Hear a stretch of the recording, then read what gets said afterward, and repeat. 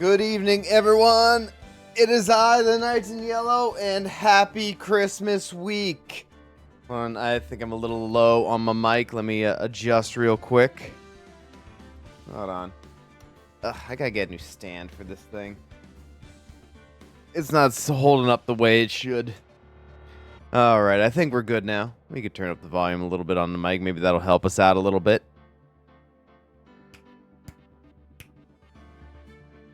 Alright, I think we're all set now. Okay, I hope everyone is having a good Christmas week. I hope it's not as hectic as my day has been. I was doing the last of my Christmas shopping today. That's why we started a little bit late. Oh, God, but it feels good to be done. Oh, my. Oh. Whew. Who doesn't like a little post-Christmas shopping afterglow? You know, just sit there and enjoy it. It's all done. Now all that's left is to wait for Christmas to come. And we might be doing some stuff on Christmas Eve or day this week, but our main attraction to this week is obviously Ace Attorney. And Boxing Day and Saturday, we're gonna have a double dose of Dokapon. We're gonna be getting everyone together for 9 p.m. EST Friday night and Saturday night. Oh, I cannot wait. After like weeks of trying to get everyone together, it's like a borderline miracle that we can get everyone together for 2 days in a row, and I don't believe there is a time limit on either day. So we're going to be doing that later on this week after Christmas. I'm sure we'll have plenty of things to talk about then too. I cannot wait, but we might be doing some other Christmas, maybe not Christmas themed stuff, but we might do some other streams this week, depending on how hectic the rest of the week can be when it comes to, you know, family gatherings. Some people have to go out on Christmas Eve to do certain things with family, and of course, obviously, Christmas Day can be pretty busy if you're trying to get people together and eat and whatnot. So I got 2 days of that this week. I have to do that both Christmas Eve and Christmas Day, and I am hoping it doesn't go too late, but we'll have to wait and see. Before we really get started, though, let's thank some people. We got a couple new followers. Let's see, we got Feely Boy. I'm pretty sure I thanked them on our last stream. I'm not sure, but I think we got 2 others that were after that stream. We got Dursley and Noggin Afogin. Thank you both for your follows. Also, oh yeah, Dursley. I remember that now. Yeah, we rated her for after our Warcraft stream, and yeah, then we got Noggin Foggin from them, I believe. But yeah, thanks to you two, we've got our follower goal. We hit 210. Alrighty. Now today we're going to be trying our best to finish the first game in the Ace Attorney trilogy. Hopefully, well, I don't think it'll take too long. I think we're at least halfway through it, but we'll be getting through as much of it as we can, probably all of it, so we can start fresh next week with something else. We'll take a break from Ace Attorney for a little bit. But yeah, we do plan on returning, and we just need a little bit of a breathing room. Anyway, let's continue where we left off. Dude, turnabout goodbyes. Let's go Edge. We gotta go get Edge some and you know so we can burst our justice all over the place. Is this the right one? Investigation. Yep, that's it. Turnabout goodbyes. Let us go. Do do do do do do do do. Number 3. Wait, why'd I hit my keyboard? It's all mouse in this thing. Court is now in session. The trial of Mr. Edgeworth. The defense is ready, Your Honor. Wait. Did we save last time? Okay, well, okay, this seems different. Very well. Apparently the prosecution is also ready. Who is the judge here, anyway? Now, Mr. Von Karma, your opening statement. Do we need another opening statement? Well, let's look at the court record. I think we got some new stuff. Okay, yeah, we did. We got the bird. Erstwhile companion of the boat shopkeeper. Boat shopkeeper answers to the name Polly. Got that, which I don't think we actually need, but we have it. Anyway. Alright, well, my opening statement, so... Not so fast! Wait, what was the voice I was trying to do with this guy? I was doing some kind of vocal fragging to my throat last time.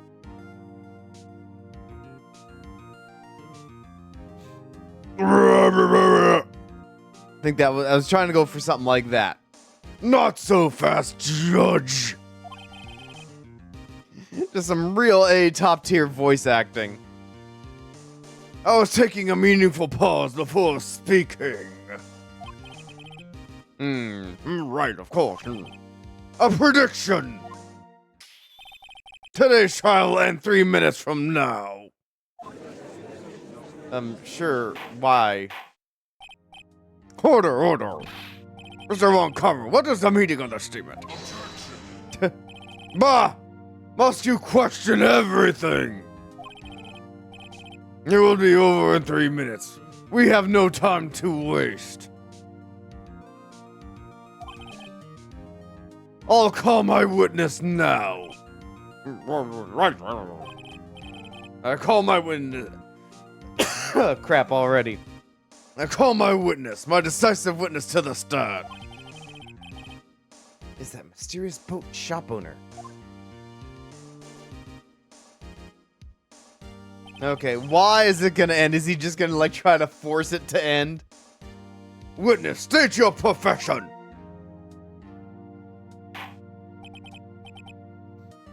I was trying to do some old drunken guy last time with the caretaker.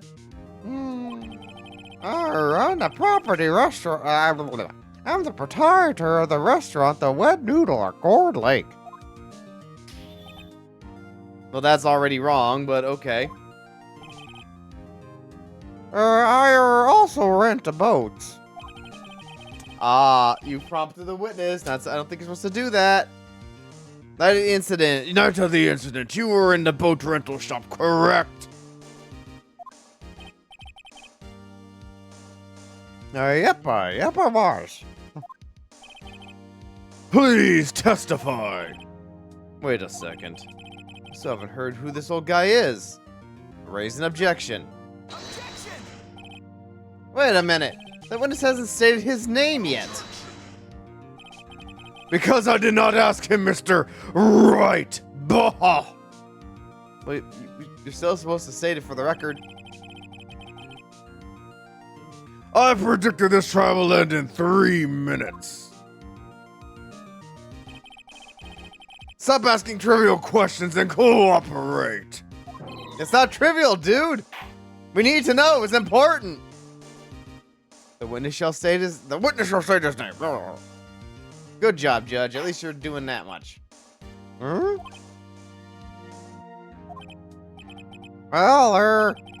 I'm not really sure. Yep. What do you mean?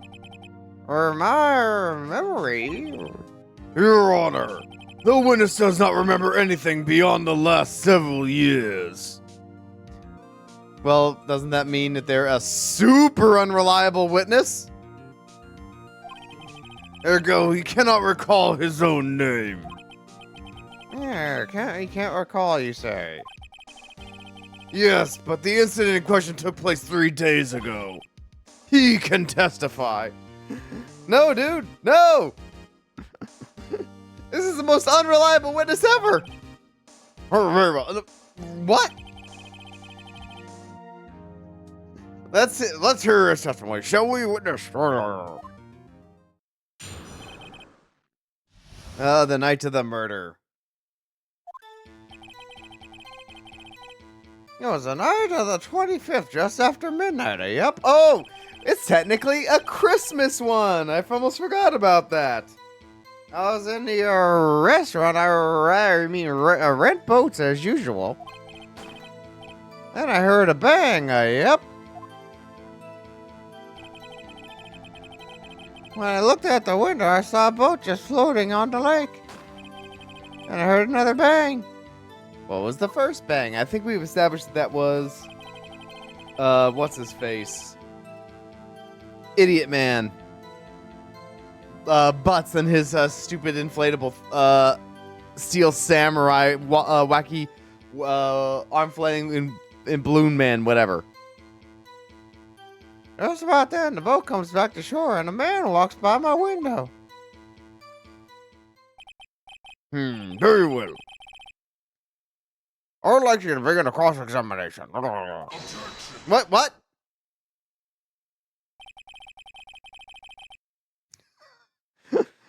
This smug smile here is so ridiculous. Yes, you will do what I say. Damn procedure. There's nothing to question in my witness's testimony. Ergo need for cross-examination. Besides, there are only 10 seconds left before our 3 minutes are up. Judge, your verdict now. No. Mr. Wright? Yes, cross-examination. What are you saying? Of course I'll cross-examine a witness. Very well, you may begin. Ah! Brrr! That's a pretty satisfying broken face for Von Karma. Excuse me, Mr. Von Karma. 3 minutes just passed. I see. Well, then let's just take our time. You may cross-examine the witness. God, Karma freaks out like crazy. I love it. The night of the murder. It was the night of the 25th, just about after midnight. Yup. It was I was in the restaurant where I was a rent boat. Oh wait, hold on. We already did this. We gotta press each and every one. It was okay, it was the night of the 25th, just after midnight. Press. How do you know? And let's see, just after midnight, you say. Yeah, just around then. Are you sure? Pretty sure, yep. When I talked to you yesterday, you were rather vague about the time. I'm surprised you seem to be so sure of it today. Huh? I asked him and he remembered. Isn't that right?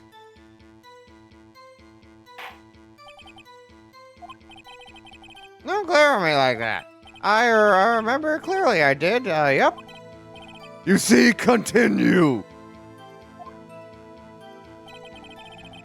Okay, you were in the restaurant and you rent boats.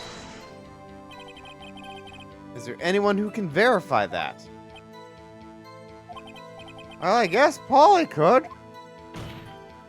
That's not good enough for a court of law. Mr. Wright, exactly what's not good enough? Your Honor, this Polly is a parrot. A parrot? Don't be so hard on the girl, Keithy boy. Keith? The prosecution concedes that we cannot prove the witness was in the shop. Witness, please continue. Oh, there's some cracks coming. And I heard a bang, yep. And where did the bang seem to come from? From the lake, I figure. Oh, you figure. You're not sure. Oh, okay. Yes. Von Karma is stepping up in an interesting way here. He's asking the questions that we would ask, it seems, trying so he can be more careful of the answers that are given, I think. Are you certain? Yep. Good, continue. I looked out the window. I saw a boat just floating in the lake. Oh, yeah. No need to repeat ourselves. Was there someone in the boat? It was pretty far out. I couldn't see clearly. But I figured there was 2 men out there. Yeah, you figured there were 2 men. But you couldn't see them clearly. Yep, at the time, that is. At the time. And I heard another bang. So you're 2 gunshots total. Yep. That's what Lotta said in her testimony yesterday. Oh yeah, Lotta Hart. She was fun. Okay, the boat comes back to shore and a man walks by the window. By your window? Right by my window, right outside my window in my little shack. And could you see the man's face? Well, the fog was pretty darn thick, but he was right there in front of me. I saw him. This is a rather important detail. Just a rather important deal. Please add it to your testimony. Oh. I have a bad feeling about this. What's with your shit-eating grin, Karma? A man was a defendant. He was saying, I can't believe he's dead. Ah! Are you sure? Uh-oh. Dad! Dead certain, Keith. He said, I can't believe he's dead as he was walking by, too. How are we gonna get out of this? We're gonna need Mia here. This is a leading question. You're not supposed to say this. Are you sure that the person you saw was Miles Edgeworth? That's leading. Not supposed to do that. Oh. Oh no, he's dead.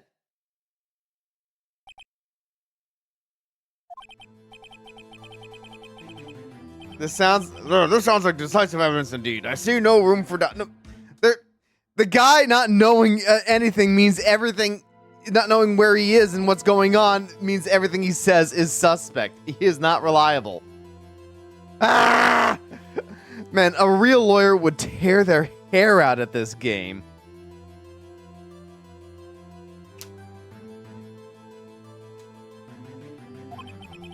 Von Karma. He lured me into cross-examining so he could set me up for a fall. Yep. Here. Nick!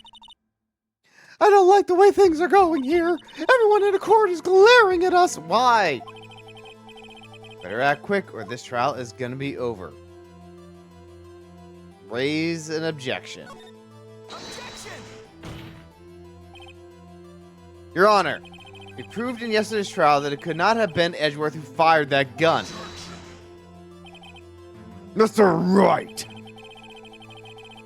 Are you referring To the fingerprints from Edgeworth's right hand found on the gun. And the photograph showing man firing with his left hand. Exactly.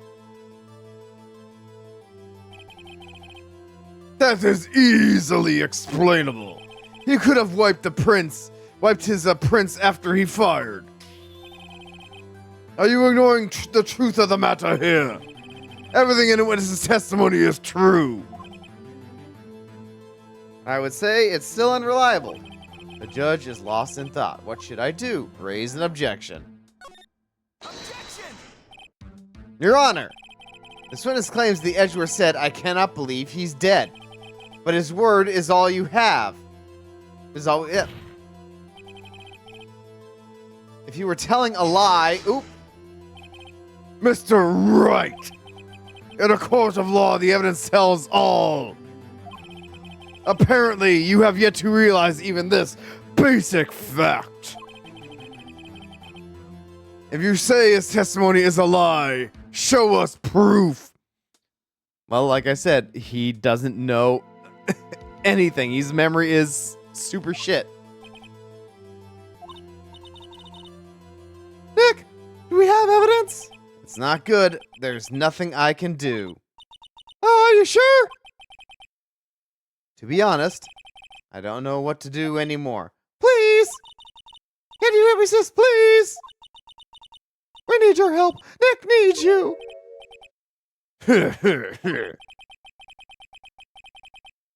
3 minutes was perhaps too high an expectation. However, 15 minutes isn't bad. This must be a new record. Enough. The witness may leave the stand. Wait, no. No! Of course, there's no reason to further prolong the trial. Nor is there any need for more time to decide the case against the defendant. This case is extremely clear. I see no proof for misinterpretation of the facts. What? No! Hmm. No, This court finds the defendant Mr. Miles Edgeworth. What? The accused will surrender to the court immediately. To be held pending trial at a higher court within a month from today's date. That is all. The court is adjourned. What?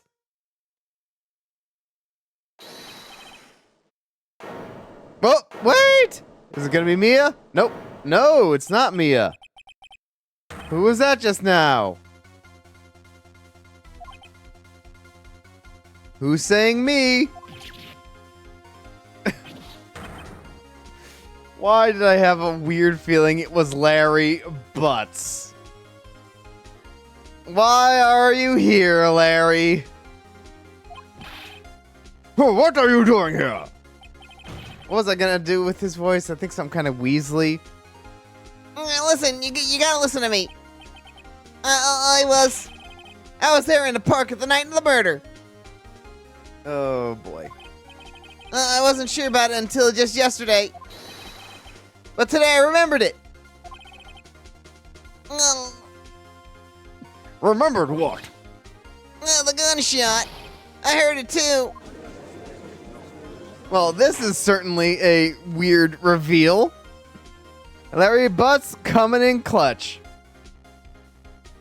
Order. What is the meaning of this? The verdict has been decided. I call for adjournment. One moment, Mr. Von Karma. So you say you heard a gunshot? I did a gunshot that night. I was sitting here in the audience listening to the testimony. Then I realized something he said was different from what I remember. Anyhow, I can't just sit here and let you call Edgy a murderer. Mr. Butts, you're gonna edge Edgeworth so good. Or is he gonna edge you? I'm not sure how that would work. You seem like you're the submissive type, so yeah, he would definitely edge you. It's not right. I'll testify. Let me testify. Order. Well, this is the first time something has happened like this in my court. I'm not quite sure how to proceed. Judge, you've already given your decision. The trial is over. Nick! This is it! Larry's giving us one final chance at this! She's right. If only it wasn't Larry. Hey, beggars can't be choosers, Phoenix. You could make things even... Dude, how? He was already found guilty. How could it be any worse? Mr. Edgeworth was just declared guilty, Nick. It doesn't get anywhere. Thank you, Maya. Thank you for pointing out Phoenix's stupidity right there. You're right. Okay. What, are they gonna hang him harder? Your Honor, if there is another witness, it is our duty to hear him speak. Right here, right now. A waste of time. The verdict cannot be overturned. Oop.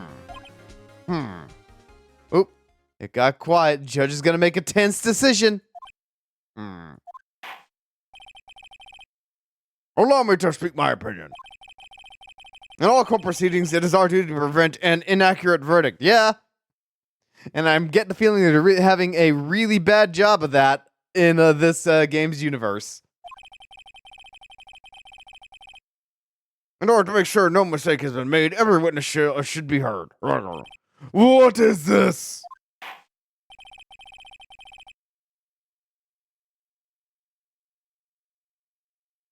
I withdraw my previous guilty verdict of guilty. Two. I knew it was gonna be 3. Roll 3s. Mr. O'Connor, I order you to call this new witness to the to testify. Now. Yeah, get up here, Judge. What? The court will adjourn for a 5-minute recess. After that, we will hear this new witness. Court is adjourned.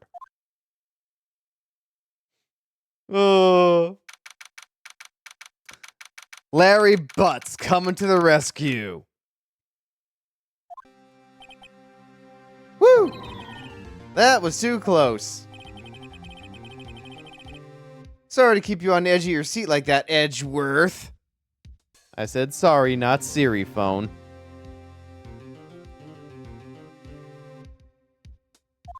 Hey, I told we were edging today, so yeah, make sure to have edge twice in that sentence.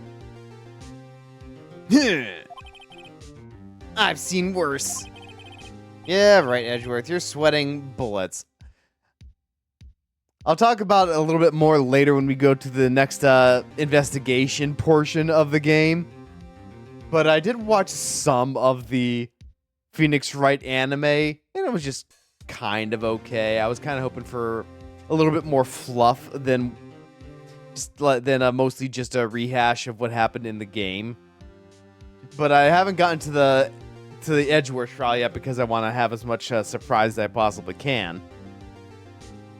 So I wonder if they actually do go through the trouble of like showing Edgeworth like really freaking out or something. I just wonder what Larry plans to say in there. Larry was at the lake that night. Yes. Yep, and no one ever mentions he had a full Santa outfit too. He said he went looking for the steel samurai balloon that flew into the lake. Oh, one thing they did show in the anime was that Edgeworth is a huge fan of the Steel Samurai. I don't know if that came up in the game at all, but like he's got like Steel Samurai shit in his office.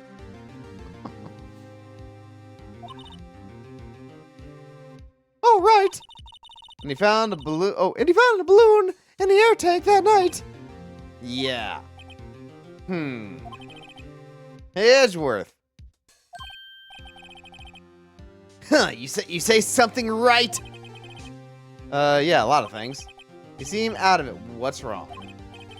I mean, he was just declared guilty. I'm sure his balls went inside of his body on that one. It's nothing. Mr. Edgeworth, there's something I've been meaning to ask you.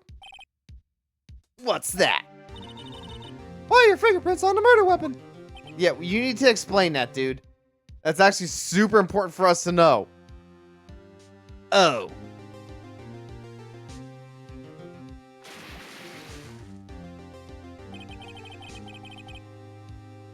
When he fell into the lake, I went into a daze. So you were out there. You definitely were out there on the boat. I couldn't understand what happened. I couldn't think straight. Then I saw the pistol lying on the floor of the boat in front of me. I picked it up without thinking. I didn't have a reason, really. I see. Right. Yeah? This might be our chance. Our chance? Von Karma has only ever run perfect trials. Perfect trials? Perfectly prepared witnesses, perfectly complete evidence. That's the secret to his success. It is the first time he's ever had to deal with something unexpected. He has to let someone he hasn't even talked to testify before the court. Isn't that pretty typical? How the hell has he ever had a witness that he's never had like a witness prepared by the defendant?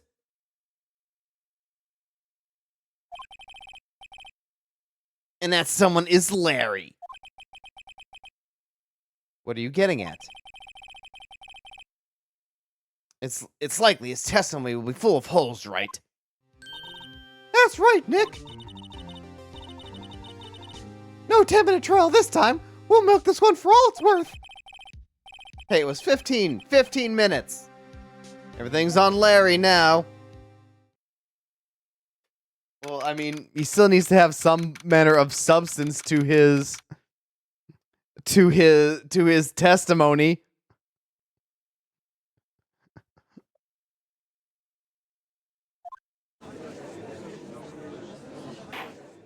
I mean, it's not like the old guy's testimony wasn't full of holes. Court is back in session. Witness, please testify to the court about everything you saw on the night of December 24th. All right, leave it to me. Please, Larry, don't mess this one up. I hate to admit it, but you're our last chance. Von Karma didn't even have time to prep this witness. I just hope Edgeworth is right about this being our big break.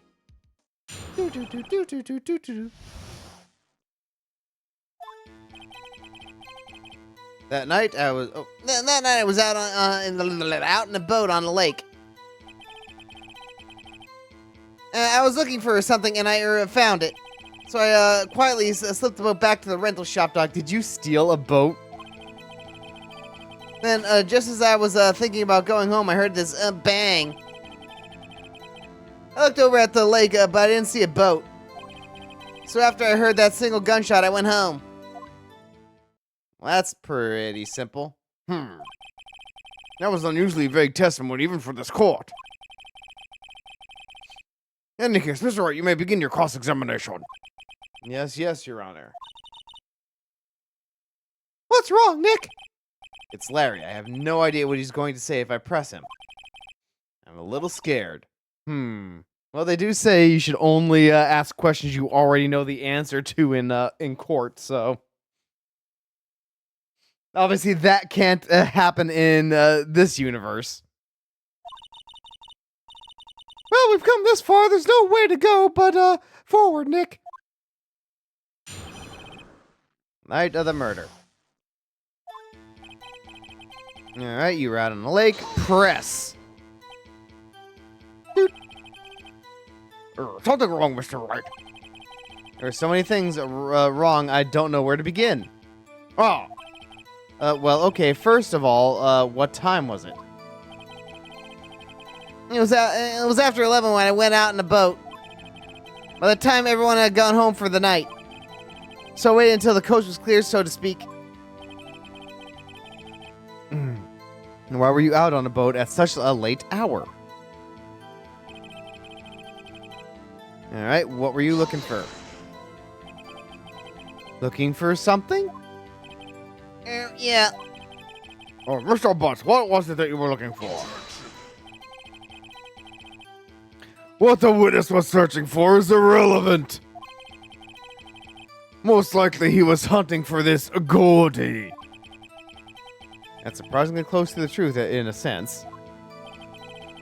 This is all irrelevant. Let's get it over with. Alright, you slipped back to the boat shop. Did you steal a boat? Alright, what time was that? Well, let's see. I figured I was out there searching for an hour. I guess it was around 12, yeah. You're not sure? Hey, you let the other guy not know his own name. Hey, don't give me that face. I'm not some sort of human sundial, okay? Who use watches these days, Larry? Then just as I was thinking about going home, I heard this bang. Oh, yeah. Where did the sound come from? Yeah, well, I wasn't too sure about that. I looked around, you know. Did you look at the lake? Yeah, I looked. Press again. You didn't see a boat. What did you see? Wasn't there a boat on the lake? Order.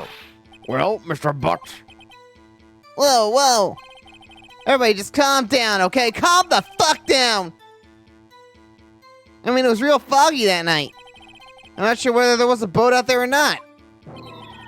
Okay, no problem. That's just the most important part of this case. Well, you did kind of say you're not sure it was out there, so that does help a little, but not a lot. Okay, press. So you only heard one bang, correct? Yeah. Well, Nick. It's pretty wishy-washy testimony, wasn't it? I guess I should just start working on contradictions. Sorry. I wish I could be more helpful. I wish I could call my sister. All right, now we got to present something. Let's take a look at our evidence. Let's see. That doesn't help. Makes a noise when a metallic object is near. Useful for detection. We got a parrot. Lada's disposition. Heard 2 gunshots. Well, I guess the obvious one is when he heard 1 shot. And we just go to Lada's deposition. So we'll try that one.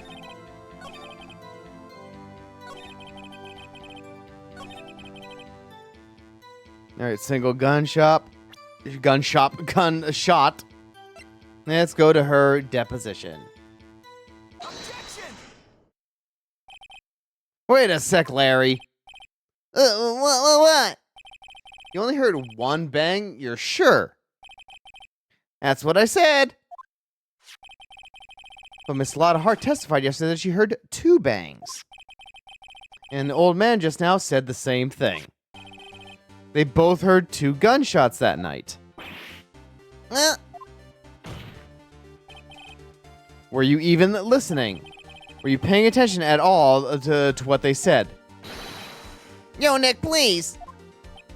Huh? You know, something's been bothering me. I'm a witness, see? I'm like a customer here. God damn it. Butts, shut the fuck up. You gotta treat me nice and stuff, okay? Thank you for interrupting the flow of the testimony, you massive moron. Mr. Butts, What? you only heard 1 gunshot, are you sure? Well, to tell you the truth, I'm not sure. Not. How could you not be sure? Well, I might have missed the other gunshot. I was listening to something else. Something else? What? Fuck you, Larry. My radio, dude. My radio, dude, with my headphones.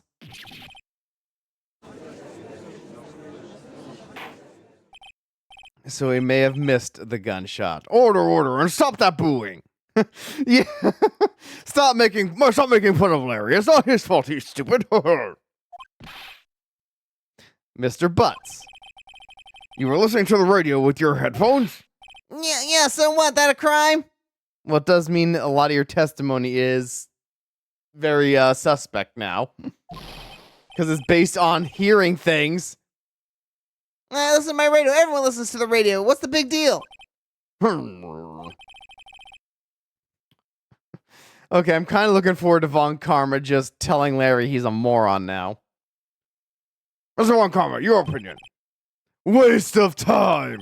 I do not accept this witness nor his shoddy testimony. Well, it doesn't really hurt you, so whatever. Well, Mr. Wright, should he continue the testimony? Continue. We might be able to find something else. Your Honor, please allow the witness to continue his testimony. Bah! Nothing is more pitiful than a lawyer. Excuse me? Who doesn't know he lost? Very well, Mr. Buck. Please give your testimony and be sure to include details like your radio. Alright, leave it to me. I wondered if there were any other way out of this, believe me. Okay, what's new? Do we just do what's new? It's slow. Oh, God, Larry. It's lonely being alone on New Year's Eve. That's why I was listening to the All Request show on the radio, see? I was listening to the real booming loud like. I was listening to it really booming loud like. But I'm sure I heard that gunshot. Well, the fact of the matter is you might not have heard the other. I remember exactly what the DJ was saying when I heard it too. You were listening to your radio at a high volume. Yeah, what's the big problem? Can't a man listen to his radio in peace? Is this a free country? I truly believe Larry has no idea what the problem here is. Judge! Can you believe a word this witness... Wait, we couldn't believe a word the other guy said anyway, but Larry... Okay, on one hand, a guy with dementia. On the other hand, stupid-ass Larry Butts. Who's more reliable? It really is quite the toss-up, actually. Larry. What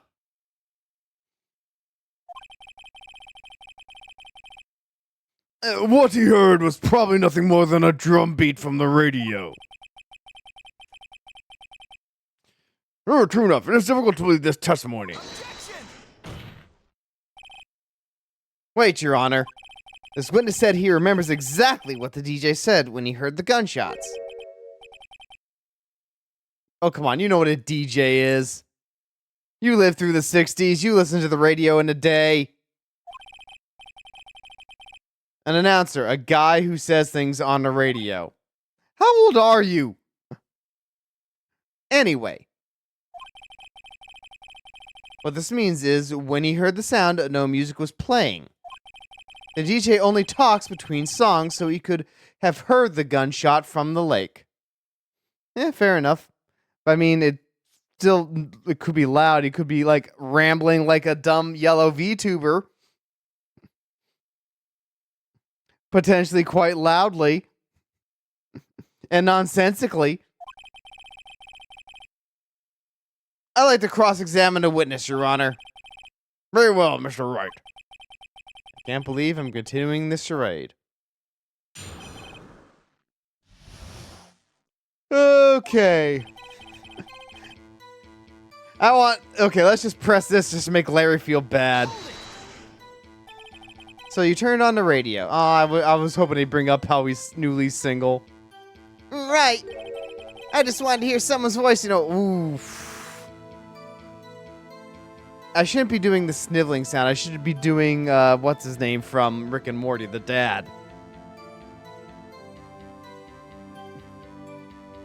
Just like in the show, Larry would totally be the guy that would, have like, what was that? I forget the name of that joke from the show, but it was, the dad would call, like a phone sex operator, but it was not for sex. It was just like, oh, a friend. Call Billy, I'll be your friend for like 99 cents a minute, that kind of thing. Larry is totally that guy. You know what it's like out there alone on Christmas Eve, alone. Now I'm starting to feel like I'm single right now, Larry, and I'm going to be alone on Christmas.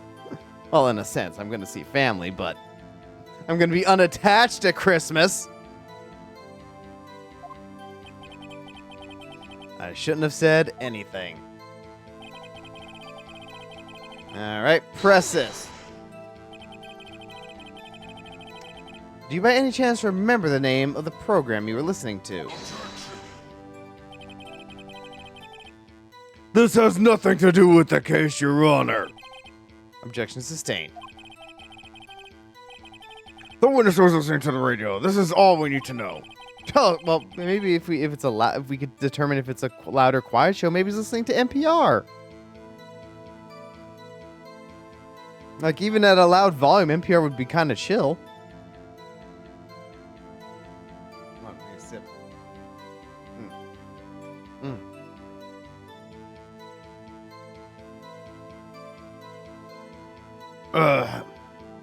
Tell us, Mr. Butts, how long was your radio set to that night? How loud? I was listening to it real loud, booming like...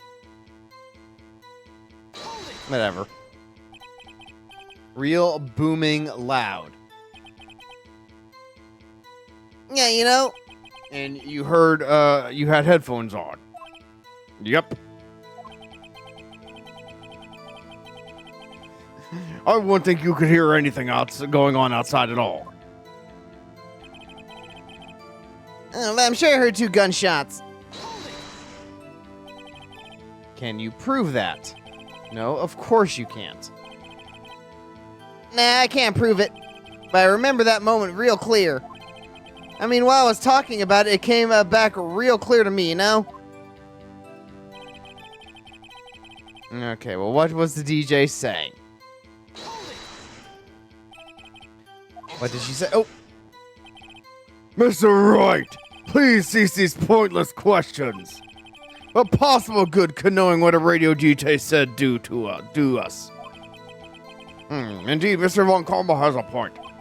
I'll allow your question only if you see some reason why we should care. we should care. We should care, Your Honor. Of course we should. Why? Well, how do you know if we don't ask, huh? Fine, very well. Mr. Butts, please testify to the court.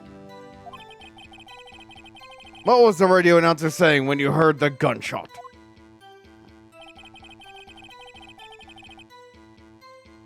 Just when she said, "Hey, just when she says, "Hey, it's almost Christmas," I heard the gunshot.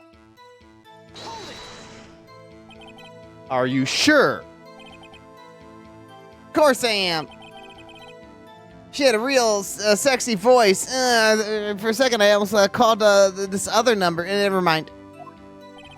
Maybe Von Karma was right. I'm not sure how that helped us at all. This is the most ludicrous testimony I've ever heard. But there is one gleaming ray of hope in there. I've got to press it until we get to the bottom of what happened. Alright, now it's the presenting time. Alright, it's lonely, being alone on Christmas. That's why I was listening to our Request radio show. I was listening to it real booming loud, like. But I'm sure I heard that gunshot. I remember exactly what DJ was saying. Just when she said, "Hey, it's almost Christmas," I heard the gunshot. Alright, let's take a look at what we have here. I believe, yeah, the time of death was like at 12:30. Yeah. Just after midnight. But it's like, no, this is like right at the stroke of midnight. This is what the implication is, I think. So the time is a little bit off. They taken automatically. Yeah. Okay, yeah. So it was just after midnight. Or just at midnight, but the gunshot, there was a gunshot at 11:50.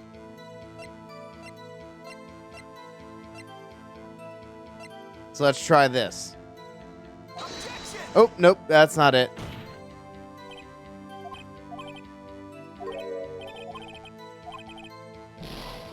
Alright, well, Alright, well, before we continue, we're gonna save it just a little bit.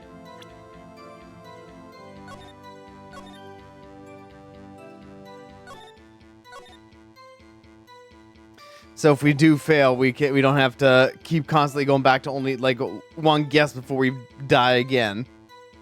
Okay, it's almost Christmas. Yeah, taken automatically. Yeah, so you heard the gunshot right at midnight, but if this is taken, if there was a gunshot at 11:50, isn't that a contradiction? Huh.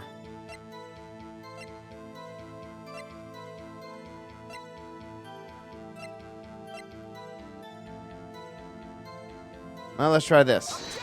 Oh. Larry, are you absolutely sure what you're saying is correct?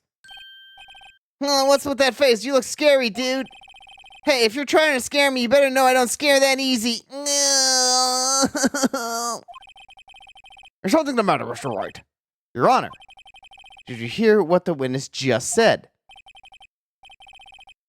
The witness said, the DJ said, "Hey, it's almost Christmas," when he heard the gunshot. Indeed, and Almost means it wasn't Christmas. Do you realize what this means? When he heard the gunshot, it was still Christmas Eve.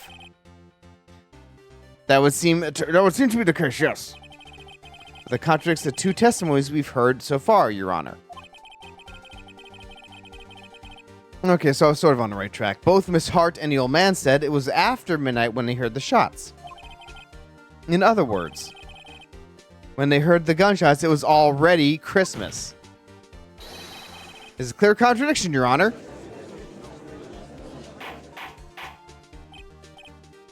Order. What does this mean? The two prior witnesses heard gunshots after midnight. However, this witness says he heard gunshots before midnight. Judge, this answer is simple. The current witness is plainly mistaken. You can't just discount it like and not discount the old elderly guy. I mean, you should also discount a lot of hearts because she was proven to be a liar too. Just look at him, suspicious. What?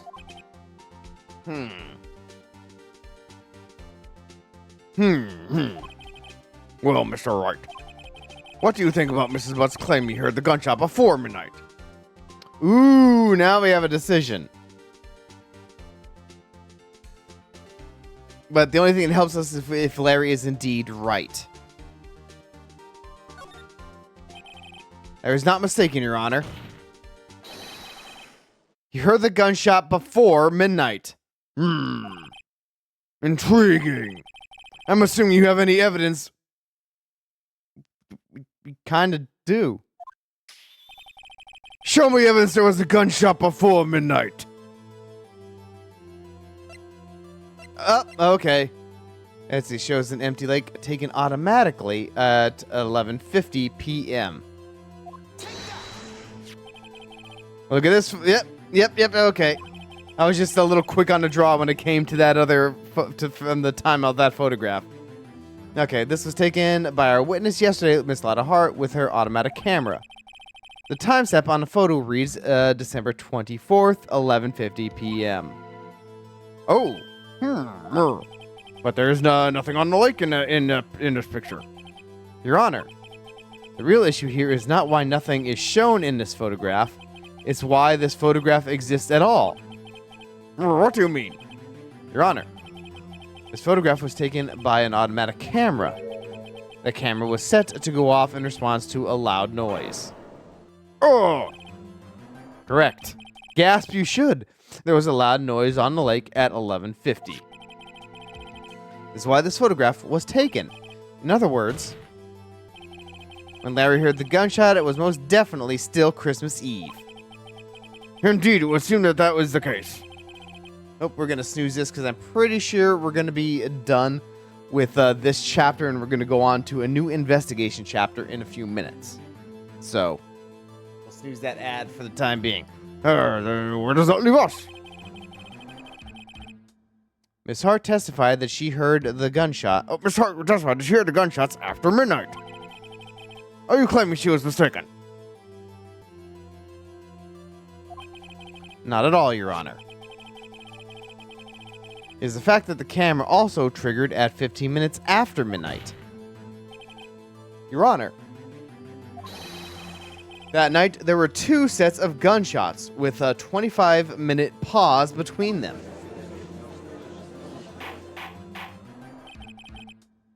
Well, why would this be?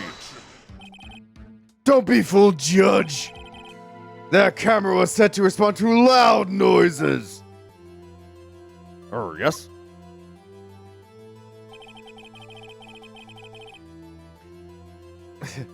There is no proof that the loud noise at 11:50 was a gunshot. Well, we do have Larry's statement that kind of does support that. Why, the witness could have sneezed, triggering the camera. Hey, my nose was clear that night, man, clear. Well, Mr. Wright? Well, Mr. Wright, there's no turning back now. Can you prove that the loud noise was indeed a gunshot? Please show the evidence, Excuse me. Okay, so this is the one after.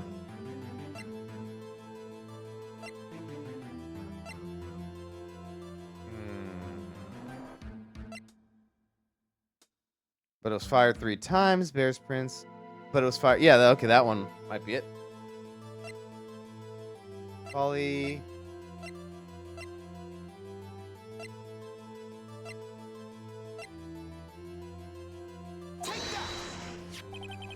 This is my evidence. Yep, fired 3 times. The murder weapon? Something about this pistol was bothering me, Your Honor. Both of the witnesses who testified yesterday heard 2 gunshots. However, the murder weapon was fired 3 times. When then was the last shot fired? Only now I've realized the truth. The 3rd shot was the shot Larry heard just before midnight. Order. That would make sense as the evidence we've seen so far. However, it seems me wondering exactly what did happen that night on the lake. Exactly. If this is true, there were 2 sets of gunshots separated by 25 minutes. One at 11:50, another at 15 minutes after midnight. Why, I ask you, why? Hey, you're supposed to try to figure that part out, man. No, I better think of something quick. Yeah, the burden of proof is on you, man. Wait a second. Gunshots separated by 25 minutes. What's wrong, Nick? I have it. Huh? Remember the case with the Steel Samurai? Yeah, of course I remember. The murderer in that case had the same idea as the murderer in this case. Well, she wasn't really a murderer. That was more like a self-defense. Or are we talking about Hammer was a power, whichever one. I forget who was the Steel Samurai. Was it Will Powers or Will Hammer? Whatever, Hammer or Powers. I forgot which one is which. What do you mean? Maya.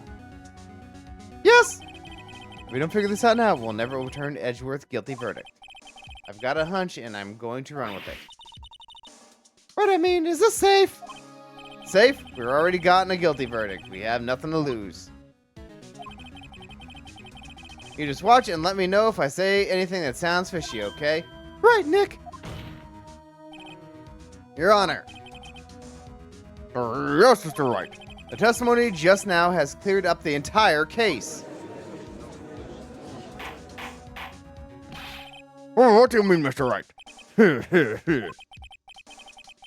So you finally realize the truth. There can be no other murderer than Miles Edgeworth himself. Wrong, Von Karma. A man who shot that night, but it wasn't Edgeworth who did the shooting. Listen, rookie. Take a deep breath and consider the facts. At the time of the murder, 1 boat was out on that lake. This was shown by the witness photograph. The defendant Edgeworth and the victim Robert Hammond were on that boat. Sploosh. There was a gunshot fired on the boat and Robert Hammond fell onto the lake. The distance of the shooting was 1 meter. It couldn't have been Sudoku. Well, the guilty party has to be the other man on that boat. Excuse me. Got another sip. Oh, I admit, it's hard to imagine any other possibility. Yes. But this assumes that the victim was shot at 15 minutes after midnight. What do you mean by that, Mr. Wright? We have photographic evidence of the shooting at the time. The time of the shooting. The timestamp of the photo says 15. Larry heard a gunshot 25 minutes before that. Robert Hammond was killed then, 25 minutes before the shot on the lake. That's the only way that Edwards could be innocent. Mr. Wright, are you quite mad? Explain who the two men are on the boat. Edgeworth and the murderer. Edgeworth and Hammond. Murderer and Hammond. I'm going to go with Edgeworth and the murderer.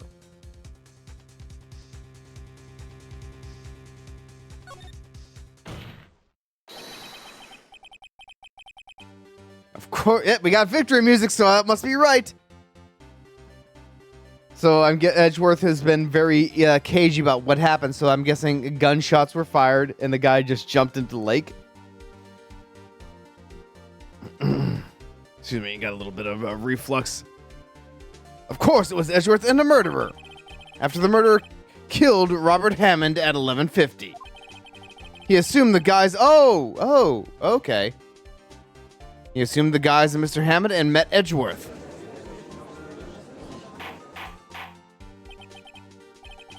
What, are you serious? Yes, Edgeworth won't tell us why he went to the lake that night. However, I have a hunch. That night, Robert Hammond called Edgeworth to the lake. Now, Edgeworth didn't know Robert Hammond's face that well. That's why he didn't suspect anything when the murderer took Robert Hammond's place. I'm not sure what to make of all this. Ludicrous! That's all right. Tell us the name of the murderer, then.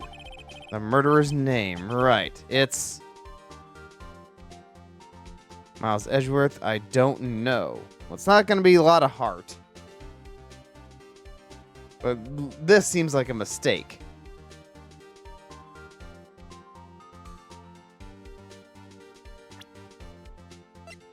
I mean, do we we've already kind of like thrown a person under the bus before with Old Bag, just as a bluff. I don't think we're going to do that again. Oh, but we don't know their name. That could refer to, what's his name? The demented old guy. I don't know, because no one will tell us. Actually, I don't know the murderer's name. You don't know? Bah! Again, you waste my time. I don't know because he never told us. Yep. Ding!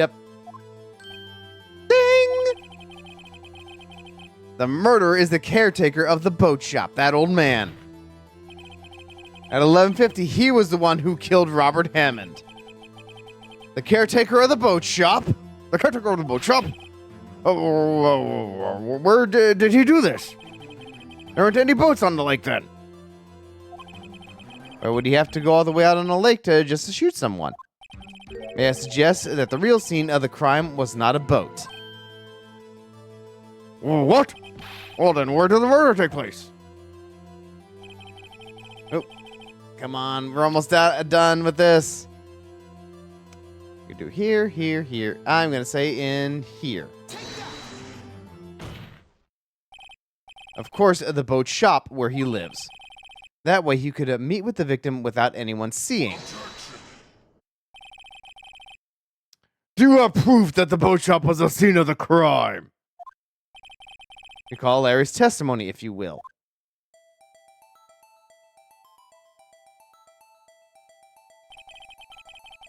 That night, he was out on the lake in a boat searching for something. He finds it and returns the boat. Then, just as he's starting to head home, he hears a gunshot. He heard a gunshot, you're on. Oh, wait, was there someone else talking? Even though he was wearing headphones at the time. In other words, the gunshot was very, very close by. And where would that be if he had if he had just returned the boat? The boat shop. Mr. Wright, what happened that night on Gore Lake? Please tell us the court from the beginning. Yes, Your Honor. Nick, are you sure about this? Not really. But I think if I start at the very beginning and I take it slow, I might be able to figure this out. That night, the caretaker of the boat shop called Richard Hammond to his shop. Boom! This was around 11:50. That was when the gunshot that Larry heard was fired. After that, the caretaker put on Robert Hammond's coat. He became Robert Hammond. Aha! Then he got in the boat with Edgeworth and went out onto the middle of the lake. Then he fired the pistol at The boat shopkeeper. Then he fired. Then who fired the pistol at the on the boat, Mr. Wright? The boat shopkeeper.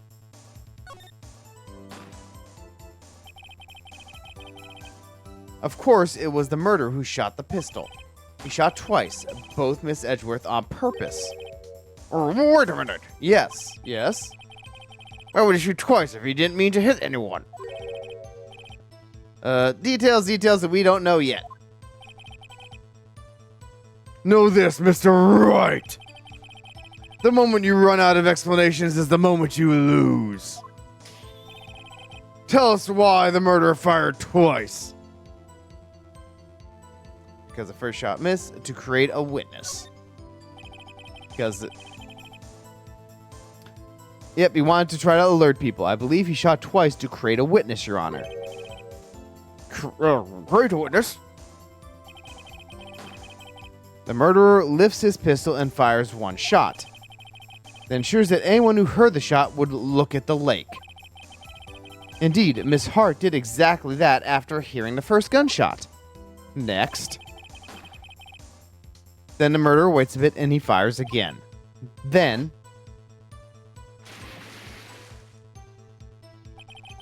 the murderer jumps from the boat himself,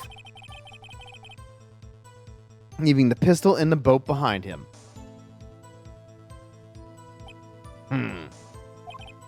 I see. Someone looking from the edge of a lake. It would appear that the one of the men on the boat had shot the other. The murderer didn't know about the automatic camera, of course. That's why he shot twice to draw attention to the lake. Or to the boat. Once you realize that, everything else falls into place. The boat shop caretaker swam back to his shop. Then he put Mr. Hammond's wet coat back onto the body. And threw the body into the lake. This is what happened, Your Honor. These are the events that transpired that night on Gourd Lake. You said it a little too confidently, Nick, but whatever. We're still doing the ellipses. Bailiff! Bring out that witness from before. The boat shop caretaker, quickly!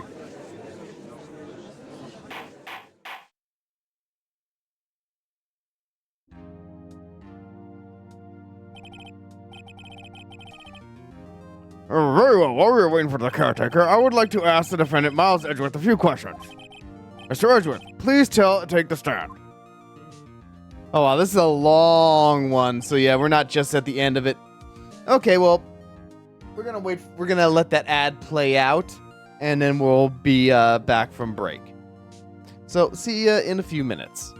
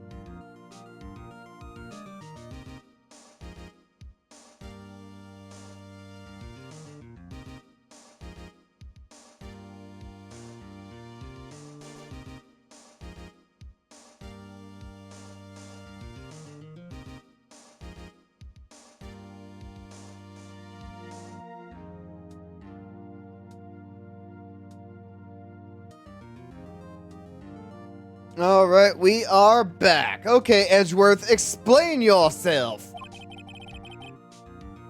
You heard what the defense said? Yes. Oh, well, why didn't you say any of this? Why did you go onto that link? What Wright has said was mostly correct. Astonishingly so, actually. I thought he was a dipshit this whole time. Yes. Several days ago, I received a letter. That letter was signed Robert Hammond. He asked me to come to the shop by the lake at midnight on Christmas Eve. Excuse me.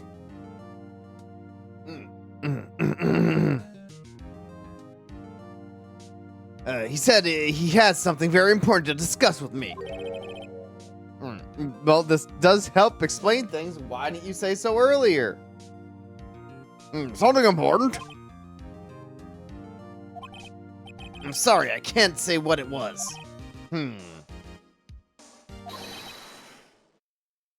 Oh. Your Honor, sir. Bailiff, we are conducting a trial here. I ask that you remain quiet. The witness has disappeared. He isn't at the boat shop either. Wait, how do you already know that? How close is the fucking boat shop?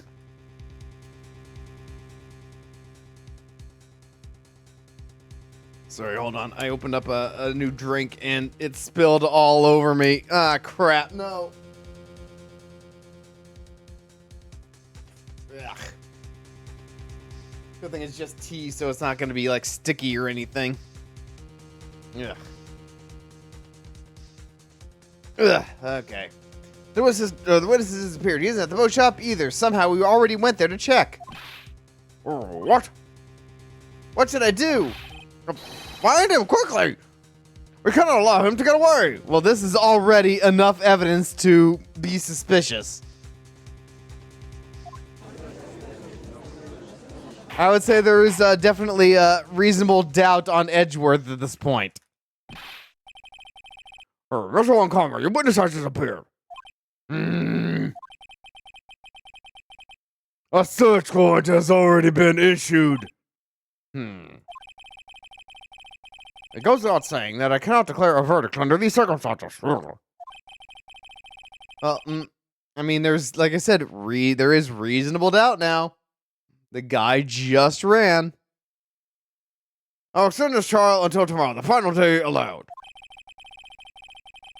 I request that the police department utilize all its forces to find that witness. Am I understood? We were just a couple seconds away from the next portion of the game. One more thing. Just who is that boat shop caretaker? I think his identity has become very important to this trial. I want him, and I want to know who he is. Very well, court is adjourned.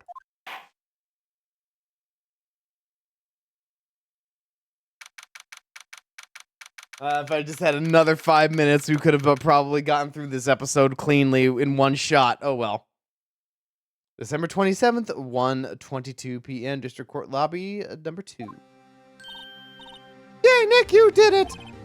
Yeah. Well, at least we got out from under the guilty verdict. And what about Larry? That was something else. Even Von Karma didn't know what to do with his testimony. Larry really helped us. Sure, once I sifted through his unique testimony. Hey, there's been other weird ones too. Get over it, Nick. Still, he did save us. I just wish our cases weren't so down onto the wire all the time. I wonder if there is going to be a case where it's just like, yeah, obviously this guy is innocent. Case closed. I wonder if that ever does happen. It's just like a comedy. Well, I mean, this whole game is kind of a comedy. But if there's one, it's just like maybe a story is focused on other aspects of their lives, and it's just like a kind of like 9 to 5, like a job, rather than like something that's really dire. And we just get more into information on their daily lives rather than the court stuff. Just have an easy case and go through it that way. I wonder if they ever have like just a regular like weird like a bottle episode where it's not even they don't even go to trial, like they go on like a vacation or something like that and have to discover something. Like just like a very trivial like investigation of some kind. I know what you mean. Sometimes I feel like it's us on trial instead of our clients. Hey, Edgeworth. Sad boy Edgeworth. Oh, Mr. Edgeworth. Did you just say something? Don't look so pained. I mean, it looks like you're probably gonna get off the hook. You could try to smile just a little bit. Relax. I'm sorry, but I fear it's not over for me yet. What do you mean? Right. There's something that's been troubling me for a long time now, and I don't know whether or not to tell you. Edgeworth, come on. It's pretty important now. We're down to the wire. Hey, we could use all the help we could get. No, there's so little time left. I want to tell you to get it off my chest, but... I can't make up my mind. What is this about, Edgeworth? It's a nightmare I've had. A memory of a crime that I committed. Oh, boy. A crime you committed. A memory of a murder.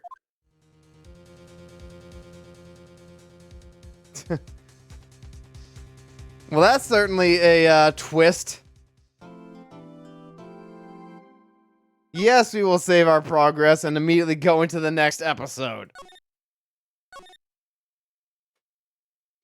I wish I always try to get the ads to play in between if I could help it, but couldn't help it today. Well, let's continue.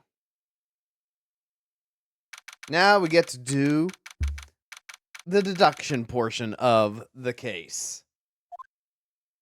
Or the investigation portion. What was Mr. Edgeworth talking about? A memory of a crime that I committed. A memory of a murder. Do you really think Mr. Edgeworth killed? I don't believe it. Not Edgeworth. Some painful memory has been troubling him recently, but he never takes someone's life. Never, never, ever. Nick. Oh, God damn it. Yo, how's everyone doing? This guy's like I feel like somehow this guy's like very Sonic coded, but he's lacking confidence. Although I'm taking a look at his shirt. I kind of think the shirt might be cool. Are there like two boxes with faces? He's got like an eye over here, maybe an eyebrow. What do you think of my performance today? I had him swooning in the aisles, huh, Maya? Why are you asking her this? Swooning me? Oh, yes, I do remember feeling faint. Okay, at least she's sharp enough to manipulate Larry's ego. But why are you asking her, dude? She's underage. Right on, tell me the truth. It was like... God damn it, Larry. You had a rare W. Can you not hit on my assistant right now? Tell me the truth. It was like love on first sight, right? Right, Nick? Huh? Me? Well, I mean... Oh, wait, no, are you coming on to Phoenix now? Are you... I mean, that's better. Well, maybe my heart... oh, this is Phoenix. Well, maybe my heart did skip a beat or two. Why... Oh, this guy's all ego. I think you can do better than that. Come on, I saved Edgeworth in there, dude. Edgy! You guys should be bowing before me. Yeah, bow before your hero. Can I kick him out of the office or out the window, preferably? Today's trial. Larry, you really helped us out in the trial today. Okay, we should at least thanking him. You did. If you weren't there, Larry, I'm sure Mr. Edgeworth would have been found guilty.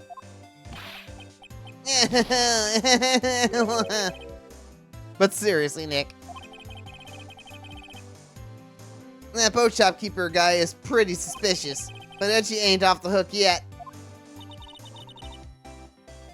Way to spoil the mood, Larry.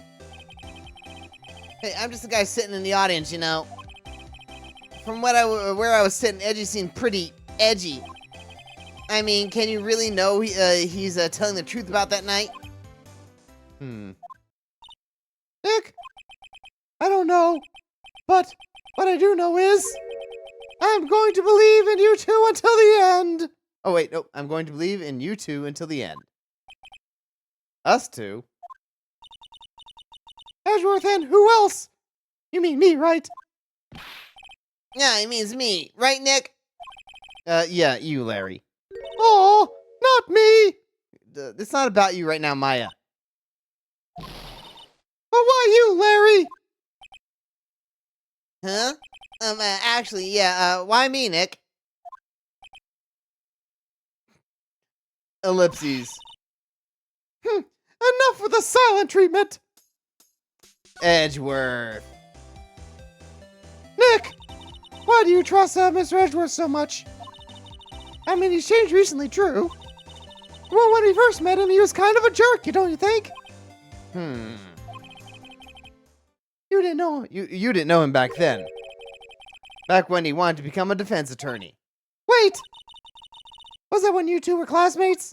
Okay, he did. I forgot if he actually explained this to them or not yet. Yes, in grade school, I like to imagine Nick going over to the window and being as wistful as he possibly could. They saved me. Miles and Larry, they saved me, and I'll never forget it. That's why I became a defense attorney, you know? What? Hey, Larry! What's he talking about? Sorry, I kind of forgot. No drama for you here, Maya. Not right now, anyway. Okay, Nick, out with it. I'm going to hear this story today, and that's final. Okay. It's kind of a long story, so hang in there. It was at the very end of 3rd grade. I was on trial. A class trial. A class trial? The class trial. You remember, Larry? Spring, end of 3rd grade? The kid in our class got his lunch money stolen. Lunch money? Our school was really small. Every month, kids would bring in an envelope with money for lunch from home. Oh, I see. Anyway, this kid's envelope disappeared with $38 still inside. Oh yeah, now that you mention it, I do remember that. I can see why you'd forget, though.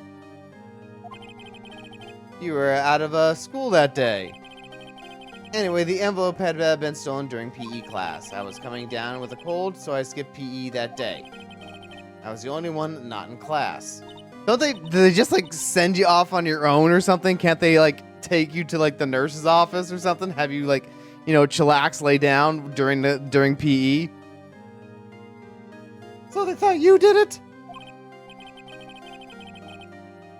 Yeah, the kids in class said I should be put on trial. Trial? So the next day, we held a classroom trial with me as the defendant. Shame! Shame! Shame! Shame! I didn't do it. Guilty. Wow, yeah, they're... Damn, yeah, the kids are rioting. Do you have my 50 cents I loaned you? Now, Phoenix, you know you shouldn't steal people's money. It's not right. In the end, even the teacher thought I'd done it. Yeah, teacher totally failed this situation. And isn't she the one who's supposed to, hold on to this shit? You're like, don't they usually like, hey, at the start of the day, hey, who has their lunch money for the month? Bring it up here and I will put it in my desk, blah, blah, blah. That kind of thing. Go over and apologize, Phoenix. I didn't know what was happening. I was so sad I couldn't stop crying. Everyone was staring at me like I'd done it. I tried to apologize. I went to where the boy whose money had been stolen was sitting. That's when it happened. Objection! The first of the universe! He shouldn't have apologized. The only thing that belongs in a trial is evidence. Yeah, they did just kind of like put him like in the center of the room in a quote trial just to bully him. They didn't even try to like provide proof that he did it. Anything else has no place. We should all be ashamed. Amateurs! I know this is Edgeworth. Miles? I should have tried to do it in a squeaky voice, like a squeaky Seto Kaiba. It wasn't you. No, that's coming out like a little too Larry. It was. How do I do that's a hard one. It wasn't you who stole my money. What? It wasn't you who stole my money. Can't do it. I'll do my best to try to do Tiny Edgeworth or Seto Edgeworth and just try to make it go higher pitched over the course of it. No. Then you shouldn't have apologized. Everyone's been shouting you did it, but no one has proof. That's why, Your Honor, the boy is innocent. Who's Your Honor? Is that the teacher? But Miles, what was your money that was stolen? Oh yeah, wow, they're just piling on. Why don't you all just shut up? Oh no, this is Larry. Wait, I thought you weren't in school. This is always how it is. Everybody ganging up and picking on one person. Just think about how he feels. And you are about to fall on your ass butts. You are just like... You are already on the ground with how tilted that chair is. He said he didn't do it, so he didn't do it. It's a little over simple, but whatever. Very well. I will replace the money myself. Well, I don't know if the teachers in Japan are paid any better than the United States, but at least she's doing that. This class trial is over. We never found who did it. That's how it happened. After all that, the three of us were the best of friends. Oh! Wow, I had no idea!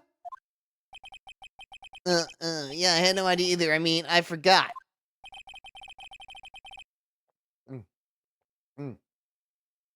Oh. God, I'm really thirsty today. I was so busy, I didn't have much time to drink enough liquid, so all I had in the morning was some coffee, and then I drank with it when I had supper and stuff, but I was still super thirsty. Alright, that's when I learned what it meant to be alone. Totally alone, without a friend in the world. You did a good thing, Larry. Yeah, well, I was just lucky that I took the day off from school. If I'd been there, then they would have thought I'd done it. So I took it kind of personally, you see. If something smells, it's usually the butts.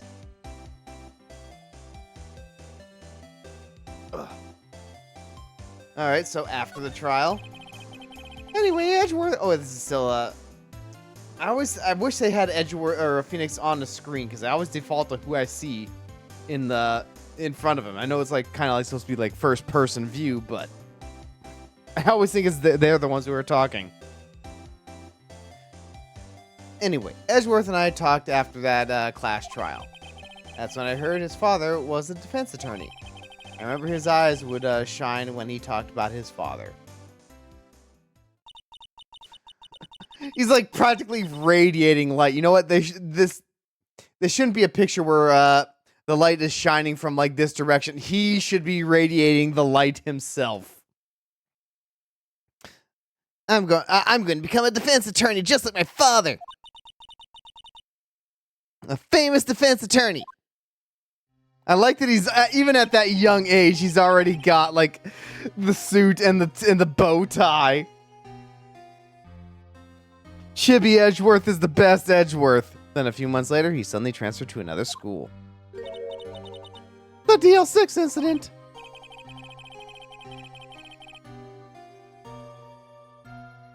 Right, I'm not sure, but the transfer probably had to do with his father's death. That's so sad. It was several years later when I heard Edgeworth's name again. There was an article about him in a newspaper. The headline was something like "Dark Suspicions of a demon attorney." Whoa, that's fabricating evidence, manipulating testimonies, covering up facts. How is he not disbarred? This is like common knowledge, apparently. For God's sakes, like he's a known bad person. The article said he'd do anything to get a guilty verdict. Anything. But why? What happened? I mean, that's not the Edgy I used to know at all. That's what I thought too. I tried to get in touch with him. I don't know how many times. He never replied. I guess he didn't want to see his old friends. I couldn't just drop it though. I wanted to meet him to learn why he had become who he had become. Why he had become who he became. That's why when I decided. Wait, you don't mean? That's why you became a defense attorney? To meet Edgeworth? Well, that's a bit weird. It makes sense for him to become try to become a defense attorney in the same city. But like a defense attorney in general? If I was a defense attorney, I knew he'd have to come meet me whether or he wanted to or not. Well, I mean, so like you saw him already as a successful attorney, then you just decided to go to law school? In court. Edgeworth believed in me, and I believe in him. He's in pain, and no one's on his side. And no one who knows the real Edgeworth. I'm the only one who can help him.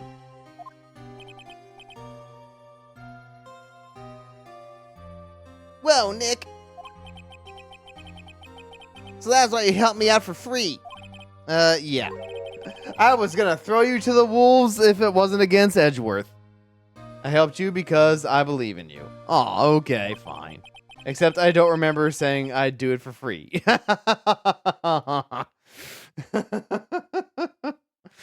Now this is like I'd like to see more of the shenanigans between Phoenix and Larry in the anime.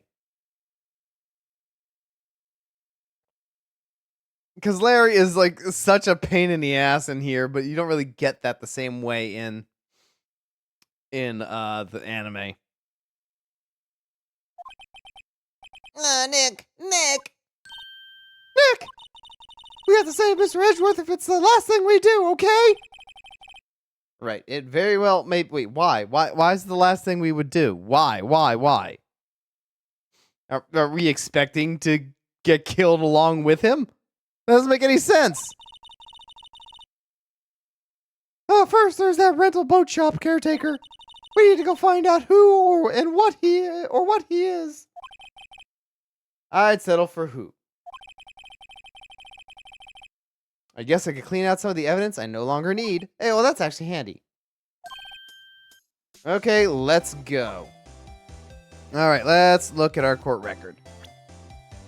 What did we get rid of? It's Hey, we still have this. I guess maybe it would be the boat with no one in it. So that's obvious. Bird, which we haven't used yet. Time of death. Okay. Okay. Let's move. Where do we want to go first? Obviously, we want to go to Gourd Lake, so let's start there.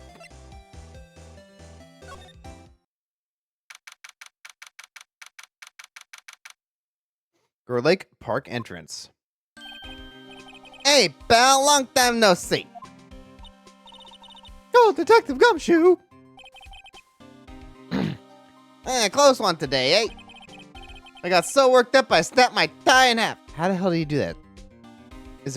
Are your ties rigid? Sorry about that. No problem, pal. Thanks to you, we now know who really did it.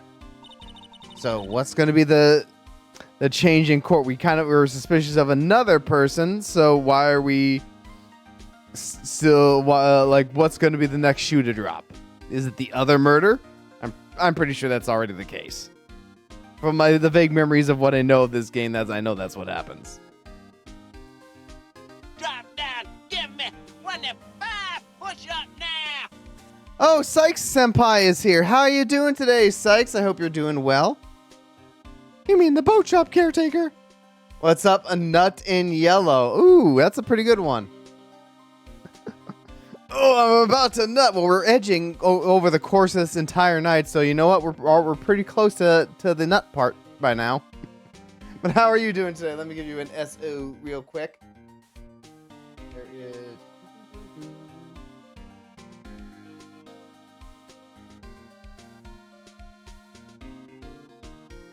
Has no one made that joke yet? Actually, no. I mean, I usually a much earlier joke I got was Newt in green somehow, which is completely different. But yeah, this is the first I've been called nut in yellow.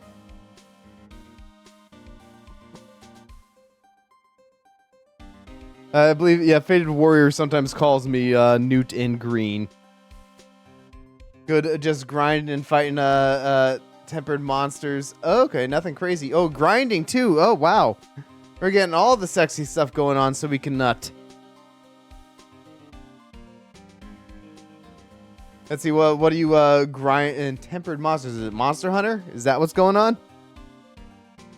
I'm not sure familiar with the phrase tempered monsters. You mean the boat shop caretaker? Look, I'll make you a promise. I'll have that scoundrel in my custody by trial time tomorrow. Monster Hunter Wilds, okay. I wish that game had more of an open world, like a vibe to it, because I would probably be into it then. I need a little bit more Elden Ring in there, and then I'd be good with that with Monster Hunter. Let's see. Come what may. It's my duty to you as a police officer. Now I'm off to catch me a criminal. Go get him, Gumshoe. I believe in you. Detective Gumshoe sure is active today. Oh, one more thing. Ah! No one can go into the woods today. The woods? Where Lotta was camping. That's suspicious. The woods are off limits to camping. Apparently the park ranger found out. He got pretty mad. No one can go in for a while. Hey, make him let me in. Get a warrant. Do some bullshit for me, Gumshoe. I guess Lotta's in a lot of trouble. I need to get like that a weird dog face for the pun dog, and then put it on Maya's face here. Just color code it like her. Let's see, it's a pretty open world. Just getting from section to section does require fast travel. World had a thing where all the binomes were combined, so you could just fight all the monsters in one world map. Ah. Yeah, I need like an open, like a big open world. Like The one thing that bothers me about Monster Hunter is that it's been described to me as a game of nothing but Dark Souls style boss fights, which I get the appeal of, but I always like the level traversal of Dark Souls more, so that's kind of like more what I'm looking for.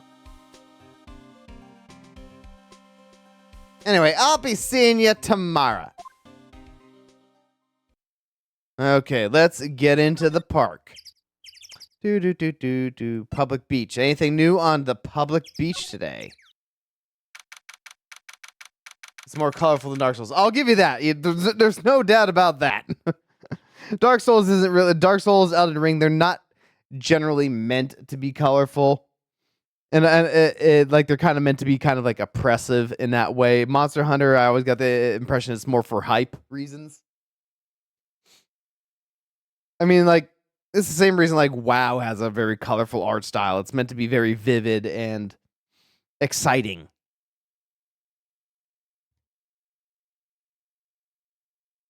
Like Dark Souls is meant to like by the nature of the story and the world, it kind of is like meant to give you a little bit of depression by the end of it.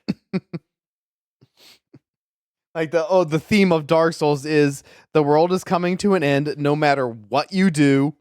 There's nothing you can do to stop it. The best you can do is hope for an end that doesn't suck an end that sucks the least. Excuse me. Trying to get my words out. And that's over the course of all of the Dark Souls series. It's like, hey, you know, the entropic decay of the universe is something that is a direct parallel to Dark Souls. So sleep well, boy.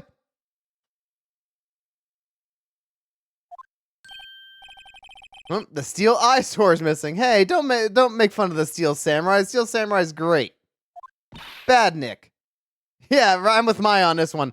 Eyesore. Looks like the hot dog stand is closed too. I guess Larry's too busy worrying about Mr. Edgeworth to show up for work. Okay, is there anything new here? I mean, we already examined most of these things, but no one is here. I don't see anything different. Trash can with no trash. At least the place is well maintained. Okay, nothing really looks different here, so let's go to the docks.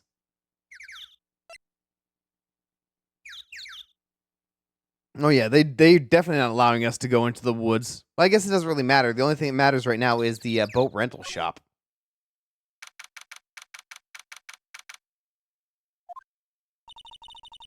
That old caretaker got away. Yep. I never imagined he might be the real murderer.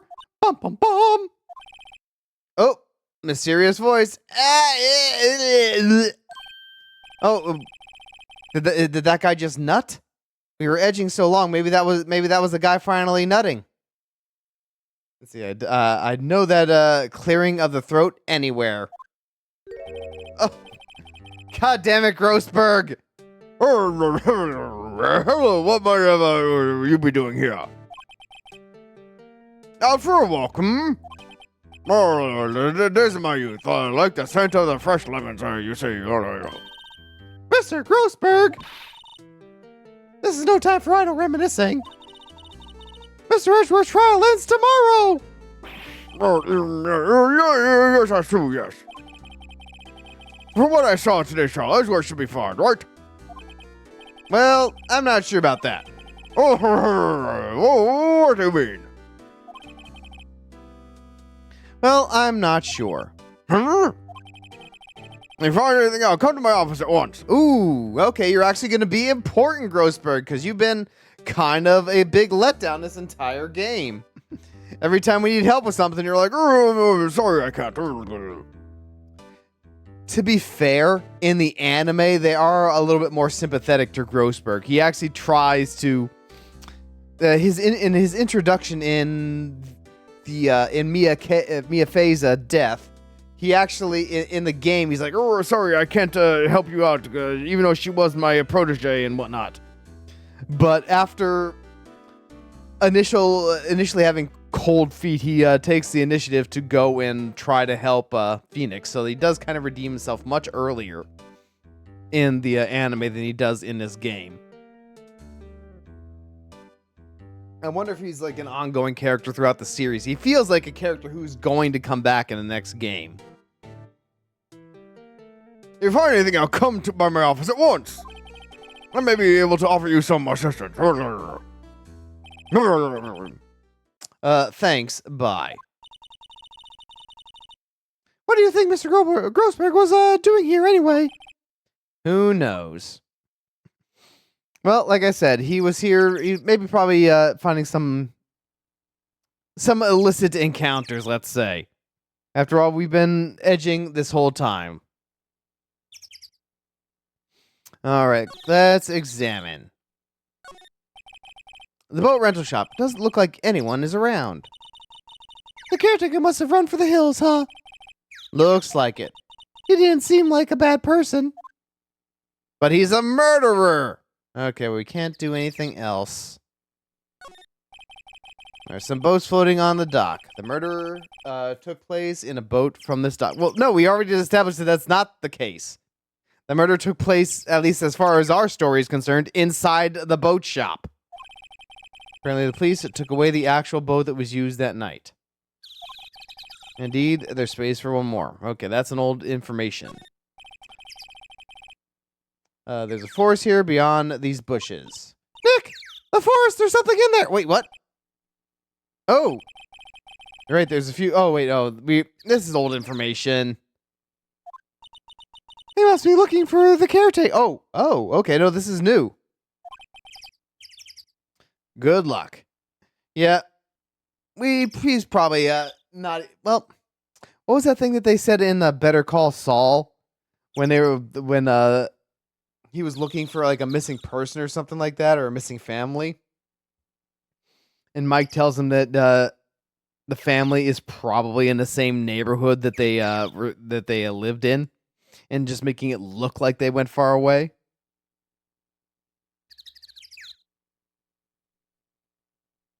I forget what the circumstances behind it was. I never saw Better Call Saul. I just saw like a couple clips of it.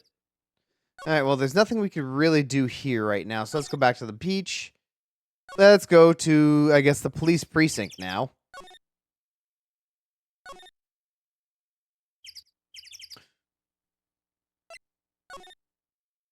And I guess we'll probably have to go to the detention center to see if we can get more information out of Edgeworth. Looks like Detective Gumshoe hasn't gotten back yet. Gumshoe, he won't be coming back today. Ooh. Okay, that seems important. Oh, really? He said there was some guy he had to arrest by tomorrow. Boat shop caretaker. He shouted something about catching him if it's the last thing I do, pal. Good luck, Gumshoe. Okay, so this is not going to help us anymore. Oh, I like the little mascot here. Like a little bit of Sonic or Sunky, Pikachu, and Night into Dreams all wrapped up in one. Okay, so it looks like the police detention, or not the detention center, the police station doesn't matter. So let's go to the detention center. See if we can get anything new here. All right, Edgeworth, what is the murder that you think you did? You look as grim as always.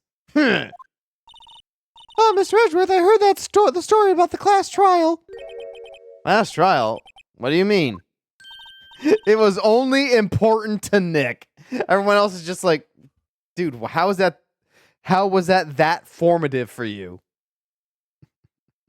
You don't remember? No, I don't. Your lunch money was stolen, wasn't it? In 3rd grade? Lunch money? Oh, right. Yeah, I remember. I seem to remember something like that. Nick, I think you're the only one who really remembers. Well, probably only really mattered to me anyway. I hope they bust his balls like crazy in the anime about it. It's like, dude, why is that so important to you? It wasn't even that traumatic. Like, yeah, they should have it like a Phoenix Wright vision where it's just like this grim, daunting thing where all like the kids who are picking on him to admit he did it are like have these like massive dark shadows as they rise up to dwarf him. And he's like crying and everything, but then they go to like Larry and Edgeworth, and there's like, dude, they weren't even bothering you that bad. They're just like, come on, just admit it. Just admit you did it so we can go to recess. Something like that. I want the disparity between how harmful it was and how like nothing it was to be really dramatic. It's like, dude, they just asked you to say guilty so we could stop with the trial and go do something else fun. I don't think anyone in that classroom thought you actually did it. It was just something we just tried to get through really quick. Oh well, I hope that's the case. I'm gonna have to watch the rest of the anime after I'm done tonight. Maybe not the rest, but some of it. Mr. Edgeworth, didn't you know? That trial was the reason Nick became a defense attorney. Ridiculous. Gee, thanks. That said, it does sound like the kind of thing you do. You are kind of a moron. You haven't changed a bit, have you, Wright? So simple. Yep, you're so simple. To a fault, even. Well, maybe, yeah, but... It's like, it's a good thing your logic and reasoning is really strong, otherwise I'd say you were the biggest fucking moron I've ever met. I think you change too much, Edgeworth. Perhaps. Alright, let's talk. Why prosecute? Hey, Edgeworth, why did you become a prosecutor anyway? You used to look up to your dad. You said he wanted to be a defense attorney, right? I couldn't let myself deny reality like you. What do you mean? My father was taken from me, and you want me to defend criminals? I'm sorry, Wright, but I'm not that good of a person. One suspect was apprehended in your father's murder, right? Yes, that man trapped in the elevator with my father. His name was Yanni Yogi. He had to be the shooter any way you look at it. Yet, he was found innocent. That defense attorney got him off the hook. That would be Robert Hammond.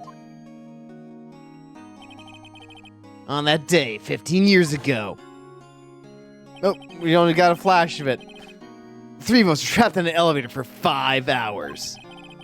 I don't know, people get trapped in elevators like almost a whole day sometimes. And how sealed is this elevator? When we were rescued, we all suffered oxygen deprivation. I lost all memory of the murder. Lost your memory? Even now, I can't recall what happened in that elevator. And that was the crux of Yogi's attorney's argument in court. He claimed Yanni Yogi had not been sound of mind due to the oxygen deprivation. Yogi was released due to a lack of evidence. Innocent. That's when I changed my mind. I started to hate defense attorneys. And what about Prosecutor Von Karma? What's your relationship with Von Karma? He's my teacher and a man who deserves respect. I learned everything I know of the courtroom techniques from him. Does no one really go to law school in this world? Like, did they learn nothing from there? Is it all just like from the person, your boss? I mean, I'm sure they're important, but from what I've gathered, there doesn't actually seem to be a law school in this universe.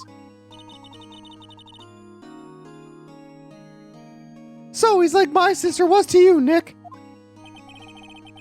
He is a perfectionist at all things. In court, in his personal life. Okay, how's he perfect in his personal life? I'm curious about that one now. He's obsessed with doing everything perfectly.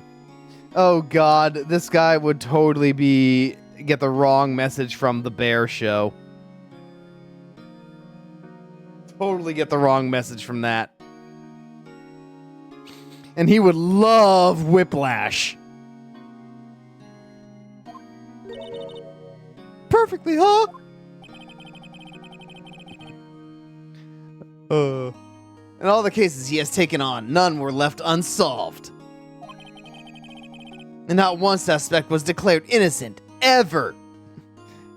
And you have mentioned that he fabricates evidence like crazy, even worse than you do, so... Oh, shoot. Oh, never mind, I thought I didn't do something. Never mind, we're all good. But that's... I know. It's possible some of the suspects were indeed innocent. Yeah. Yes, this is what I want to see. Bring this up.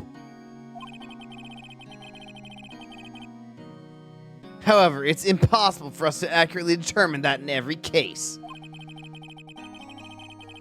All Von Karma does is his job to find something. Well, maybe remove the whole forging evidence thing.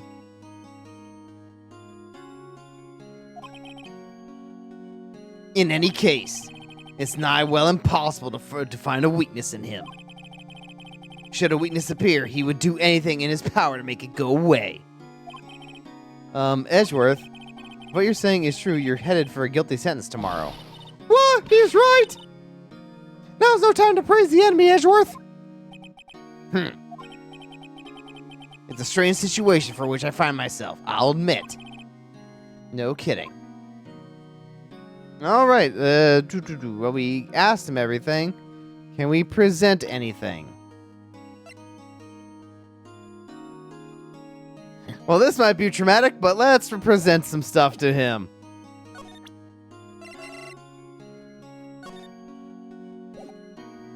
Hey, have any feelings about this, Edgy? Nick, no! That's a photo of his father, don't show him that! You're right. Now probably isn't a good time to dredge up those memories. What is it? No. Okay, I'm actually glad that the game goes out of the way to be like, dude, what the fuck is wrong with you? Don't show him that!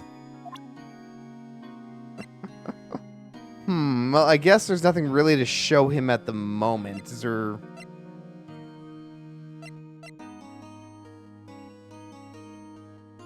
Alright, let's move. We're not gonna get anything... Oh, Grossberg.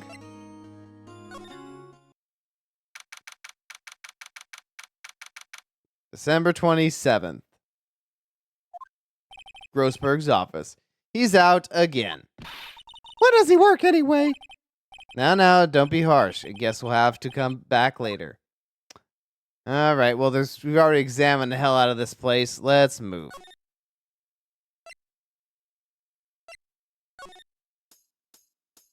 Okay, no reason to come here. Let's go back to Gourd Lake. Let's see if anything has changed.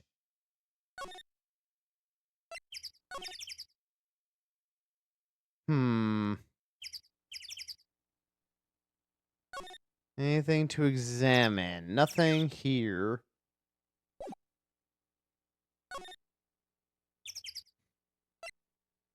Oh, we can just go in. Oh, fucking duh. I thought it was like all locked up for some reason. Caretaker shack. Nobody's home. Hello.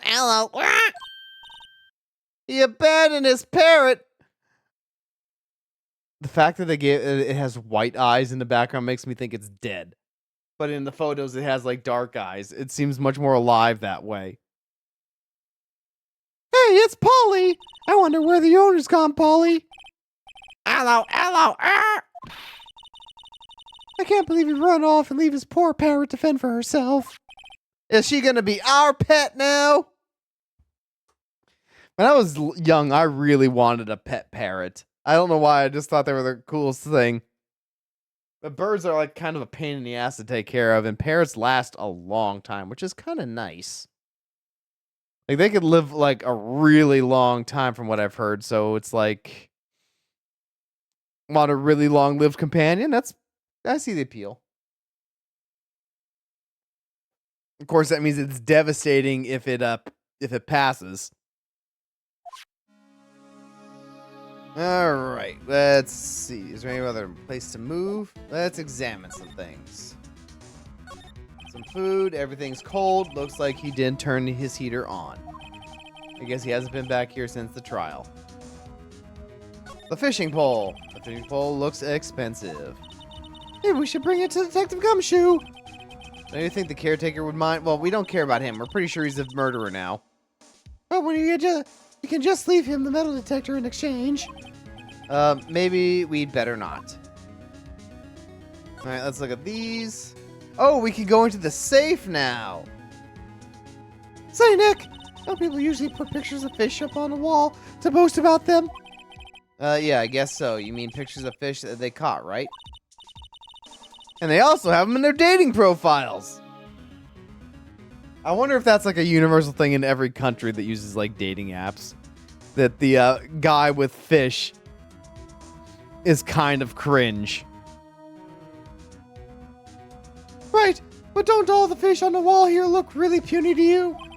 Well, you know what they say.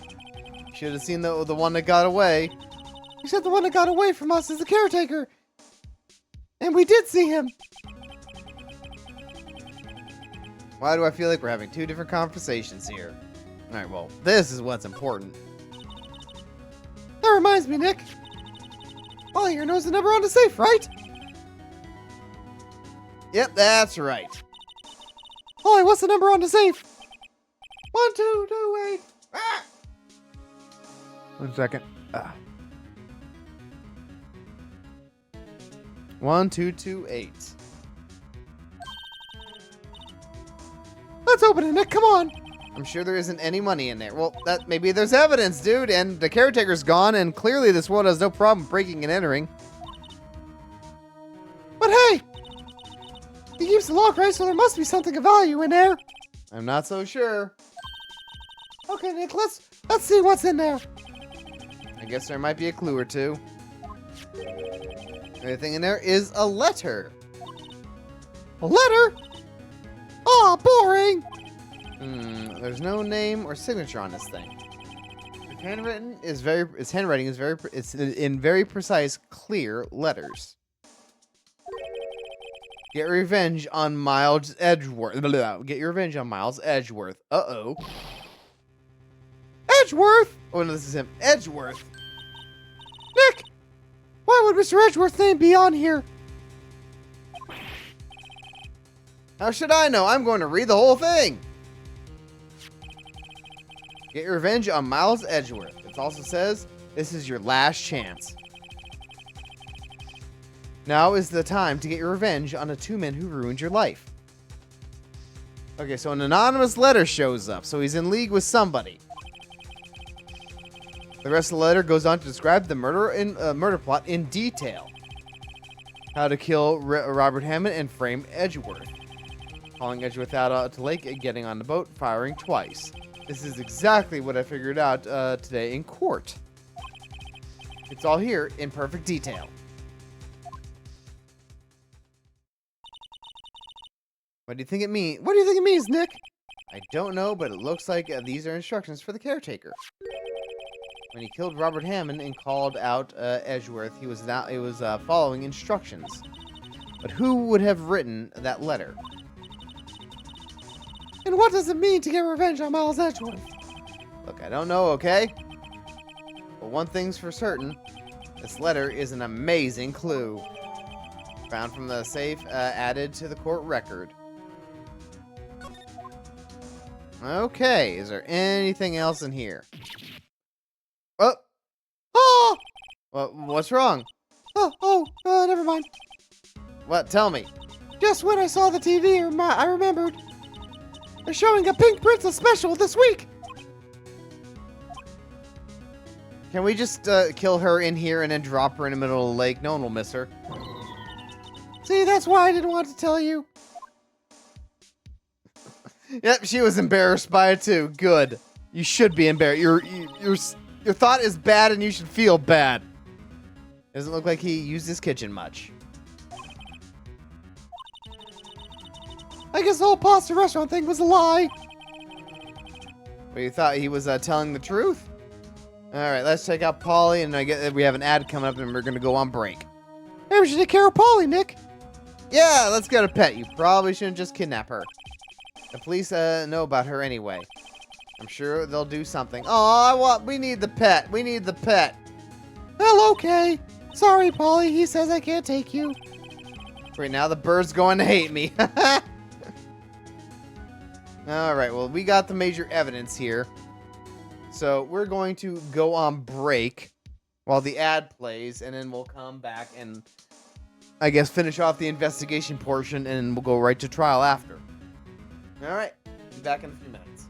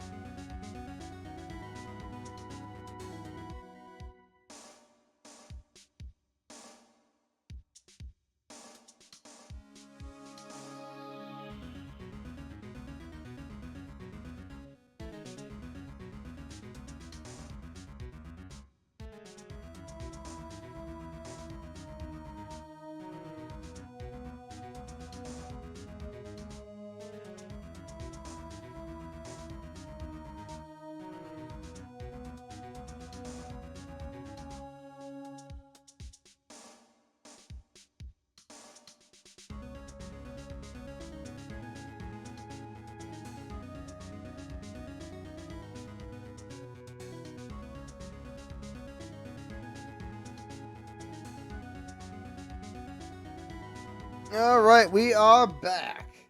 And we have some evidence. So, what do we do with the evidence that we have now?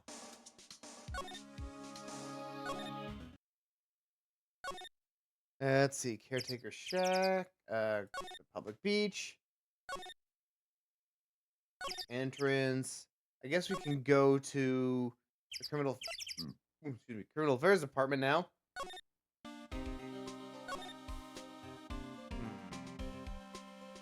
Oh, I guess we're at a detention center and present this to Edgeworth. Hey, Edgeworth, someone's gunning for you. Edgeworth, see this letter? This came out of the safe in a shack where the boat rental caretaker lives. I see. Revenge on me? Who is that old guy anyway? I don't know. Could he be an innocent defendant you got declared? Oh, this is Phoenix. Could be an innocent defendant you got declared guilty or something? Nice, Wright. But I don't remember that old man. Not at all.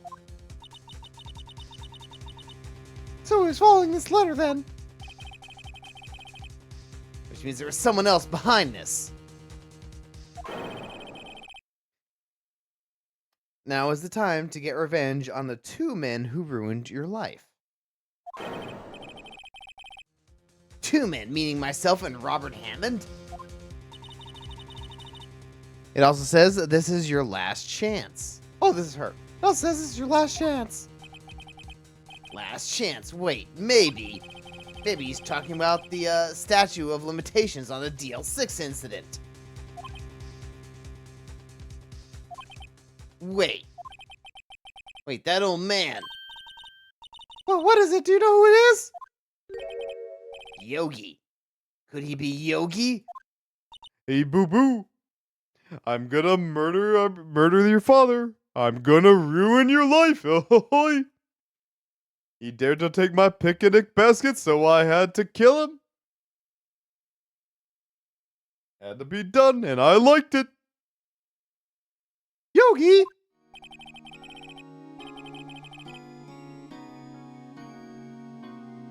The suspect in the DL6 incident, the one who was found innocent. Alright, well, what do we do with that now? Let's see, do we have any new talk options? Yep, Yanni Yogi. Yanni Yogi was a court bailiff at the time. We had just happened to be in the elevator together 15 years ago. Earthquake! Not just a wrestler. The quake was incredibly strong. Before I knew it, everything was dark. We were there for so long, it felt like forever. The air thinned, and the darkness closed in on us in that little box. We became unsettled.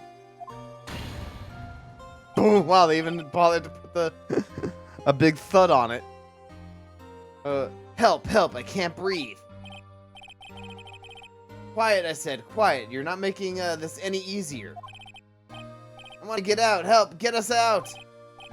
Don't shout, you'll use up more oxygen. I'm guessing it's between his dad and the bailiff. Here we got a little Edgeworth over here in his 9-year-old's suit and tie.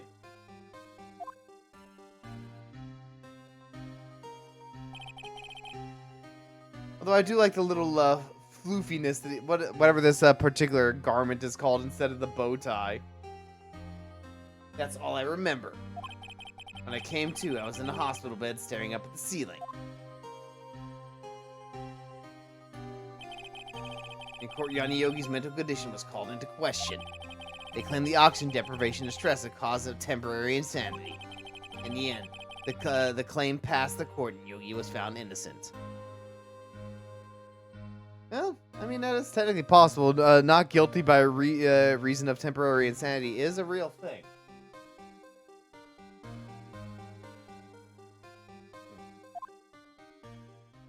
Nope, we got rid of a spam bot. Good job, Zeribot. I don't know when that happened, but good job. Huh, wasn't that strange? This letter tells him to get revenge on Edgeworth. How would he want to take revenge on you? Right. Yeah? There's something that's been troubling me these last few days. I didn't know whether or not I should tell you. You mean the nightmare? It's a nightmare I had. A memory of a crime that I committed. A crime you committed. A memory of a murder. Murder. I think the time has come to tell all. The nightmare. For the last 15 years, I've had the same dream almost every night. I wake up in a fearful sweat every time. What kind of dream? It's a dream about my father's killing in the dark. Help, help, I can't breathe. Quiet, I say quiet, you're not... Okay, we already went over this. I want to get out. Help, help, we gotta get us out. Don't shout, you'll just use up more oxygen. Oh, okay, the next part of that. I can't breathe. Using up my air. Oh, this is him talking. What? Stop breathing my air, I'll stop you. Oh. Surely the struggle wouldn't use up even more air. What are you? Stop breathing my air! No, Father! He's attacking Father! Then I see the pistol laying at my feet. I didn't know if it was evidence from that day in court or the bailiffs. In a daze, I pick up the pistol. Well, he clearly threw the pistol, not shot it. Get away! Get away from my father! Bang.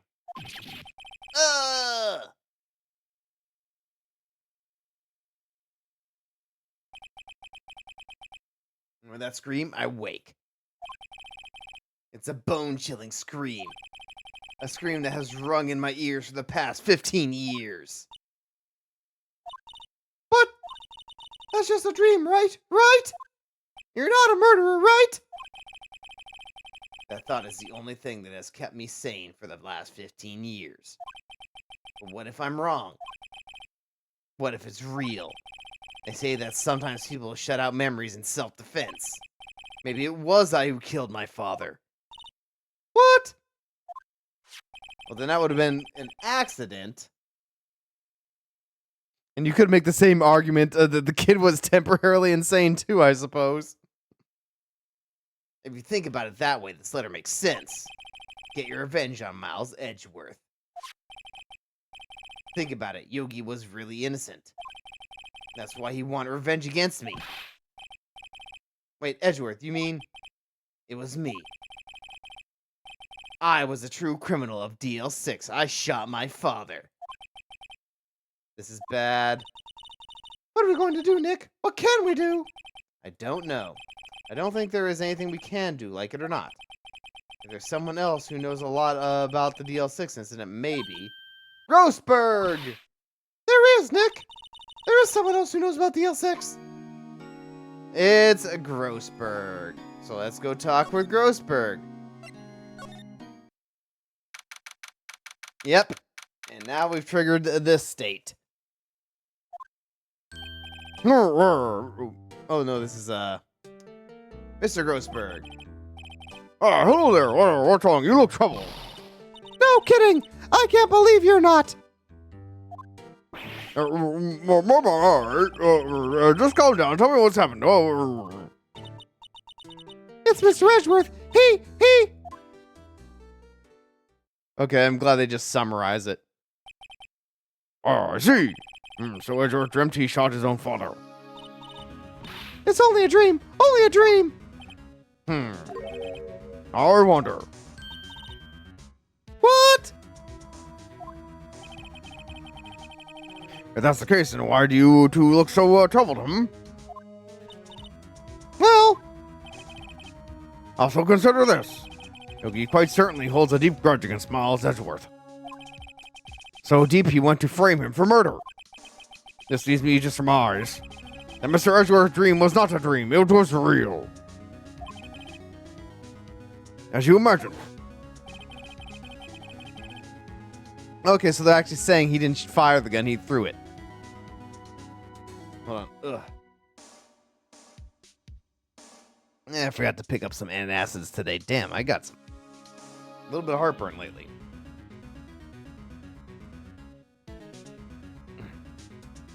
Miles Edgeworth threw the pistol to save his father. The pistol fired and the deed was done. Well, that wouldn't be murder, and if anything, it would be like accidental homicide on by a minor or something like that. No! I don't believe it. Yogi was suspected of murder, and his career as a bailiff was irrecoverably wrecked. Thus, he sought revenge on Miles Edgeworth. This was his last chance, of course, so with the statute of limitations so close. All right, anything else?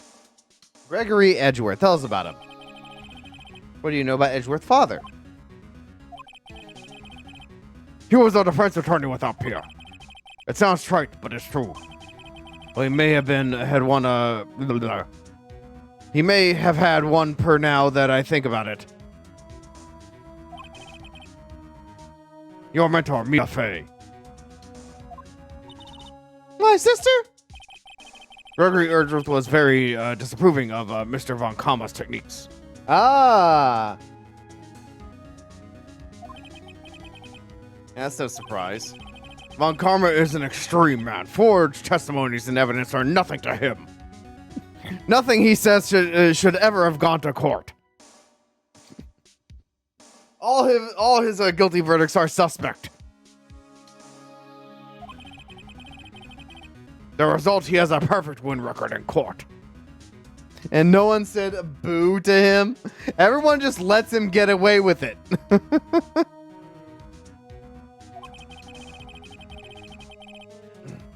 To beat him, Gregory Edgeworth tried to call attention to his methods. And he lost. And died in despair, as it were. I see. The spirit medium. When Gregory Edgeworth was killed, the police called a spirit medium. That was your mother, Misty Fey. Hey, we're bringing it back. All back to the DL6.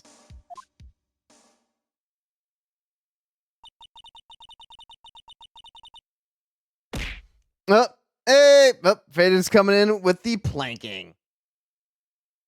And I assume we're going to be followed by... Yep, there they go. The push-ups.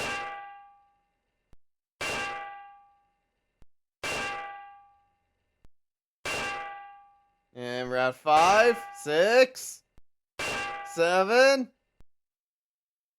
8, 9,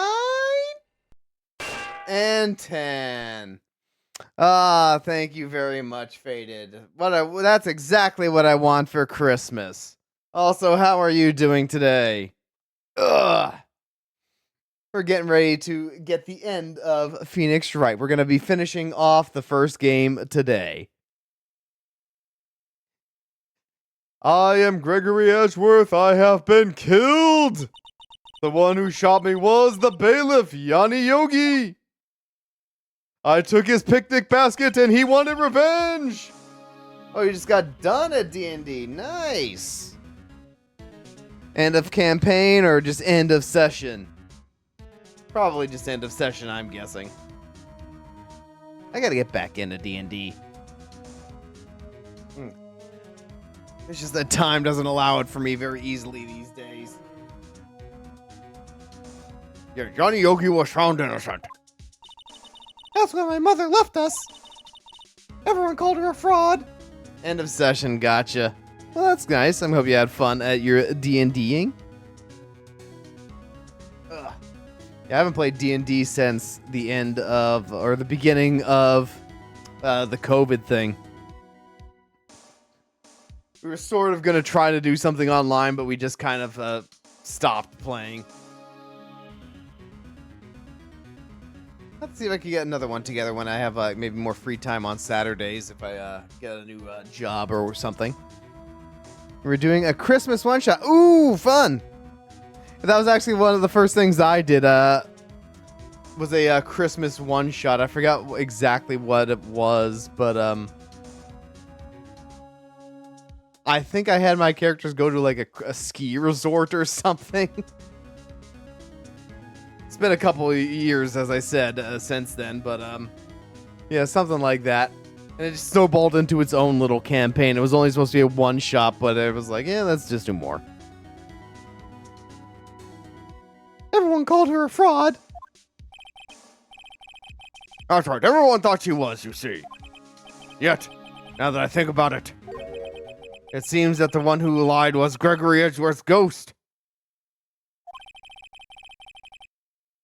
Gregory Edgeworth must have known known who shot him. I don't believe it. So you're saying he falsified his test? The ghost falsified his testimony. Your Honor, hold that ghost in contempt. I sentence him to a night in jail. Or not night in jail. We will bring perjury charges against that ghost. He will not have an eternal rest. He is going to be perjured. What is I believe like perjury can be pretty severe depending on the case. Like sometimes it's like, I believe it's a felony charge. I sentence that ghost to 15 years for perjury. That Edgeworth's dad lied to protect his son. It's only a possibility, mind you. But a possibility nonetheless. So what was, tell me a little bit about your Christmas one-shot. It sent us to purgatory for perjury. Yeah, that's what purgatory is all about. It's just, it's not where all the unbaptized folks go. It's where everyone who lies in court goes.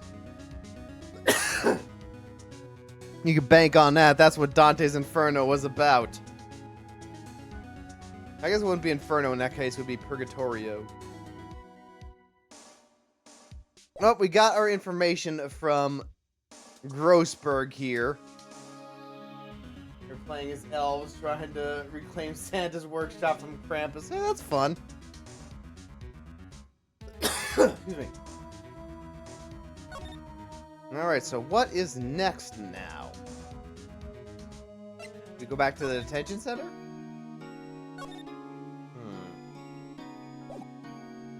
Do we have anything new to present?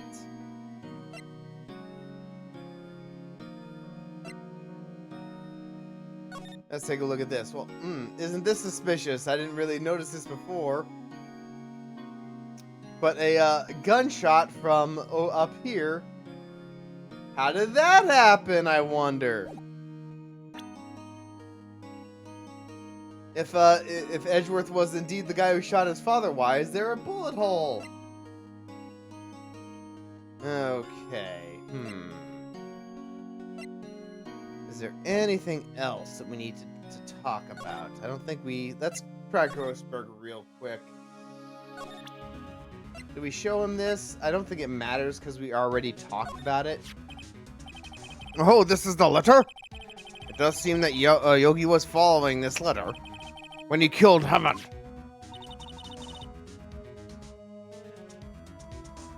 But why Robert Hammond? Hammond was a skilled defense attorney. But he's truly edging for all his worth. Well, I'm sure this guy has been holding it back for a long time, so we want to get out of this office before it just pops everywhere. He defended clients not for their sake, but for his own. His own sake? He never trusted his clients, that one. The only thing he trusted was his own ability. But he got his clients found innocent, so why should it matter? Actually, my dear, it's quite different. He won that innocent verdict for no one but himself. No, he was a free man, but socially he was ruined. So never mind that he pointed out all the flaws in the trial and whatnot. That should have given everyone a reasonable doubt. It's like he wasn't like he didn't put off the innate vibe of innocence.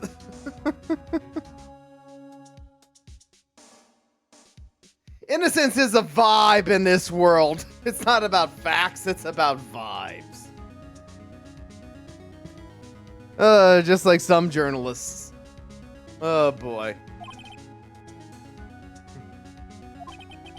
You'll understand soon enough. Wait, What is it? this letter. I've seen this handwriting somewhere before, a long, long time ago. Whose handwriting was this? Do you have any idea who wrote this?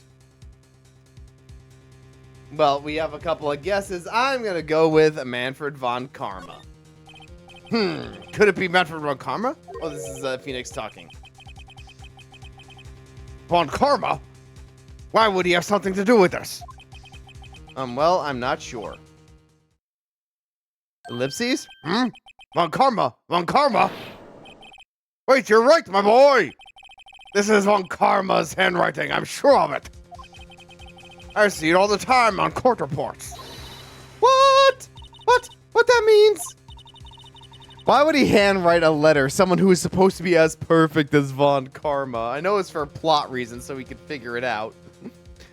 But, you know, that's why people, like, you know, go through the painstaking methods of, like, you know, cutting out, like, letters in magazines and whatnot so the handwriting can't be traced. Or better yet, just type it up on a typewriter. At least that'll make it a lot harder to discern who it belongs to. Okay, well, we got it. I believe Grossberg here is edged enough. He just blew his... He's getting ready to blow his load. He's getting so close right now. The one who told Mr. Yogi to kill was... Correct, Manfred von Karma himself. What does this mean, then? Why would Von Karma want to frame Edgeworth? Do we have... Oh, can we go back to talking? Yes, we can. Prosecutor Von Karma. If it truly was Von Karma who wrote this letter, then he would know the truth. He would know that Miles Edgeworth had accidentally killed his own father. He'll say as much tomorrow in court, I should think. He'll press the point until the court finds Edgeworth guilty Of a completely different crime. No, this is a new trial. It's not the same trial, it's a new one. Oh no. But how could Von Karma know about Mr. Edgeworth's past like that? Even Mr. Edgeworth thought it was a nightmare. That I do not know. Yet I do know that Von Karma is both persistent and a perfectionist. He may be seeking to satisfy a grudge against Gregory Edgeworth by hurting his son. What do you mean? Yes, 15 years ago, Von Karma met Gregory Edgeworth in court, and Von Karma did win. But he didn't make it through the trial unscarred. Okay, how? What happened in the trial between Edgeworth, Dad, and Von Karma? Von Karma got the guilty verdict he wanted. He won the trial. But Gregory Edgeworth accused Von Karma of faulty evidence, something that was public knowledge, apparently, but somehow only mattered in this one case. And though he lost the trial, Mr. Edgeworth's accusation stood. Faulty evidence? Oh, he actually got a penalty. It was the only penalty Von Karma had ever received in his career as a prosecutor. No one else took a close look at his bullshit evidence? Gregory Edgeworth dealt a blow to his perfect trial record. Sure, he won, but he fucked up a little bit. Oh, I missed it. I accidentally clicked. Oh, well. It was then quite a shock for Von Karma. He took a vacation for several months after that, you see. Vacation in red. That seems suspicious. A vacation? Yes, an unusual event for the man. That was the first and last vacation he'd taken in his many years of prosecuting. doesn't take vacations. I'm sure there's going to be a train episode of Phoenix Wright or some kind of bottle event where they go somewhere else and have to like uncover something. That's such a detective story classic, and although we're technically a lawyer, we're functionally a detective. Like, go to the sea or the mountains. Don't tell me he's never been to Europe. You have strange ideas about vacations. Wait, why? Why is wanting to go to like Europe or the mountains or the beach weird, Phoenix? Maybe it depends on what part of Europe he wanted to go to. Someone like Von Karma, he'd want to go to Russia, let's face it. He's all about authoritarian bullshit. He'd love it there. He'd get his kicks. In any case, that was the only time he took a vacation from work. I believe the penalty upset him quite a lot. Odd, if you wanted to keep a record so badly, don't cheat! Why would you take such a long vacation? Oh, that's not where I thought they were going with this. What do we do, Nick? Von Karma was going to bring up the DL6 since you could bet on it. But if Mr. Edgeworth pleads guilty to DL6? Well, one, I know that's how this trial is going to be able to work, but yeah, it should be a completely different trial. I won't let him. Yes, Mr. Wright. I hate to say this, but even accidental murder is murder. No, it's not the same thing. That's why they have like first degree, second degree, third degree, etc. This is and murder implies a level of like intent in there. If anything, it would be manslaughter. Or like accidental manslaughter, or while from a minor, it's not intentional. It's not the same thing, Grossberg. No, in Phoenix, no, it's not the same thing. I just believe in Edgeworth's innocence. I can't believe he'd kill someone.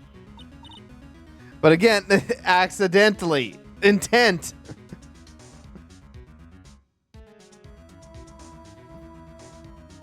Intent is definitely an element of the crime, dude. But Nick,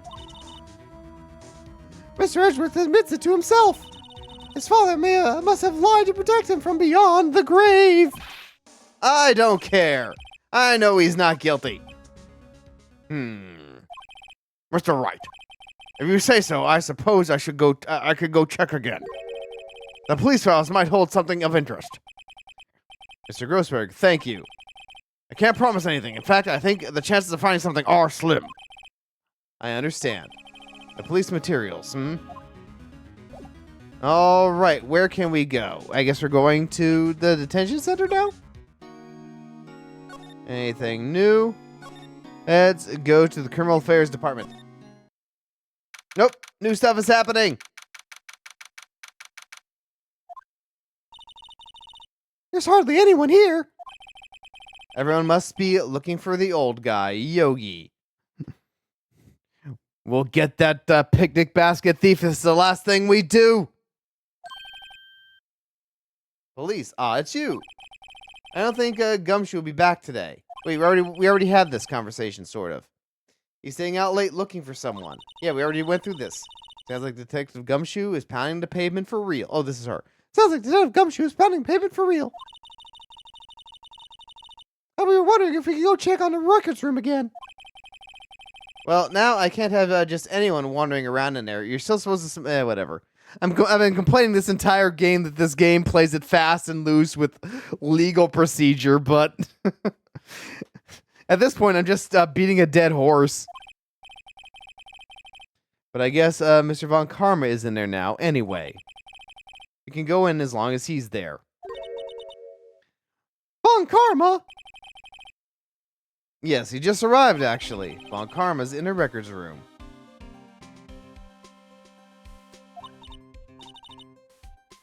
Nick, let's hurry! All right, off to the records room.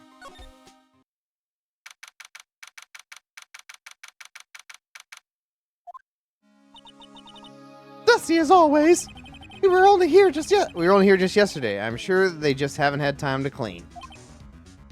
I wonder if this is like a regular place we go to in future games. What's wrong, Nick? Nothing. I just noticed that he isn't in here. Von Karma. Oh, we can actually examine this time. Well, let's take a look. Here are files of collected case reports. There's quite a large volume of reports here. Wow, these are all the case reports. Yeah, it's like a graveyard of police cases. I guess my my sister's case report is in here too. Quietly gathering dust. That's actually pretty sad to think about. Alright, well, not much left to look at in here. I'm sure this is going to trigger something. There are shelves stuffed with case files in the back of the room, too. Forgotten cases rotting away for eternity. Cold cases! That will never be solved. Well, considering Von Karma, I can't believe... I'm surprised he just doesn't grab some dude off the street and say, he did it, and then try to... and bullshit evidence to get it to work just to get the verdict. Nick, let's get what we need and get out of here. All this stuff is getting to me. Oh, no, she's got allergies. The cameras where they keep evidence for current cases. Some of the things are obviously murder weapons. Others are question marks. Most of it just looks like random junk. Nick, what do you think of the clothespin for this clothespin is for? Don't touch that. It's evidence. I like the idea she's just like the kid in like the delicate like items shop or in like the delicate that's where plateware shop. It's like, don't touch anything. If you touch it, it will break. She's like that kind of kid. You have to be like, nope, stop touching. Hands to yourself. Hands in pockets. Looks like there are files inside the glass case. The case is so dusty, I can't see what's inside. Nick, it's locked. They must keep important case files in there. Alright. Well, this is obviously what we gotta click on. Huh? One of the drawers is open. Someone must have been looking in it recently. The label says unsolved cases evidence. Unsolved cases? Nick! The files for DL6, it's completely empty! What? What are you doing in here? Oh wait, no, this is the wrong voice. Well, Karma looks so different when you see him like up front rather than like a downward angle. Like I always got the impression that he was like this kind of beefy old guy, but he's like actually kind of thin and skinny. Eek! Von Karma!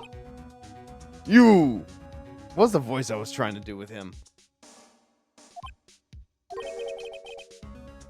How do you know my name? Huh? Have we met? What are you saying? We see each other every day, don't we? We're Miles Edgeworth's defense team. Defense team. I beg your pardon. I see I rarely remember defense attorneys. They're like bugs to me. Okay, I'm getting there. I'm getting back to voice, sort of. Needless things to be crushed. Well, the whole point of the system is to provide, like, an opposition to point out the flaws in your, in why the person is guilty. You can see how this guy was Edgeworth's mentor. Well, let's talk with him. Oh, Mr. Edgeworth is your student, right? A romanticist who still can't shed the veneer of amateurism. Just like his father, always second rate. Hey, he bitch slapped you a little bit at least. Mr. Von Karma, you had an axe to grind with Mr. Gregory Edgeworth, didn't you? Me? A grudge against a mere defense attorney, why? Because he dealt a blow to your otherwise perfect trial record. So you did, but what I don't get is, why did you take his son under your wing afterwards? The son of your most bitter rival. That, my dear attorney, is none of your business.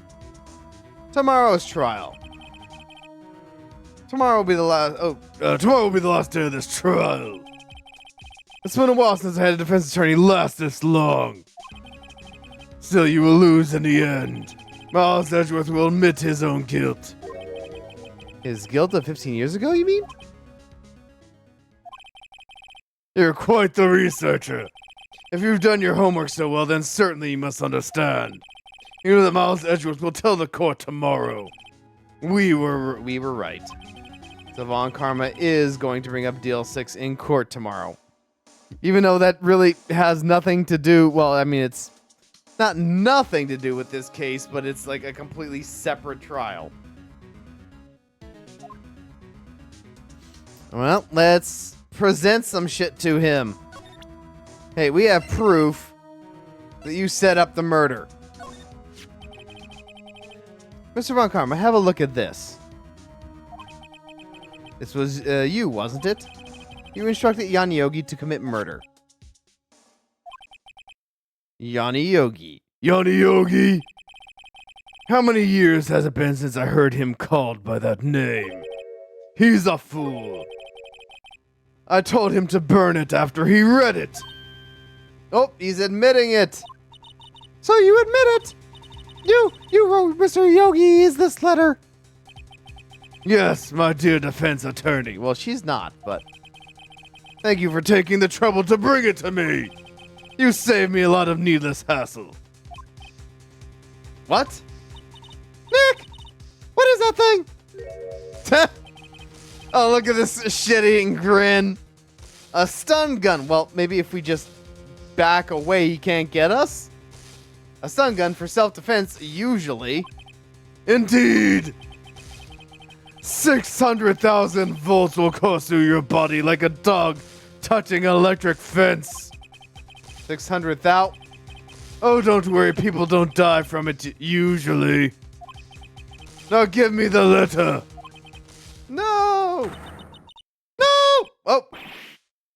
How did he get both of us? Come on. Well, what are you? Oh, Nick, run! Oh, okay, she came in clutch. Maya got electrocuted. Maya! Oh.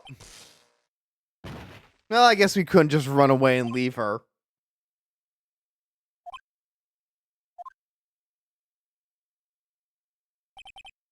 he got us.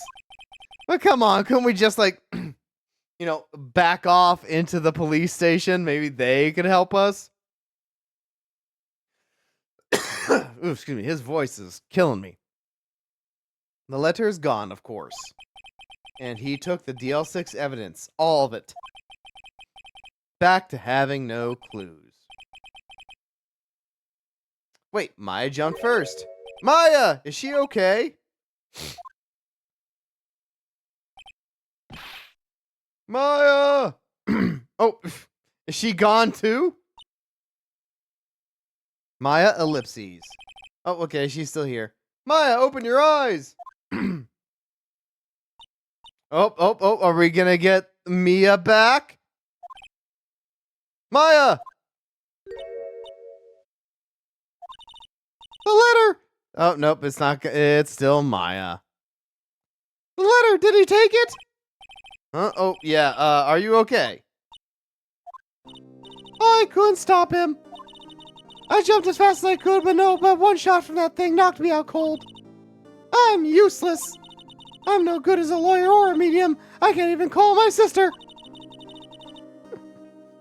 Well, so far you've kind of like went beyond the call of duty when it comes to what is expected of you. You're obviously not a lawyer, but you're still helping. And like what? She's like 5 foot tall. How is she gonna get Von Karma? Oh well, she lacks confidence. Excuse me. Not even now, when we need her the most. I wish I hadn't woken up at all. Oh no, she's getting really depressed. Maya! Sure, this has to be some way I could help her. I better do something about her self-confidence first. Present? Are we gonna present something? Maya, she's holding something. What's this? A bullet. The L6 incident evidence number 7, taken from the heart of Gregory Edgeworth. I remember. Von Karma was holding this when Maya jumped him. Taken from Gregory Edgeworth's heart, still bears clear ballistic markings. I'll prove it to you. You're the most, definitely not useless. I'll prove it to you. And why can't we just tell her right now? Why do we have to wait till court tomorrow? Man. Save your progress? Yes, sir.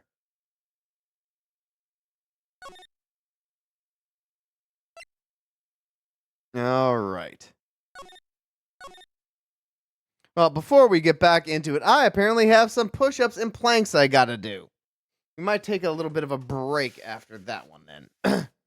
I know. Let's see. We're a little quick right now because it's we still got a couple minutes until the ad plays, but I need to get some more water too. Von Karma's voice is killing me, and I might get some more water or tea or something because I don't think I could do another section of his voice.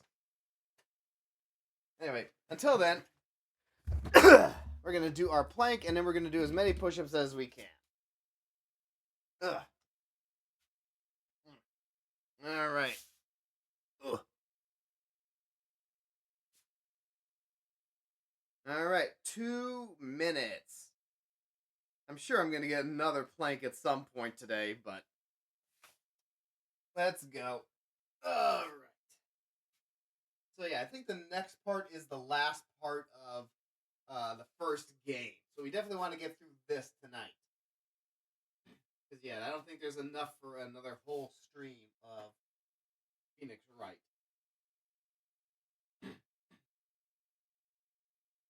Because I want to start them separately so I can, it makes it easier to break them up when I add them on YouTube, which boy, am I way behind on.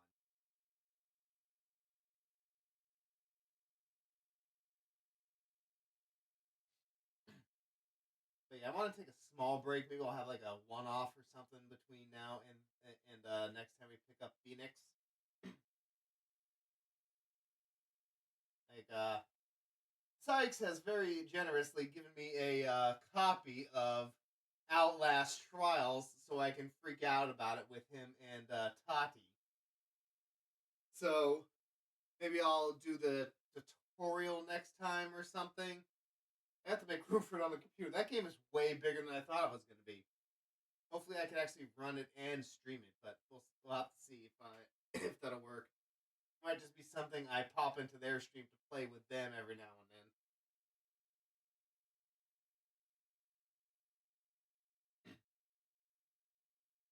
But I'll try to do the tutorial on stream at the very least. Oh, and we are down to 30 seconds. Yeah, maybe that'll be something I do in between now and when we pick up Phoenix again.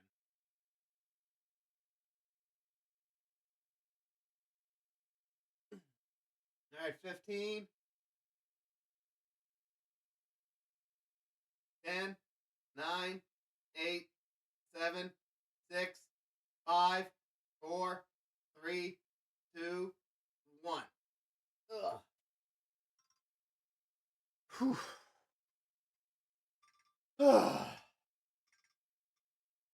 All right, now for some push-ups. Let me get this plugged back in, though, first. We'll do 50 of our 100 or maybe more, depending on how my arms feel.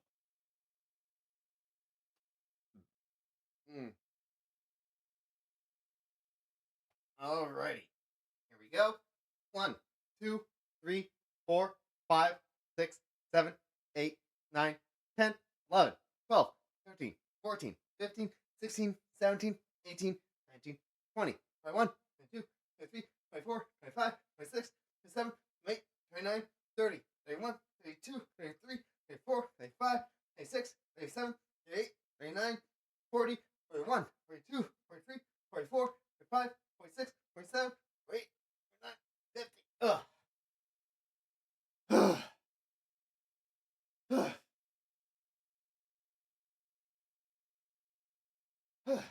Okay.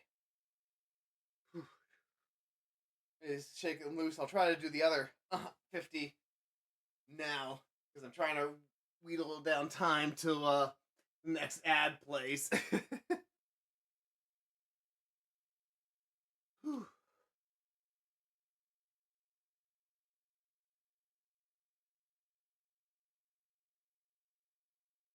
Shaking my arms loose. Shaking my arms loose. All right. 1, 2, 3, 4, 5, 6, 7, 8, 9, 10, 11, 12, 13, 15, 16, 17, 18, 19, 20, 21, 22, 23, 24, 25. Okay.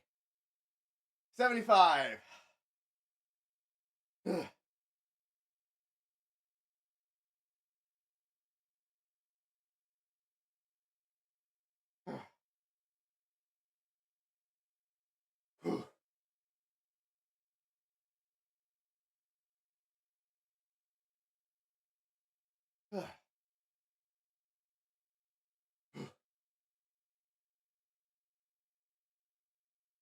All right, 25 more, and then we did all our push-ups.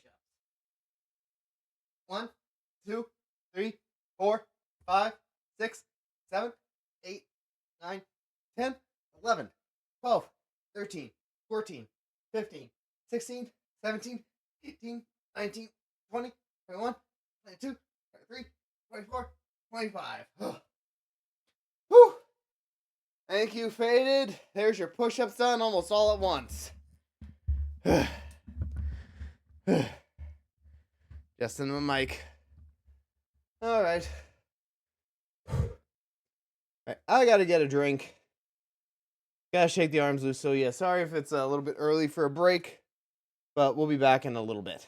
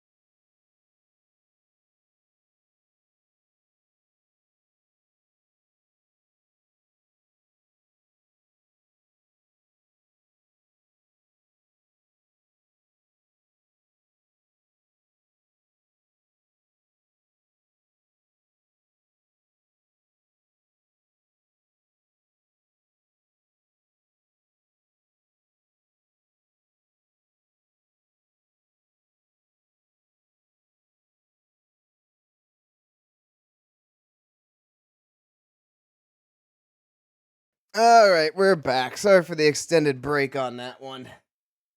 It was just weird timing with the end of the chapter, and it didn't want to start the new one before the ad started going, so. All right, let's continue where we left off, which I believe is the final chapter of this game. Excuse me. Let's go. Or at least the first Phoenix game. 951 District Court Lobby, Defendant Court Lobby number 2. This is it, Judgment Day. That was Terminator 2, right? Judgment Day? Or was it Terminator 3 Judgment Day? Whatever. Today things are going to get settled at last. A lot of things. Whoa! Oh, I just imagined. I thought that was Maya for a second. I never seen Phoenix like freak out like that. Imagine like the Finn from Adventure Time going, ah! What's the big deal? Oh, she snuck up on him. Sorry, Nick. I only touched your shoulder. I guess the shock hasn't worn off from my run-in with the stun gun yesterday. Wait, she actually emitted a shock. Are you electrokinetic, Maya? You just went up a whole lot if you have a lot of degrees in usefulness if you have electrokinetic abilities. I mean, you technically are kind of magic, so...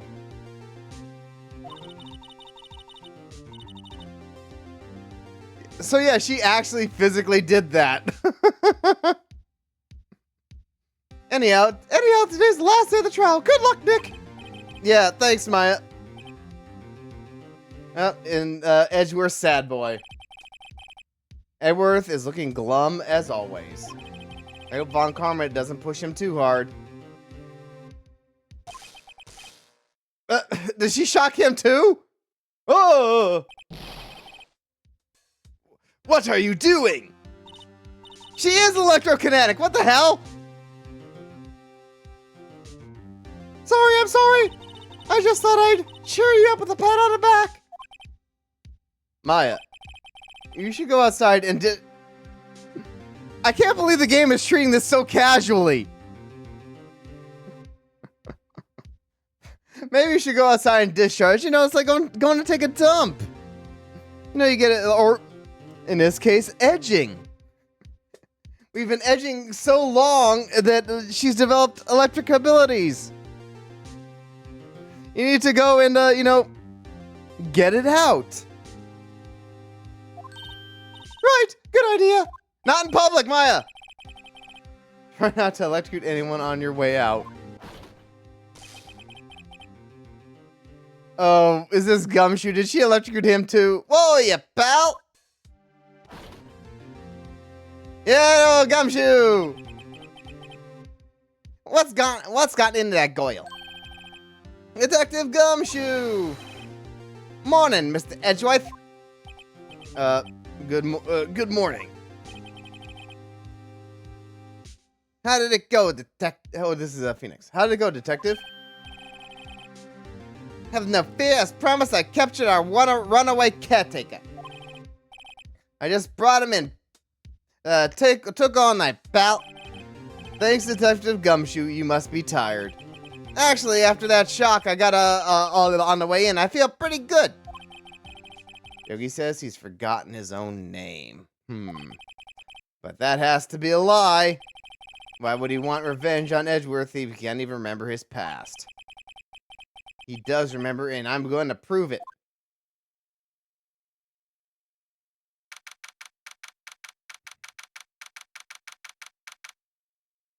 District Court number 3. But yeah, Gumshoe came in clutch in the end. He had a pretty good arc over the course of this game, going from being the bumbling idiot to someone who seems fairly competent. I wonder if that'll change my next game. Court is now in session for the trial of Miles Edgeworth. Oh, this is him. Court is now in session for the trial of Miles Edgeworth. The defense is ready, Your Honor. I left my water outside. I'll have to go get that after a couple Von Karmas. The prosecution is ready.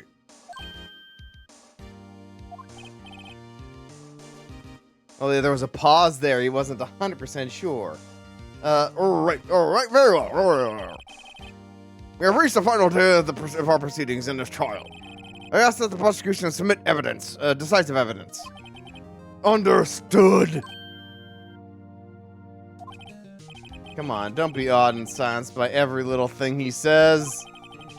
Very well, Mr. Von Karma, your opening statement. Right. Thanks to Detective Gumshoe's efforts, the boat rental shop caretaker has been arrested. In yesterday's trial, the defense asserted that the caretaker was the murderer. However, the caretaker has yet to confirm this. Well, you expect him just to admit it? I would like to ask the defense to cross-examine him as much as necessary. Oh, that's suspicious. Very well. Please bring the witness into the courtroom.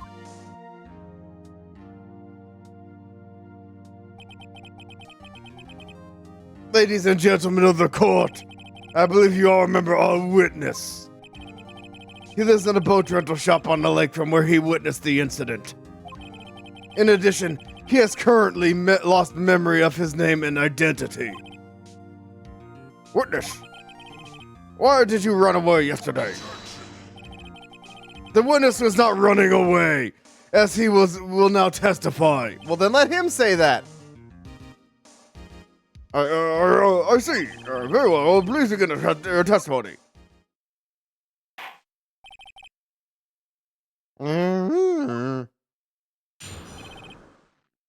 Why I left court. I'm really sorry about just leaving yesterday like I did. But I wasn't running away or nothing. I went to buy some food from Polly, you see? I figured I got nothing to do with this incident anyhow. I need one of those motor thingies, right? And I don't got one. Oh, he actually did bring something up, though. But we're going to point out that motive. So my testimony yesterday stands as is. Very well. Let's begin the cross-examination, shall we? He has to know his name. Yanni Yogi, you're Yanni Yogi, and I'm going to prove it.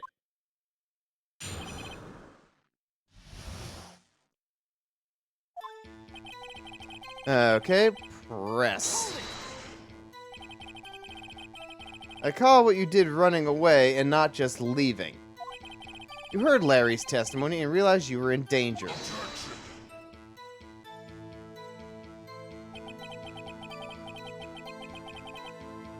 Now, Mr. Wright, there's no need to rush to conclusions.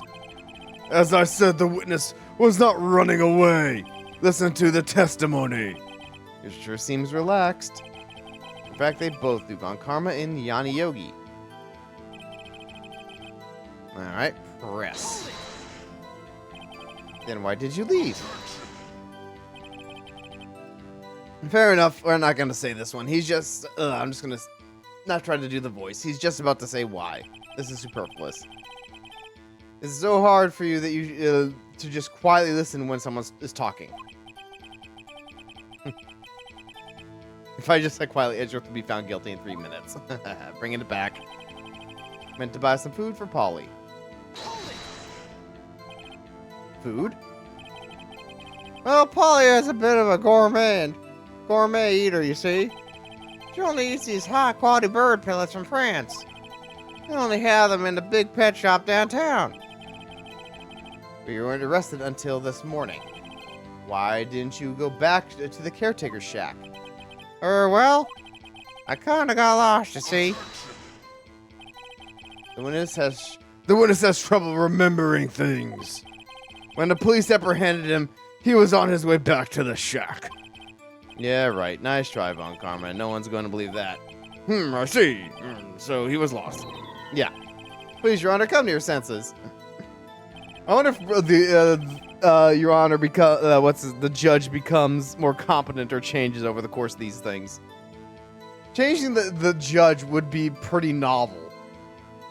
I mean, Harvey Birdman, attorney at law, kind of realized that it was a good idea to switch judges around to have a little bit of novelty there.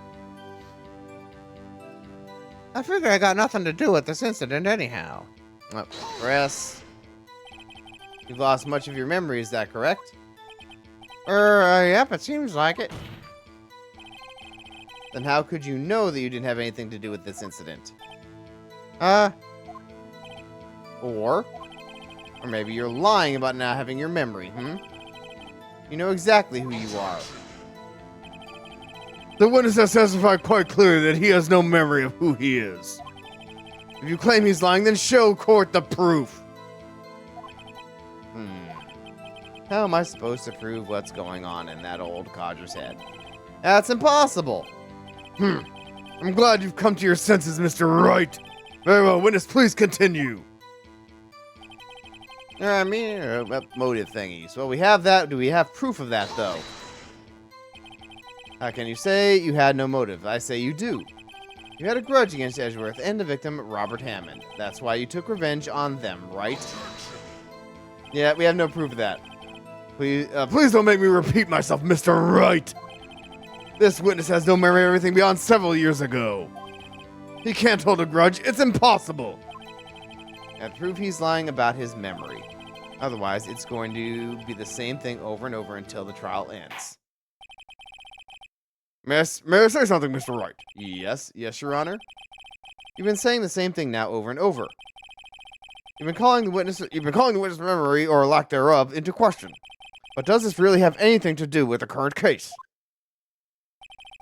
Of course, Your Honor. The witness has said he has nothing to do with this case and no motive. Both of these statements are lies. But now we gotta prove it. Order. Mr. Wright, there's a serious problem with your claim. Or are you saying you know who this witness is? Of course, Your Honor. Ho. Now this is interesting. I would like to know myself, so who is he? Don't play dumb, Von Karma. Mr. Wright, please tell us who the witness's name. Yanni Yogi. His name is Yanni Yogi, a former court bailiff. Yogi? That name seems familiar. Brr. Oh! Yanni Yogi! From the DL6 incident. It figures the judge would have heard of it. It was such a famous case. But what does it mean? Your Honor, if this man is Mr. Yogi, then he has a clear motive. Tell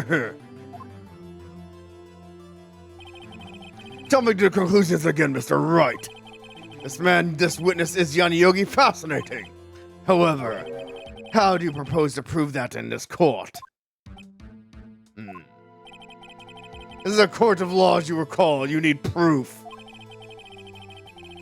And allow me to repeat once more that the witness has lost his memory. This is it. I have to do this now. If I can't prove he's Yogi right now, right here, right now, then I've got nowhere else to go. Nick! How are you going to prove it? How can you prove that he's Yanni Yogi? It's okay. It's actually quite simple. Your Honor, please take this man's fingerprints. Then we'll compare them to the fingerprints on file of Yogi 15 years ago. Let's see, that makes sense.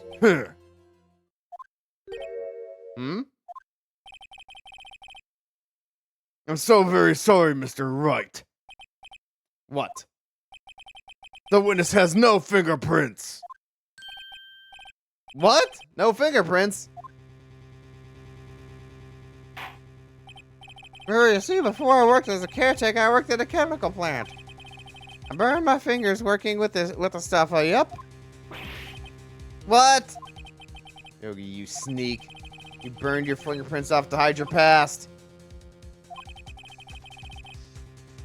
Well, the witness has no fingerprints. I guess we will not be able to prove his identity.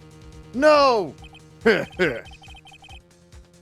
what will you do, Mr. Wright? It seems that the case has been decided, no? No! I know what happened. I know everything. I just can't prove it. But no, I can't let it end like this. I can't lose. There has to be another way. There is no one who can testify as to who this witness is. No one.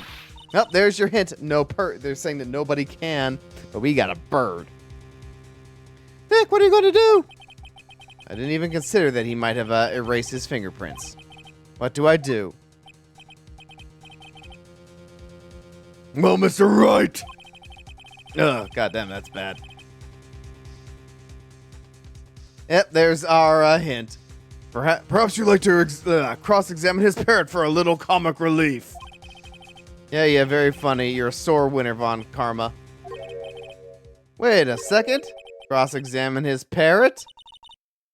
What is it, Nick? What is it, Nick? No, you're not going to. Your Honor, the defense would like to take Von Karma up on his proposal. Or take Von Karma up?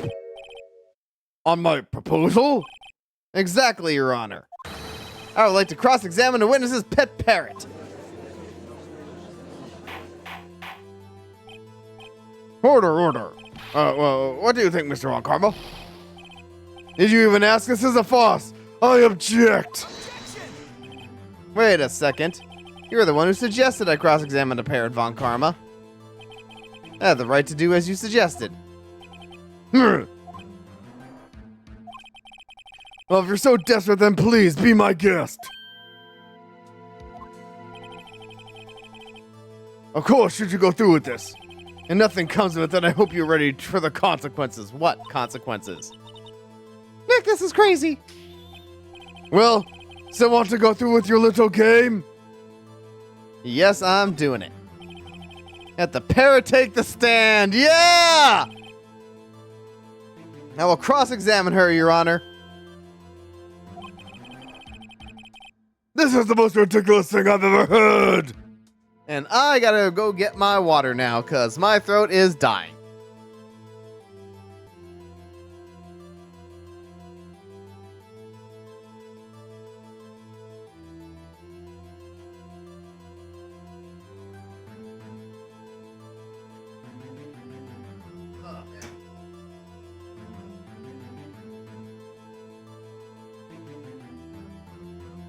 I wish I had some whiskey around. I would go get my the tea that I did last time, the tea with the lemon and the honey and a little bit of the whiskey to help. That was really good. Don't have any today though. Oh, this is the most ridiculous thing I've ever heard. On Karma's rigged every person's testimony, every piece of evidence. Except the parrot. She's my last chance. At least I think so. Bailiff, bring the parrot.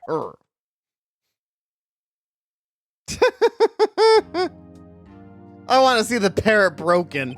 Like it's freaked out. That's quite a bird. Please tell us your name. Don't argue with the bird. Or name. The witness is ignoring me. It must hurt to be ignored by a bird. I'm feeling it should be like, oh, that's how it feels, man. When you just kind of go around me and side with the prosecutor. Very well, witness. Who is your owner? Please testify to us.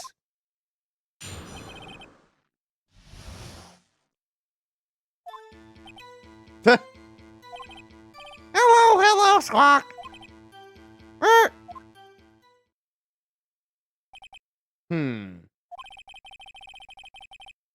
Certainly the most concise testimony we've had so far. Very well, begin your cross-examination. Right. What are you gonna do, Nick?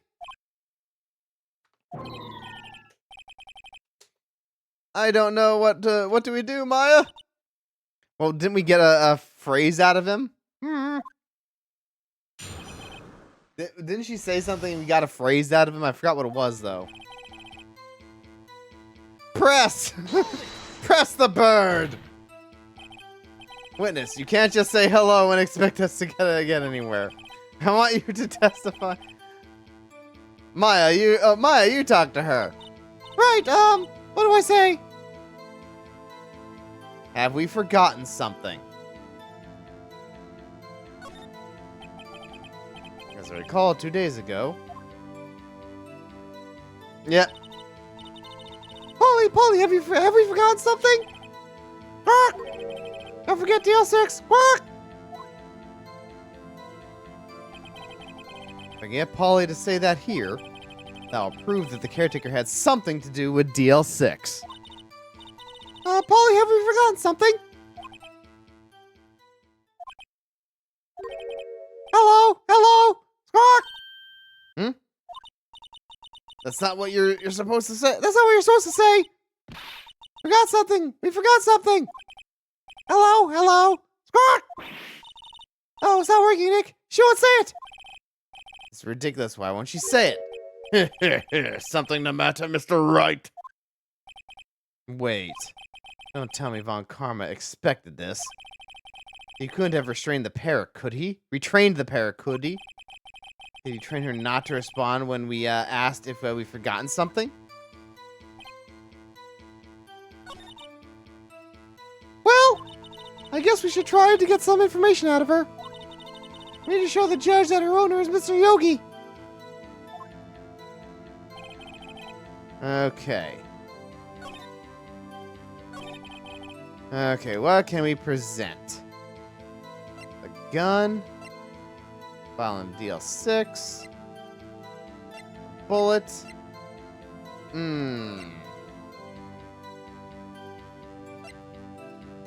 map.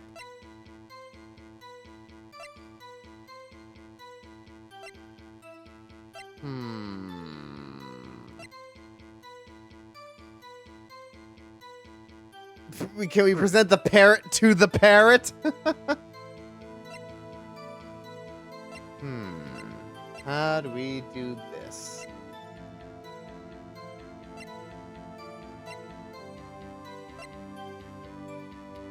Well, let's save real quick.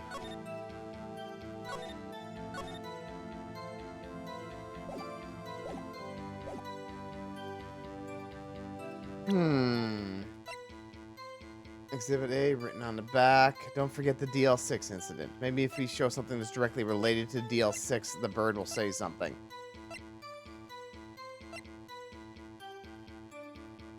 Objection! Nope.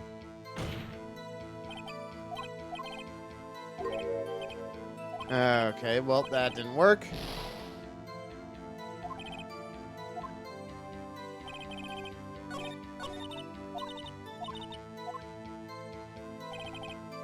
Okay, how about maybe the picture? This hasn't come up in a while.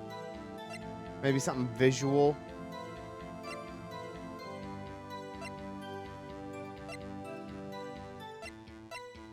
Objection! Nope.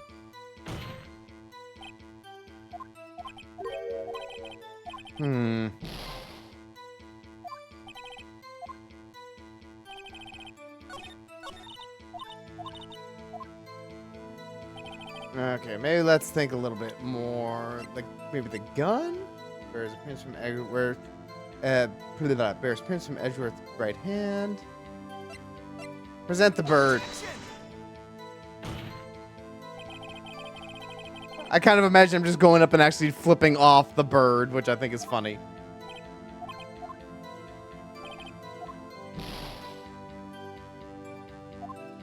Okay.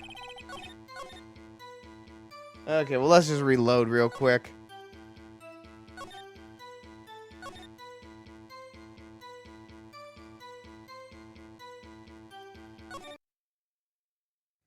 Or am I supposed to trigger on the ellipses?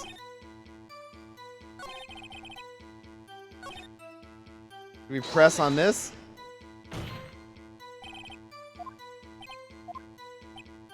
Okay, yeah, we already did this.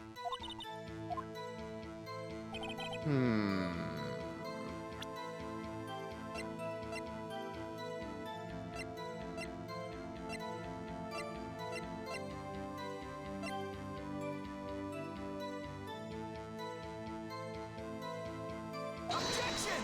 Nope.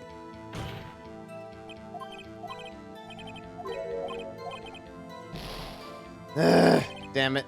Okay, there's little to go on here. What do we present? Death. Okay, so it's something directly related to DL6. So it's this. Ballistic marking match some murder weapon. Gun.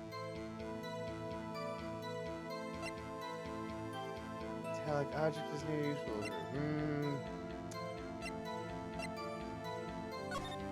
Like, I feel it would have to be spoken. So there's clear ballistic markings. Objection!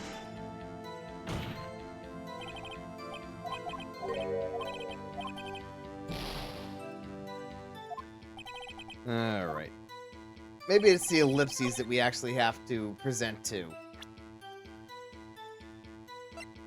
Objection! Nope.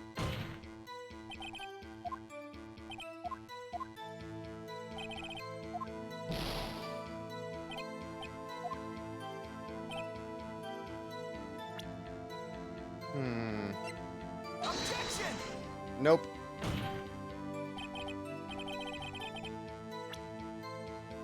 Alright, let's load.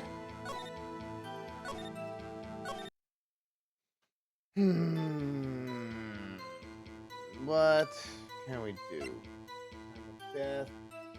1 meter away. Could be the DL6. Bullet DL6 incident photo. DL6 incident case file. And misphased DL6 exhibit A.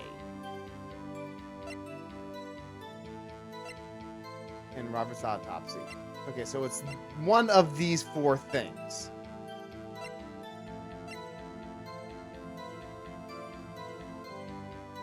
Right?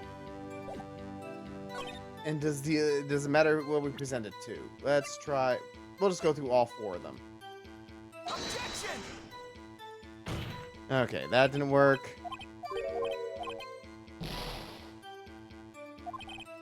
If it, you know what? If it does turn out to be one of these 4, and I just have to present it to the wrong like statement because it's either ellipses or squawk. Let's try this. Objection! All right. Nope.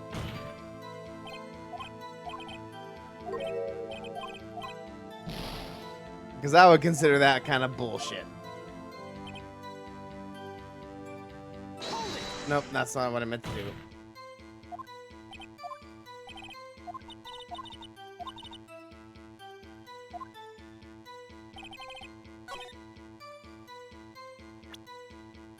Alright, well, we got the picture, we got that. Let's try the case file. Objection! Nope.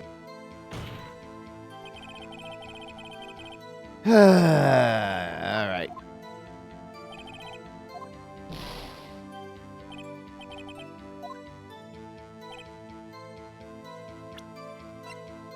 Objection! Oh, wow. It's none of them.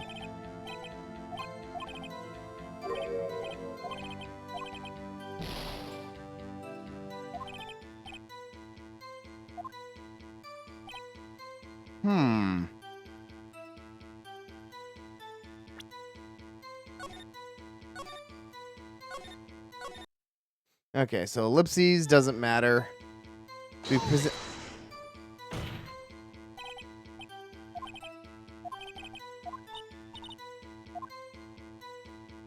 Wait, hold on. Oh, we got this again? What's the safe number? Let's try that. Maybe I can get her to say the number of that safe. Oh, that's safe? Why? Let's just try to get her to say anything, huh? Holly, what was the number of the safe in the shack? 1228 1228.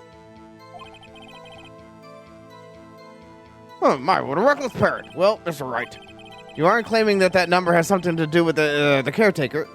It does. It's the number to his safe. Really? Actually, it does. That's why I had her say it. I didn't realize I could trigger that again. I thought I would have to present something. Oh well. Ha! Ridiculous! How could the number to a safe tell us who the caretaker is? Because it's his safe. Fair enough. Show us your proof. What could possibly link this number to the caretaker's true identity?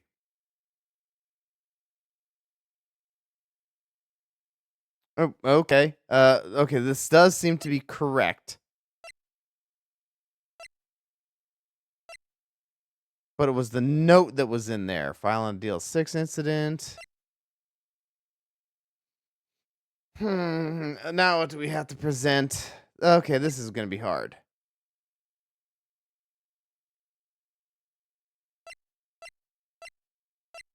Because what we found in there was the note.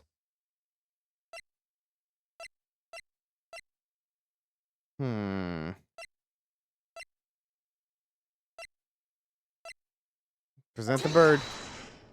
Nope. Admittedly, I didn't think you had anything to show us. And now I see I'm right. How could a safe number reveal someone's identity?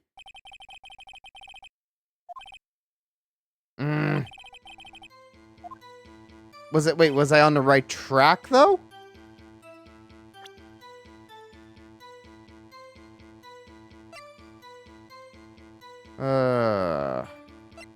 What do I have that proves the connection between these two? Well, you know what? Let's go with let's press the poly thing.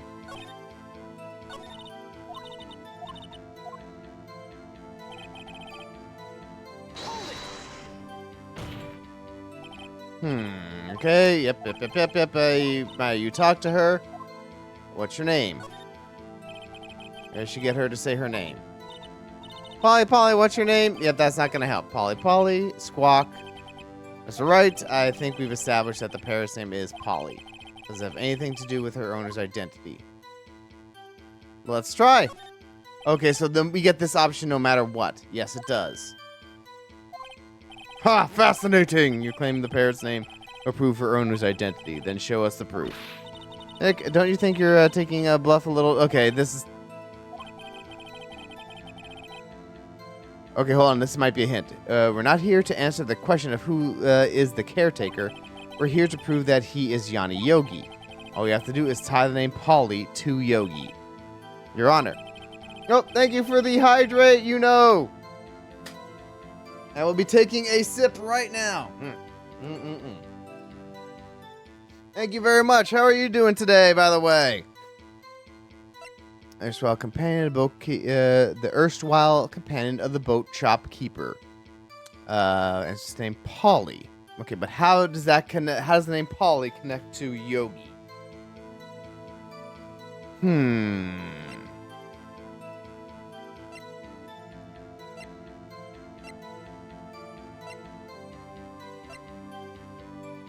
Okay, if you exhaustion board. Ooh.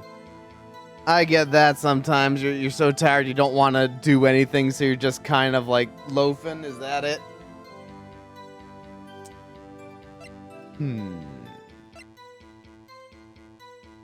What could Polly... Can we do something... Can we relate something to air to Polly? Okay, would he care about this? Maybe not. The gun... Makes a noise when metallic objects are near. Useful in a detection device.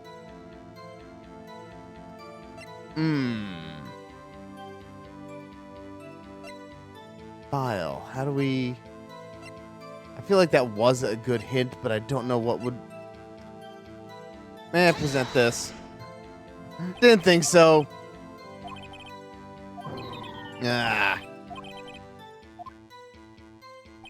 How do we connect this guy to Yogi?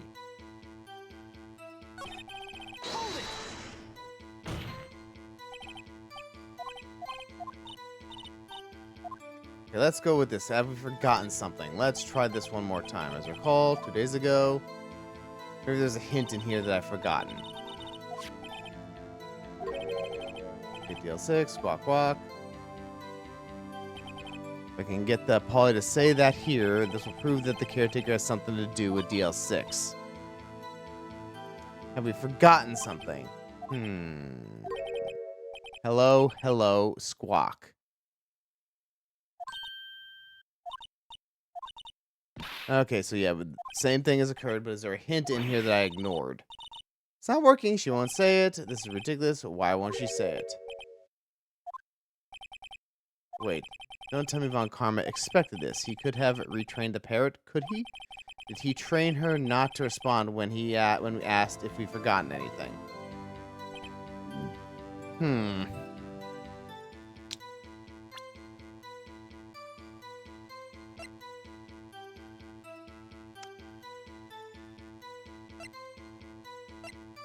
Okay, we presented all the evidence that we had that related to the DL6. At least I think we did. Did we forget to do one of these for DL6? Photograph of the murder scene. Okay, the bird wouldn't have seen that.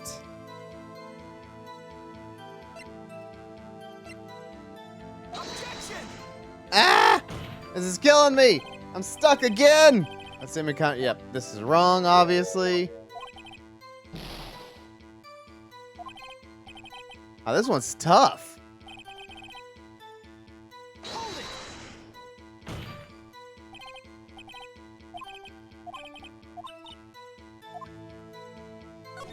Let's see. Safe number. Yeah, we get the bird to admit the safe number, but then we still need to make the connection. Okay, 1, 2, 3. 1, 2, 2, 8. 1, 2, 2, 8.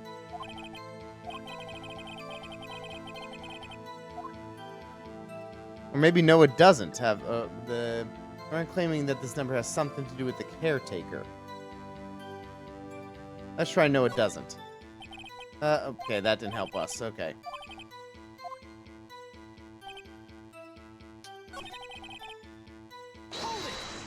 Let's say yes, it does this time.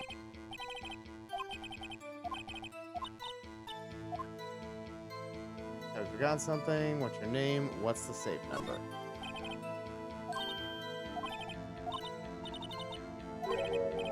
One, 2, 2, 8. 1, 2, 2, 8. Actually, like the music cuts out and it makes me think I'm onto something.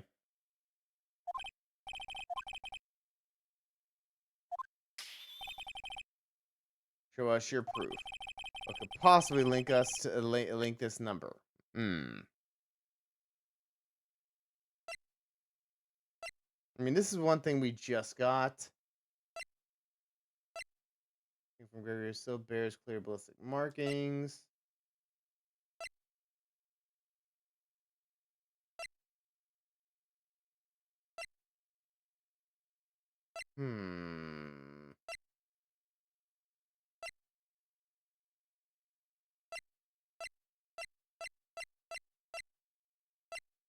Take that! Nope. Okay.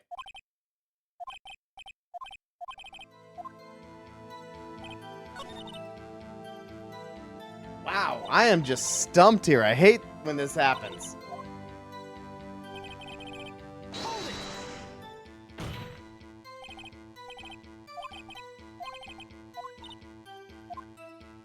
Let's try to ask it its name again.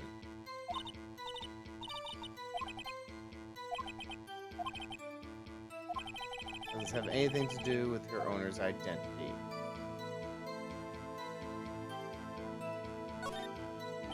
Okay. I was just hoping to see something new would pop up. Try that again. Oh, wrong one. Shit.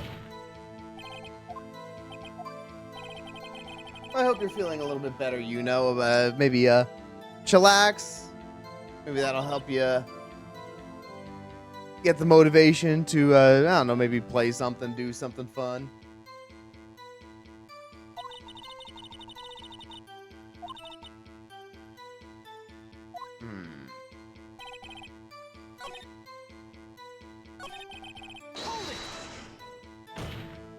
Let's try the poly thing one more time. Like, I feel like these are mostly just hints rather than something that actually we should present to them right now, the bird right now.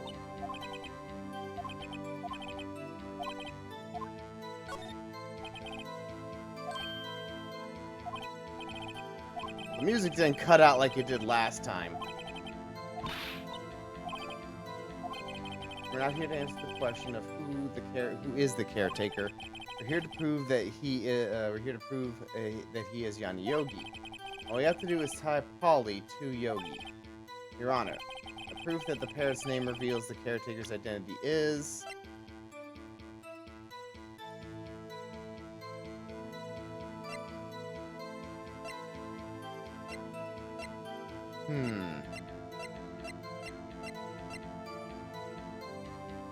I think we did present the bird last time. Let's try that. But I don't know. No.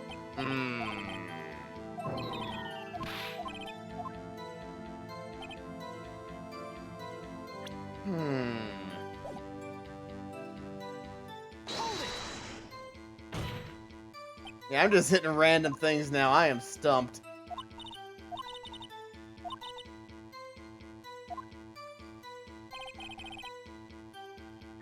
Do I have anything? Hello, hello, Squawk. Photograph of the scene. Can we read anything from the transcript is what I'm getting at here. Check.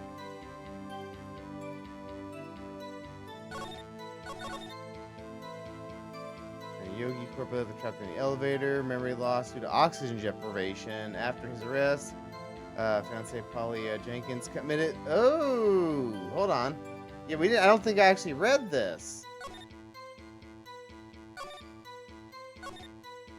Okay, summary. Elevator, District Courthouse. Air in the elevator was oxygen depleted at the time of the incident. No clues found on the scene. A defense attorney trapped in elevator returning from a lost trial with son. Miles Edgeworth, age 9. One bullet found in his heart. The murder weapon was fired twice. Interesting. Surprised I didn't read this. Court bailiff trapped in an elevator with Edgeworth's memory lost due to oxygen deprivation. After his arrest, fiancée Polly Jenkins committed Sudoku. Well, there we go.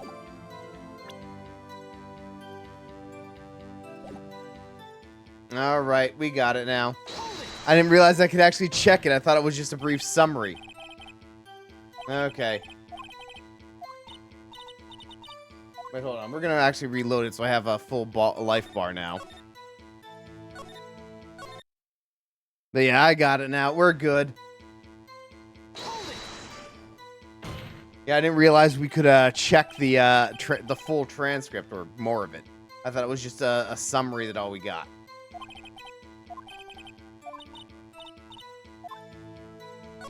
What's your name? Maybe I should get her to say her name. Polly, what's your name? Polly. Squawk, squawk. Polly bird, Polly pretty bird, but Polly didn't commit Sudoku like the real one did. So let's reveal that. Of course it does. Name the parrot's name will prove her owner's identity. Then show us the proof. We're not here to answer the question of who is the caretaker. We're here to prove that he is Yanni Yogi. All we need to do is tie Polly to Yogi. And here it is, Your Honor. It is the DL6 incident. Polly. Oh. The DL6 incident case file. Oh, that's quite a large file you have there. Which page is this proof on then? Show us or stop wasting our time. Very well. Mr. Wright, show us the page. No problem. Where in this file is information connecting? It's suspect data. It's on the suspect data page. This page has all the information about Yanni Yogi. Right after he was arrested, his fiancée committed Sudoku, see? Indeed, it does say that, yes. What was his fiancée's name? Polly Jenkins. Polly. And the music cuts out. Success! Exactly, Your Honor. I mean, that is very circumstantial, but whatever. You want to remember the name of his fiancée? Yeah, who had committed Sudoku. That's why he named his parrot after her. I see, I guess that is possible. Bah, a mere coincidence, that's all. I mean, yeah, it's not the best evidence, but it's all we got right now. My granddaughter has a dog she calls Phoenix. Well, Mr. Phoenix Wright, does this make you My granddaughter's fiance. I can't do his voice anymore. She's only 7 years old. Indeed. Alone, it is a little weak for evidence in a murder trial. We would need something other than corroborating evidence. Where am I going to find that? Look, we're getting closer. One more. If we could just find one more piece of evidence. Right, but what? All right, very well, witness, you may continue. Okay, well, we at least got something.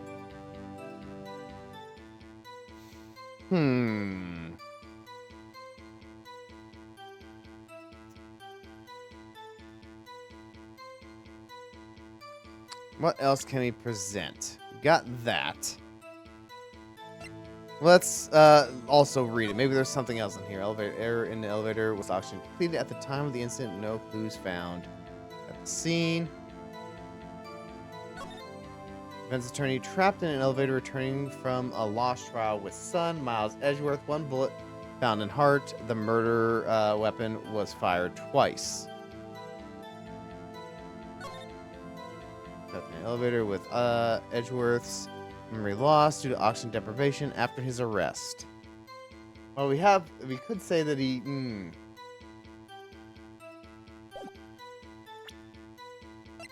What is the other piece of evidence?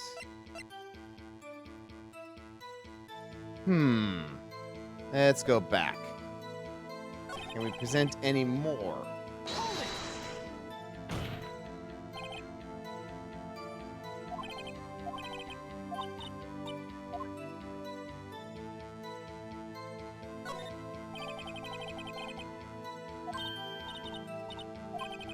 Let's okay, back to the safe number. Maybe that one is another thing. What was the number on the safe? 1228, 1228.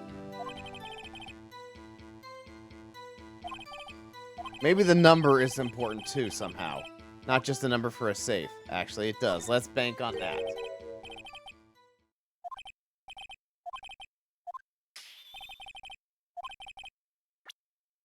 Okay, is 1228 something around here somewhere?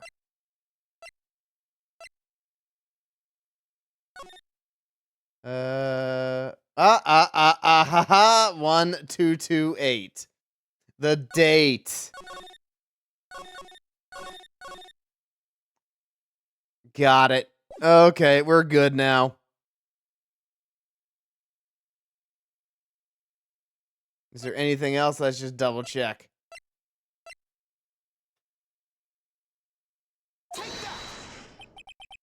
Yep, the case file again. What is this obsession you have with that case? Oh, Mr. Wright, where in this file is something relating to the safe number? Case summary.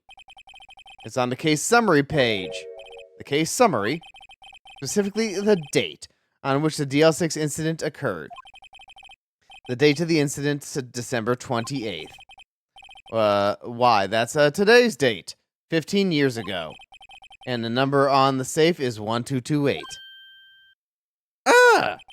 He used the date of the DL6 incident as the number for his safe, Your Honor. Okay, that's two things. Does that get us where we need to go?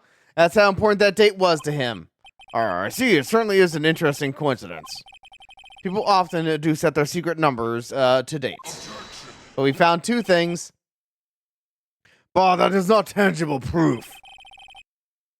I set my ATM card.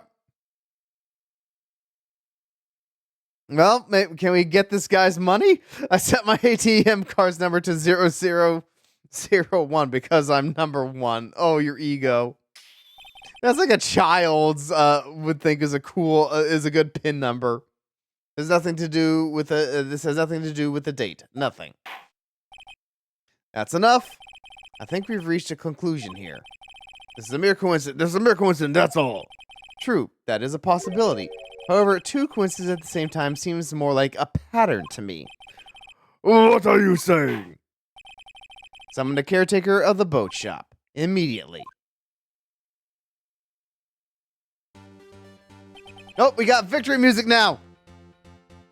Witness, tell us your name. Wait, this witness, he does not remember. No, it's okay. Hmm? No, it's okay. Oh, that's a different look. Oh. I've accomplished what I wanted to do. I'm done. Nick, he looks totally different. This is the real Yogi. I think finally. He's been acting feeble to hide his true identity. Acting for 15 years. Well, let me ask you again. Please state your name for the court. My name is Yanni Yogi. 15 years ago, I served as bailiff in this very court.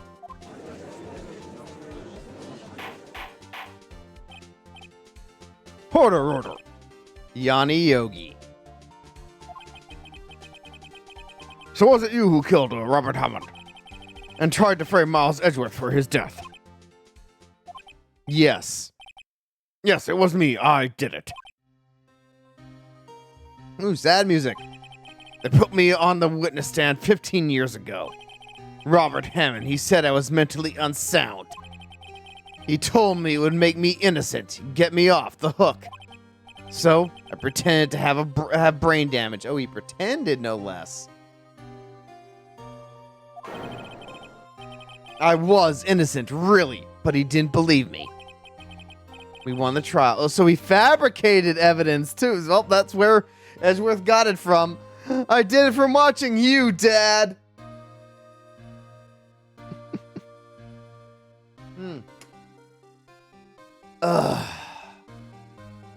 We won the trial, but I lost everything. I lost my job, my fiance, my social standing. Then this year, 15 years later, a package arrived. It was a letter and a pistol. The plan was written out in careful detail. It was a plan for me to take my revenge on the people who ruined my life. I didn't care who had sent it. I thought it was my chance after 15 years. This was it. Finally, a chance to have my revenge on Robert Hammond and Miles Edgeworth. I have no regrets. Wait a moment. Revenge against Miles Edgeworth? What do you mean? I'm not at liberty to speak on that matter. Why don't you just ask Mr. Edgeworth yourself? Anyway, I admit it. I was the one who killed Robert Hammond.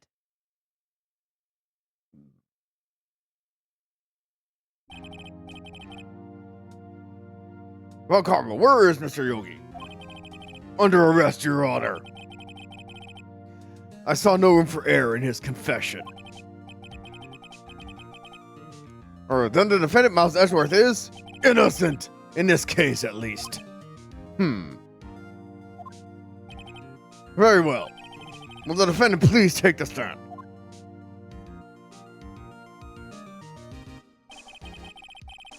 There are a few mysteries left unsolved. Still, you are cleared of suspicion for this particular case. So I'd like to pass judgment on the murder of Mr. Robert Hammond. Any objections? Ellipses all around, that's good. I don't believe it. Why isn't Von Commerce saying anything? Very well.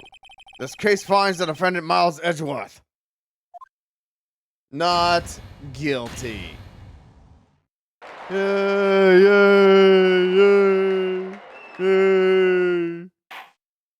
Nope, we got an ad coming up soon. Hopefully we can get to a good breaking point. That is all. This court is adjourned. Objection! A last-minute twist. Did someone just say objection? It wasn't Von Karma. Wait, but that means no. Edgeworth! Your Honor. I object to your judgment. Or what do you mean? I'm not innocent at all. And we have heard Yanni Yogi killed Robert Hammond in revenge. But revenge for what? Nick! We're gonna take a break, I think, when the ad plays, or... Well, nah, I think we can keep going through that. It's not a big dramatic moment, so we'll just keep going. Edwards is trying to confess. He's going to say he's guilty. He's going to tell them he was the murderer in the DL6 incident. He's going to tell them he killed his own dad. Oh, what do I do? Raise an objection. Objection! The judgment has already been passed. I object to Edgeworth's outburst. Objection! Didn't someone like this happen yesterday, too? I believe a certain witness raised an objection after a guilty verdict was passed. But this is a confession for a completely different case, dude. That would be Larry. We must hear this new statement. Regardless, it's still a completely different trial, man. We must hear Miles Edgeworth. Oh, he's right. We have a duty to hear Mr. Edgeworth out.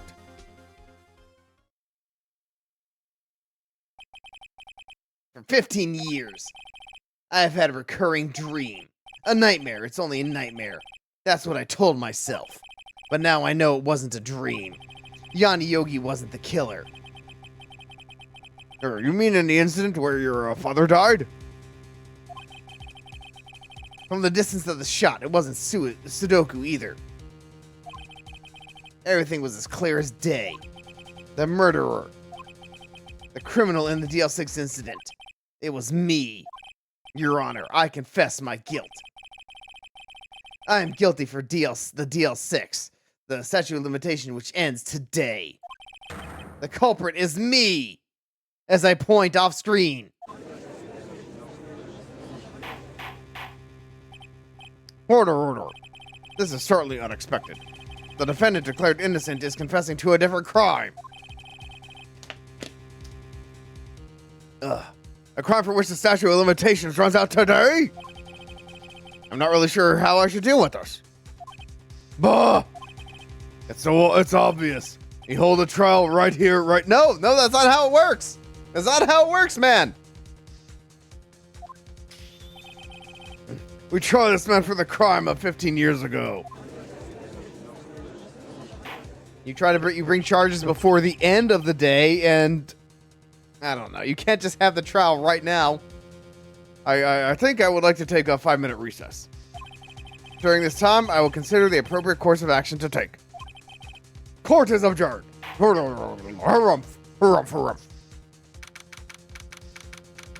December 28th, 2:24 p.m. I'm sorry, Wright. I just wasted all your effort. Mr. Edgeworth, I don't believe it, sir.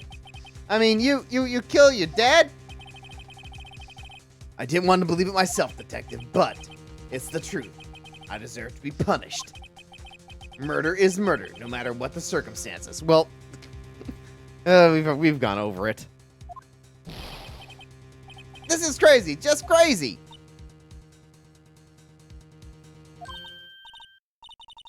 Nick, what are you doing?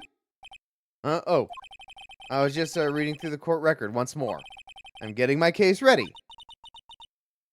Your case? For what? Huh? Hey, welcome back from Mad Jail.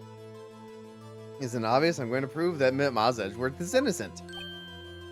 What are you talking about, pal? I just admitted it. He confessed that he did it in court. I'm sorry, Edgeworth, but I don't believe your nightmare. What? It's just a dream. It's not real. The truth is right here in the court record. In any case, tighten your belts. The real fight is just beginning. I'll prove you're innocent. Trust me. Right. Oh, I expected us to have like another break. So yeah, we're just going right into it. Now then, I would like to resume our trial. Resume our trial. Start a new one. Judge, Miles Edgeworth has admitted his own guilt. He has confessed his crime. Let us begin by hearing his testimony. Then, though pointless, let the defense do their cross-examination. The statute of limitation on the DL6 runs out today. Though it is unconventional for me, I'd like to run this one by the book. Just admitted in court that he does things bullshit all the time. I want to run this one by the book, though.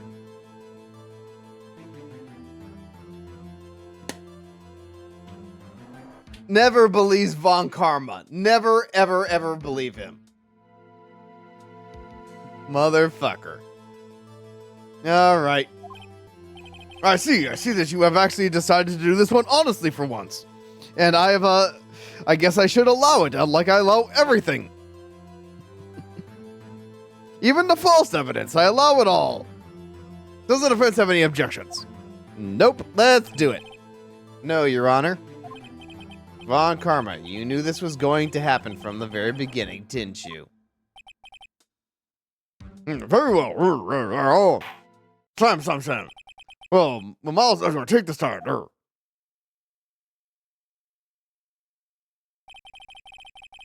the witness state his name and profession?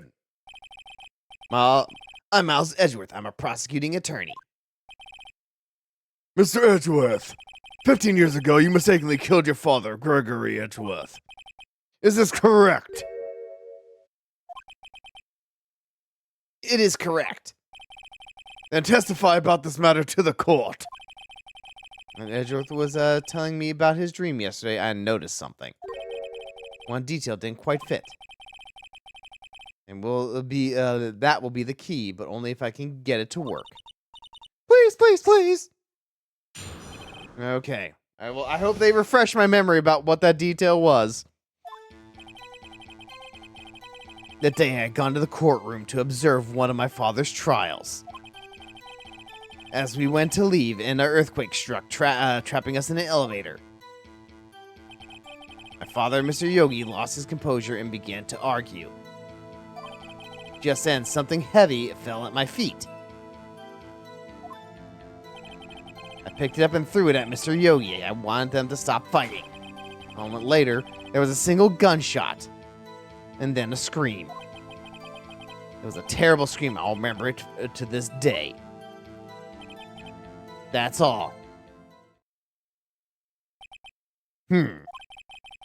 Until now, you thought the memory was a dream. We were stuck in the elevator for 5 hours.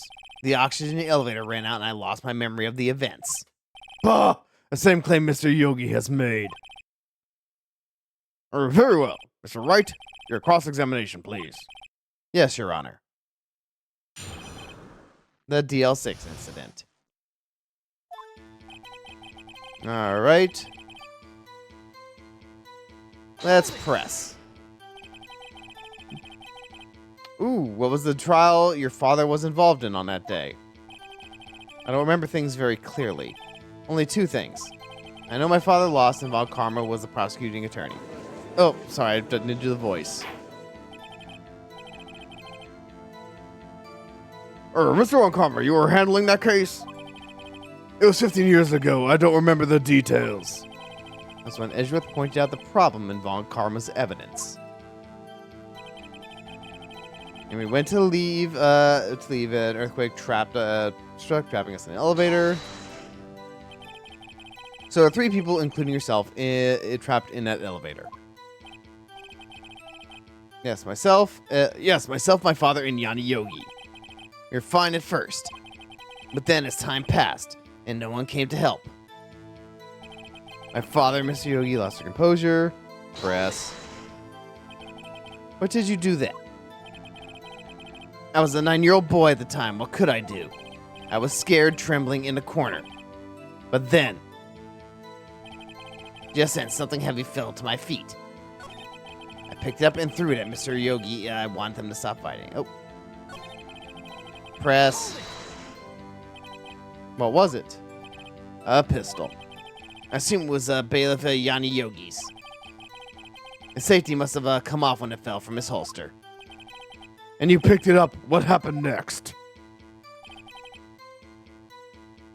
And you threw it at him? Did you know it was a pistol when you threw it?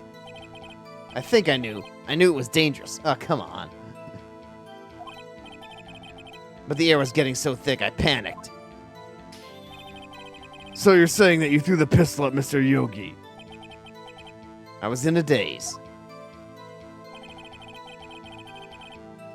Press.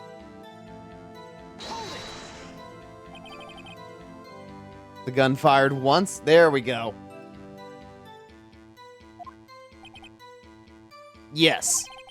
I think after I threw it, I lost consciousness. Since then, they've echoed in my head every day. That gunshot and a horrible scream. The scream? It was a terrible scream I remember to this day. Press.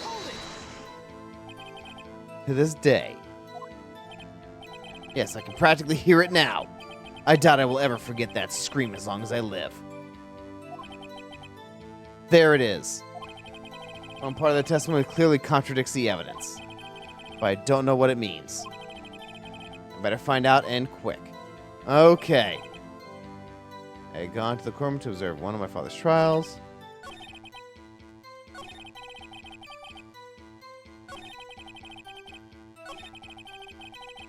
Single gunshot, that's important. It was a terrible scream. And a scream. Okay, well, let's look at the evidence.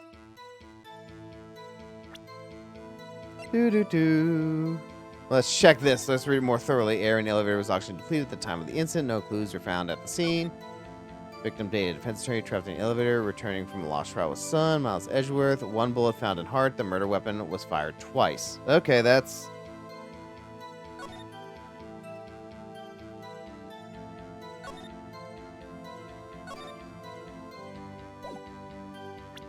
Okay, let's present. Objection! Are you sure you only heard one gunshot? Yes, I'm sure of that. I heard the shot and the scream. Then everything faded. I was unconscious until the rescuers came. I see. No, Your Honor, unfortunately, you don't. Look at this file one more time. This plainly contradicts the witness's testimony. You do enjoy dragging out that file, don't you? I don't accept this evidence unless you can tell us the page it's on. Which page contradicts Edgeworth's testimony? Victim data. Look at the victim data in this file. It says quite plainly the murder weapon was fired twice. Miles Edgeworth only heard one gunshot, yet the murder weapon was fired twice. The first shot was accidentally firing when the first shot was the accidental firing when the pistol was thrown. So who fired the remaining shot? Was there perhaps another shooter who fired the second shot? Your Honor, I'm sure you're aware. This incident occurred 15 years ago. The evidence is dated. The pistol fired twice. However, we do not know when the second shot was fired. It might have been fired the day before the incident. There is no proof that the second shot had anything to do with... Okay, we can easily check the records to know when this gun was fired. Anybody who is like a government official with a gun has a pretty strong record of when a gun is fired.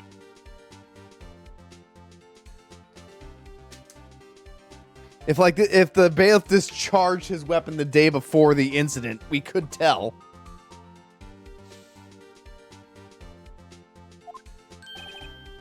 What? I see. You do have a point, Mr. Wright. The murder weapon was fired twice, as we have heard.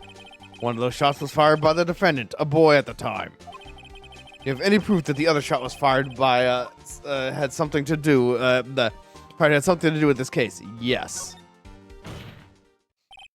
Your Honor, I think I will be able to show you proof. What? Impossible! No, Mr. Von Karma, save your surprise for after you've seen the evidence. Very well, Mr. Wright. Show us your proof. Do you have any evidence that the second firing of the pistol is related to this incident? Okay.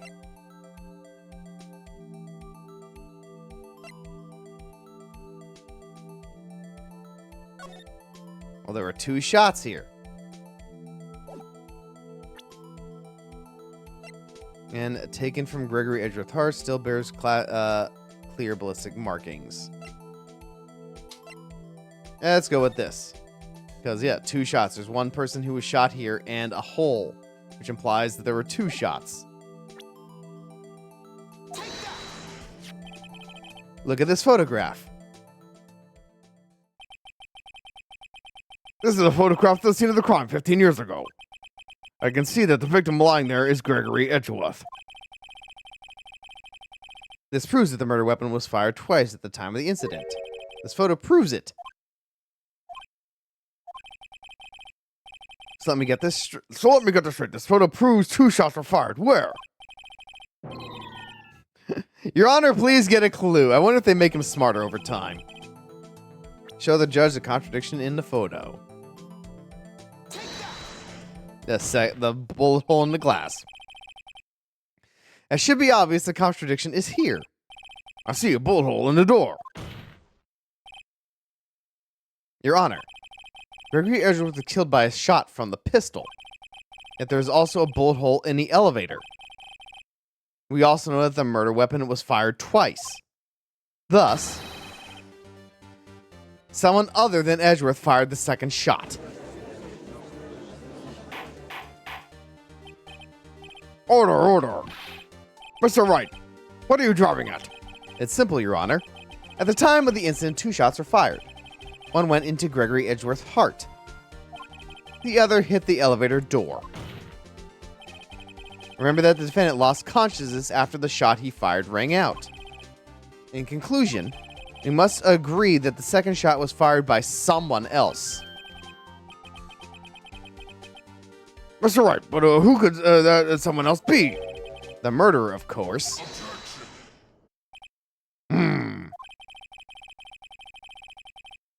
I knew I should have stepped in before your wild fantasies got out of hand.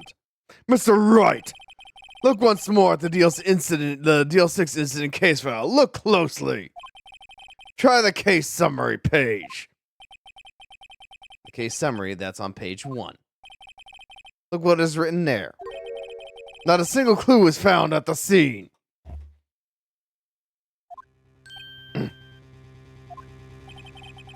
If the pistol had indeed been fired 2 times, then the other bullet would have been discovered on the scene.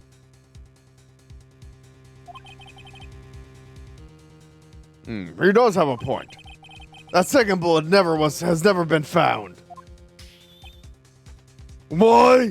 Because the second bullet does not exist. The bullet that claimed Gregory Edgeworth's life was the one fired by his own son. But there is still 2 bullets, though. That's the thing. That the fact that it was never found doesn't mean that the gun wasn't fired.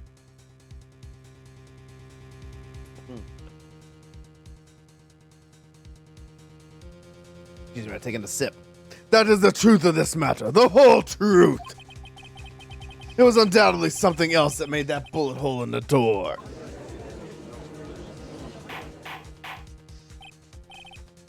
Order. I will have order. Mr. Wright, you've proven one thing is to us quite clearly.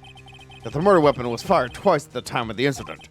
However, as Mr. Von Karma says, the second bullet was not found. It's highly unlikely the police merely overlooked the second bullet.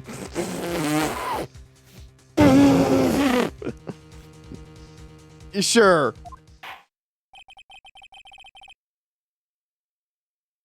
So we have all we have is the single bullet fired. I'm afraid I have to discount the defense's claim. Tisk. I praise the judge for his wisdom in this matter. God, how did this happen? I don't believe that I don't believe that the second bullet didn't exist. Was I wrong? Have I been wrong about this whole incident? What are you doing, Nick? Why aren't you raising an objection? I'm sorry, Maya. What? It looks like I was wrong. Why are we giving? I hate that the game forces us to give up in a weird way. That's one of the most annoying things about this game. The second bullet wasn't there, then all my conjectures are for nothing. No. But you said you'd do it, Nick. You said you'd get Edgeworth declared innocent. I'm sorry. It's just when I saw the photograph, I thought that 2 shots had been fired. I was so certain of it. I thought I'd won. I thought there was another person, someone else, who fired the killing shot. But now, I was wrong to think that it could be that simple. This case has stood unsolved for 15 years. Dick! Well, it seems that we finally cleared up this incident.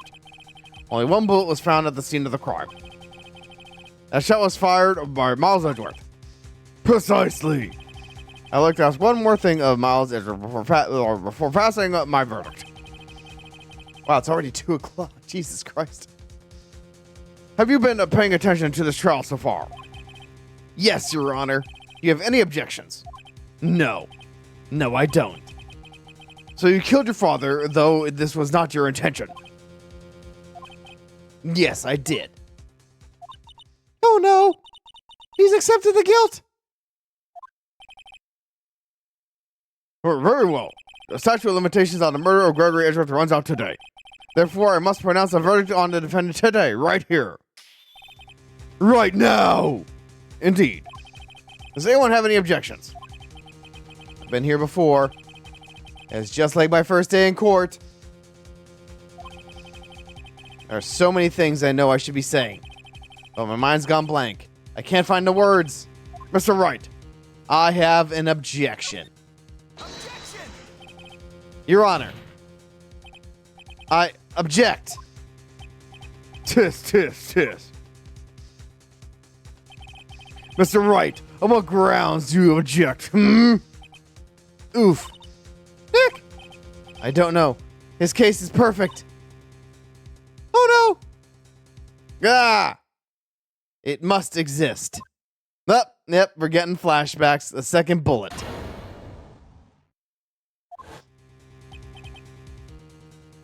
What? What did you just say? Nothing. The second bullet must exist. But where? Someone took it.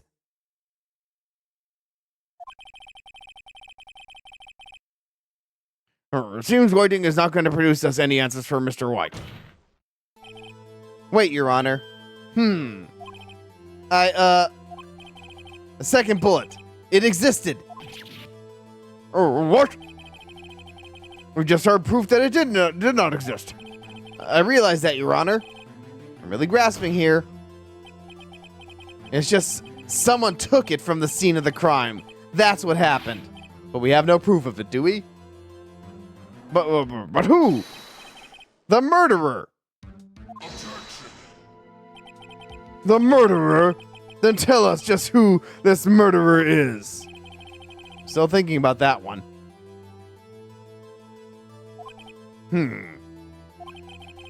So the criminal took the second bullet, but why? Huh. First of all, how would they have found it? It's not easy to find a stray bullet, Mr. Wright. Was there some pressing need for the murderer to search for that bullet?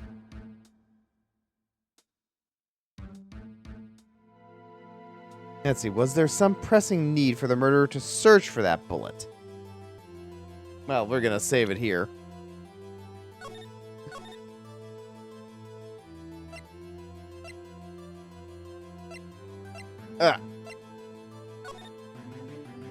All right, let's overwrite it. And let's see. Was there some pressing need for the murderer to search for that bullet? The murderer didn't need it. The murderer had to find it.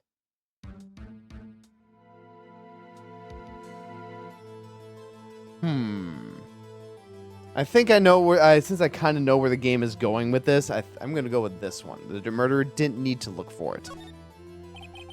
Why would the murderer have spent the time to look for that stray bullet? I haven't got a clue. What's wrong, Mr. Wright? The murderer had no reason to take that bullet. You don't want to admit it, but it's true. Okay, that was the last hint. I was going somewhere else with it. Never mind. I'll explain my thought process in a little bit. Had to take it. The murderer had to take it. What does that mean? You're thinking too normal. Think crazy. You're thinking too normal. Think crazy. Had to do inner voice. Don't think why the bullet was taken. Think why the bullet had to be taken. That's what I'm getting at. Mr. Wright? Yes, Your Honor. Wait, why was I doing her voice? I have no idea what I'm doing. Well, the murderer had no intention of taking the bullet from the scene, but the murderer had to take that bullet. Had to take it? What do you mean? Well, for instance what? Maybe the bullet hit the murderer. The bullet hit the murderer? Just saying, for instance. Oh, I love the lack of confidence. I mean, if it had hit you, you would have to take it with you, wouldn't you? It's not like you could perform surgery right there. You know? Wait a second. I was just talking off the top of my head, but what if that really is what really happened? Let me get this straight. So at the time of the murderer themselves was shot. And they left the second bullet still inside of them? Thus leaving only one bullet at the scene of the crime? Yes, I guess that's how I would say it worked. But there's a problem with that. The other two people rescued from the elevator, Miles Edgeworth and Yanni Yogi, were both unharmed. So what would that mean? The murderer came from outside, yes?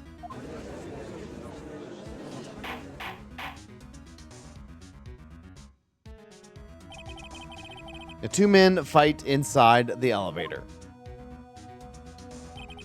Trying to stop them, the boy picks up the pistol at his feet and throws it. The pistol discharges and the bullet goes through the elevator door and hits the murderer outside. The boy loses consciousness. Then the murderer opens the elevator door and sees the man inside. Sees the men inside.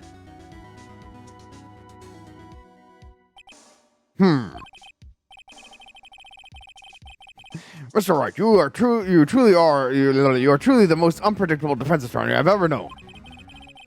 I can tell you're grasping, yet I cannot deny the possibility of what you say.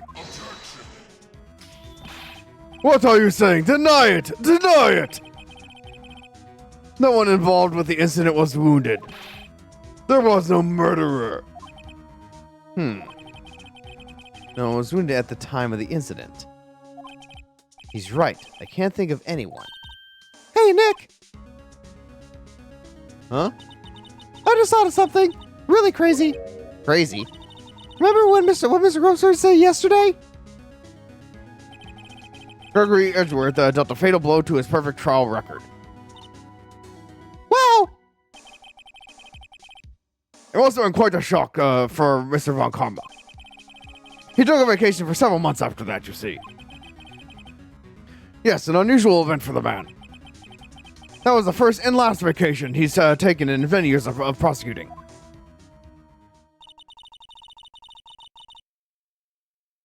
What if Von Karma didn't take that vacation because of shock, but he took it because he was injured? Which would mean it could only mean one thing.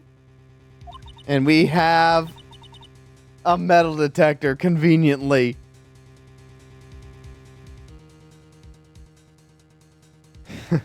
He was the murderer in the DL6 incident. He was the man that shot Gregory Edgeworth. It was Von Karma. Oh, man. Something wrong, Mr. Wright? You seem dazed. So you seem dazed. Oh, no, Your Honor. Well, you have indicated the possibility that the murderer came from outside. Can you give us the name of your suspect? Oh, uh-oh. Should I come out and just say it? Save it for a better time. Ooh. Nah, we're gonna say it now. We need it right now because we're kind of like grasping at straws. Your Honor, there is a suspect, one lone suspect. Well, this is certainly interesting news. Very well, Mr. Wright. Who's your suspect? Irk, my hands are shaking. What? Von Karma. Von Karma? I like that he's got a smirk. He's like, heh, heh, heh. You mean the Von Karma, the prosecutor, the one standing right over there? Bah! You don't object? I see no need why honor this ridiculous outburst with my objection.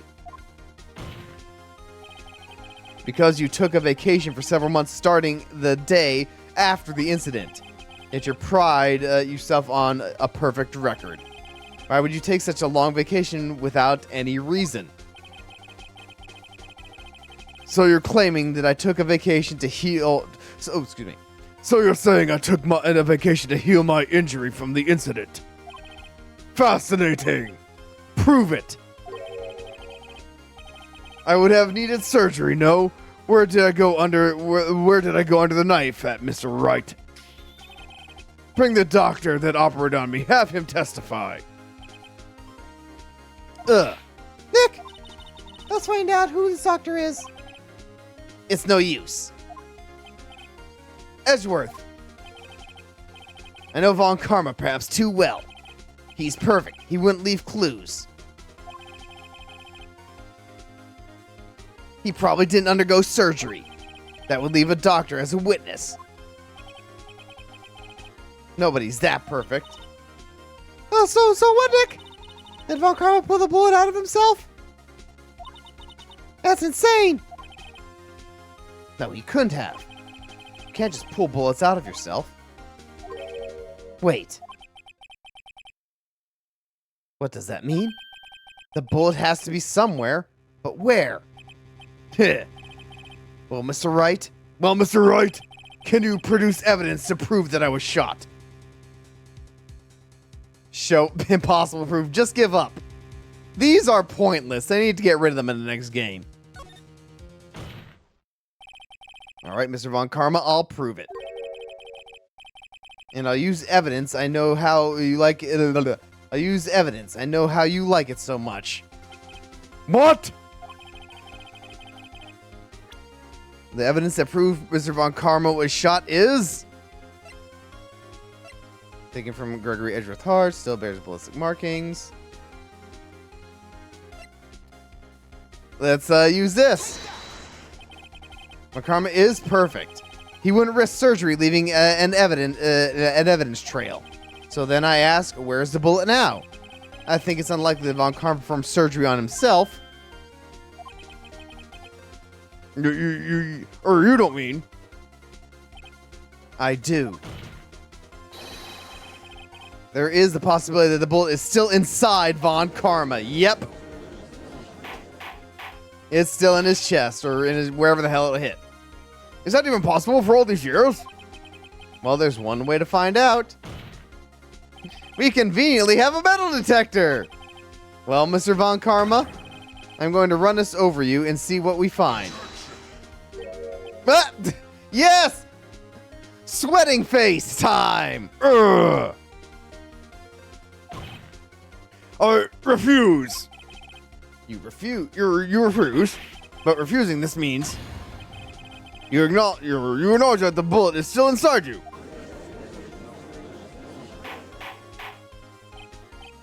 Order. Your Honor, the defense requests that we be allowed to use the metal detector. Judge, I call for a suspension of this trial. This is an invasion of privacy. The statute of limitations runs out on this case today. It was you who said that we had to end it right here, right now. Enough. I permit the use of the metal detector. Mr. Von Karma, you will submit yourself to the testing. Nick, what does this mean? I don't know, but we have to give it a shot. Surely there's no metal on his clothes.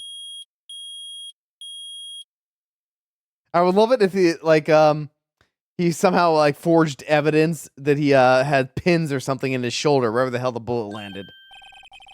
He can be like, well, I have pins in my shoulder. That's just how that goes. It reacted. Something's inside his shoulder. The bullet. Mr. Von Karma. You. It was you. I was afraid this would happen, and so I remained silent. Indeed, there is a bullet in my shoulder. However, it has nothing to do with this incident. What? I was shot in the shoulder long before the DL6 incident. I claim that the bullet in my shoulder has no relation to DL6. But Mr. Wakama, can you prove that? Prove? You're the prosecutor. Well, I guess this is our statement that it is. So I guess this is our accusation, so we would have to prove it. So fair enough. I mean, we've been asked to prove innocence for a long time now, but whatever.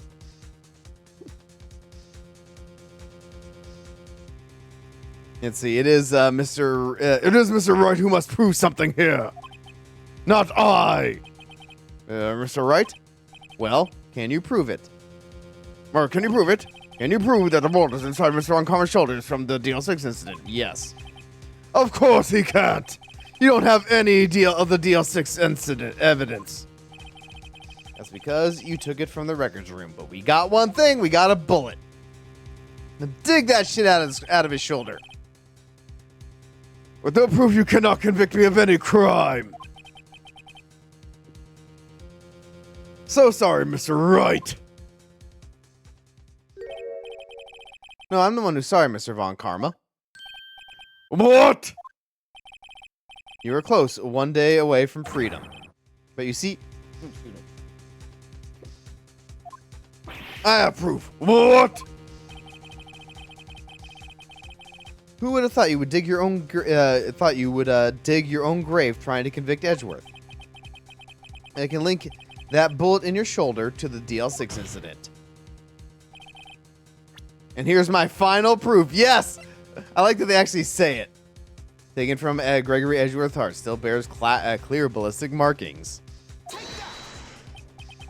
That?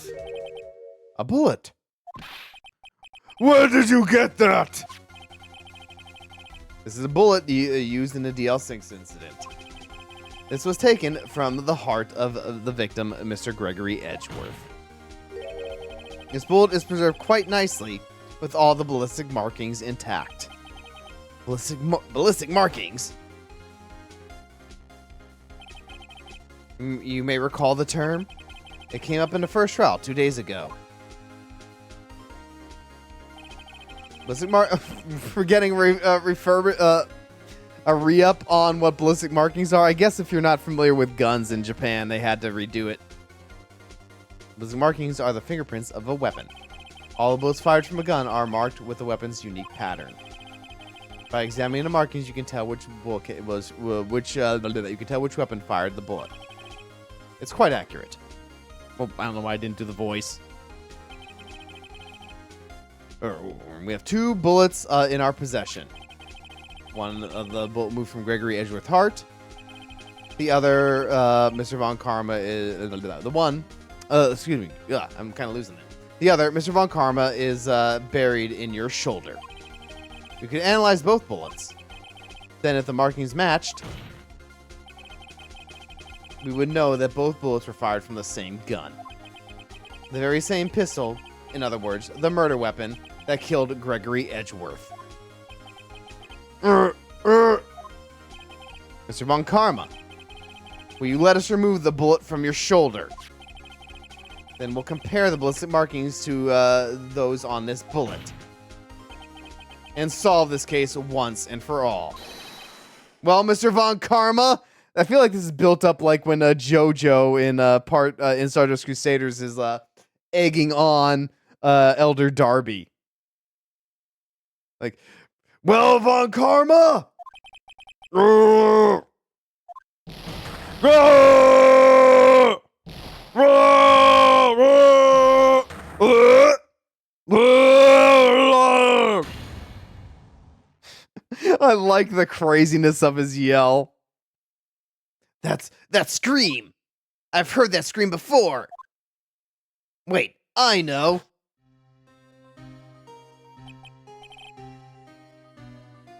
Help, help, I can't breathe. Quiet, I said quiet. You're not making this any easier. Stop breathing my air. I'll stop you.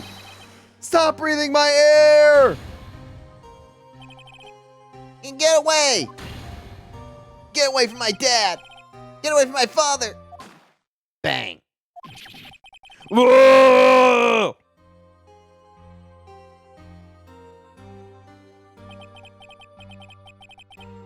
It's that scream I heard in the elevator 15 years ago. Von Karma, it was you who screamed.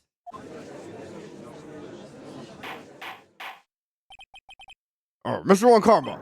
Whoa! Edgeworth, only you would dare defy me! So it was you. Ah! You and your father! You are my curse! Your father shamed me with a penalty on my record! And you left a scar on my shoulder that would never fade. Oh, the crash out is satisfying. Look at this. We can just let this go for a while now.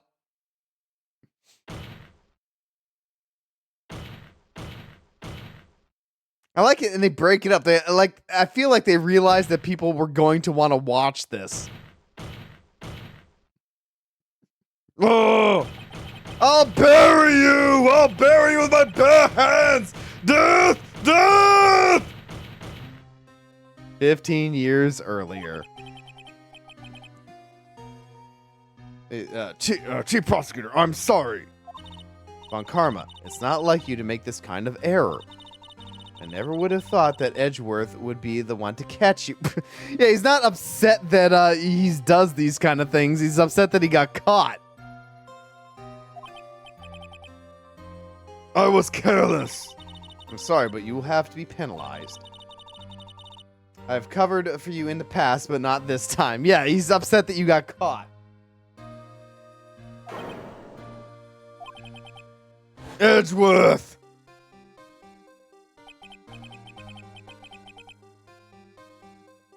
It was a shock like none I had ever known. Me penalized? It took hours for me to regain my composure. Suddenly, I found myself in the darkness. It was in the court records room. I must have wandered in there without thinking where I was going. The room was pitch black. The lights must have gone out. I went outside into the hall and felt my way to the elevator. I pressed the button, but nothing happened. Then, there was a noise. Yeah, you did have a bad day. I was in pain, a horrible burning pain in my shoulder. Just then the lights came back on. The elevator door opened before my eyes. He didn't even like mastermind it. He just kind of happened into it. I don't know, this would be like Murder 2, Murder 3 maybe? It wasn't like premeditated, so we wouldn't be Murder 1. I saw three people inside, all lying unconscious from oxygen deprivation. Much to my surprise, a pistol lay at my feet. I knew it then. It was destiny. Boom. In his last moments, Gregory Edgeworth was still unconscious. He died never knowing who had shot him. Later, he spoke through a medium blaming Mr. Yogi. He was fooled. It was the perfect crime. Hey, he fooled a ghost, so good for him. Tisk, tisk, tisk. Who would ever thought another man would have come to open that elevator door? Judge! Or what? What are you doing? Do your job. Bring an end to this miserable charade.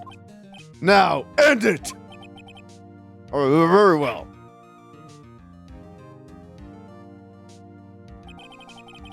I wish he was like still broken, but it's still kind of cool that he's just like, yeah, I was found out. Convict me already. It appears that we have come to the end, come to a very long way to the. It appears that we have come a very long way to the end of this maze.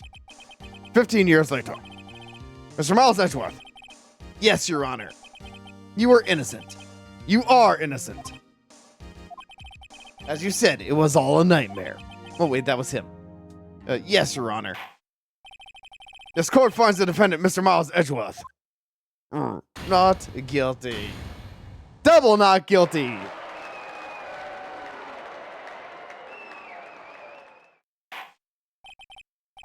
That is all. This court is adjourned.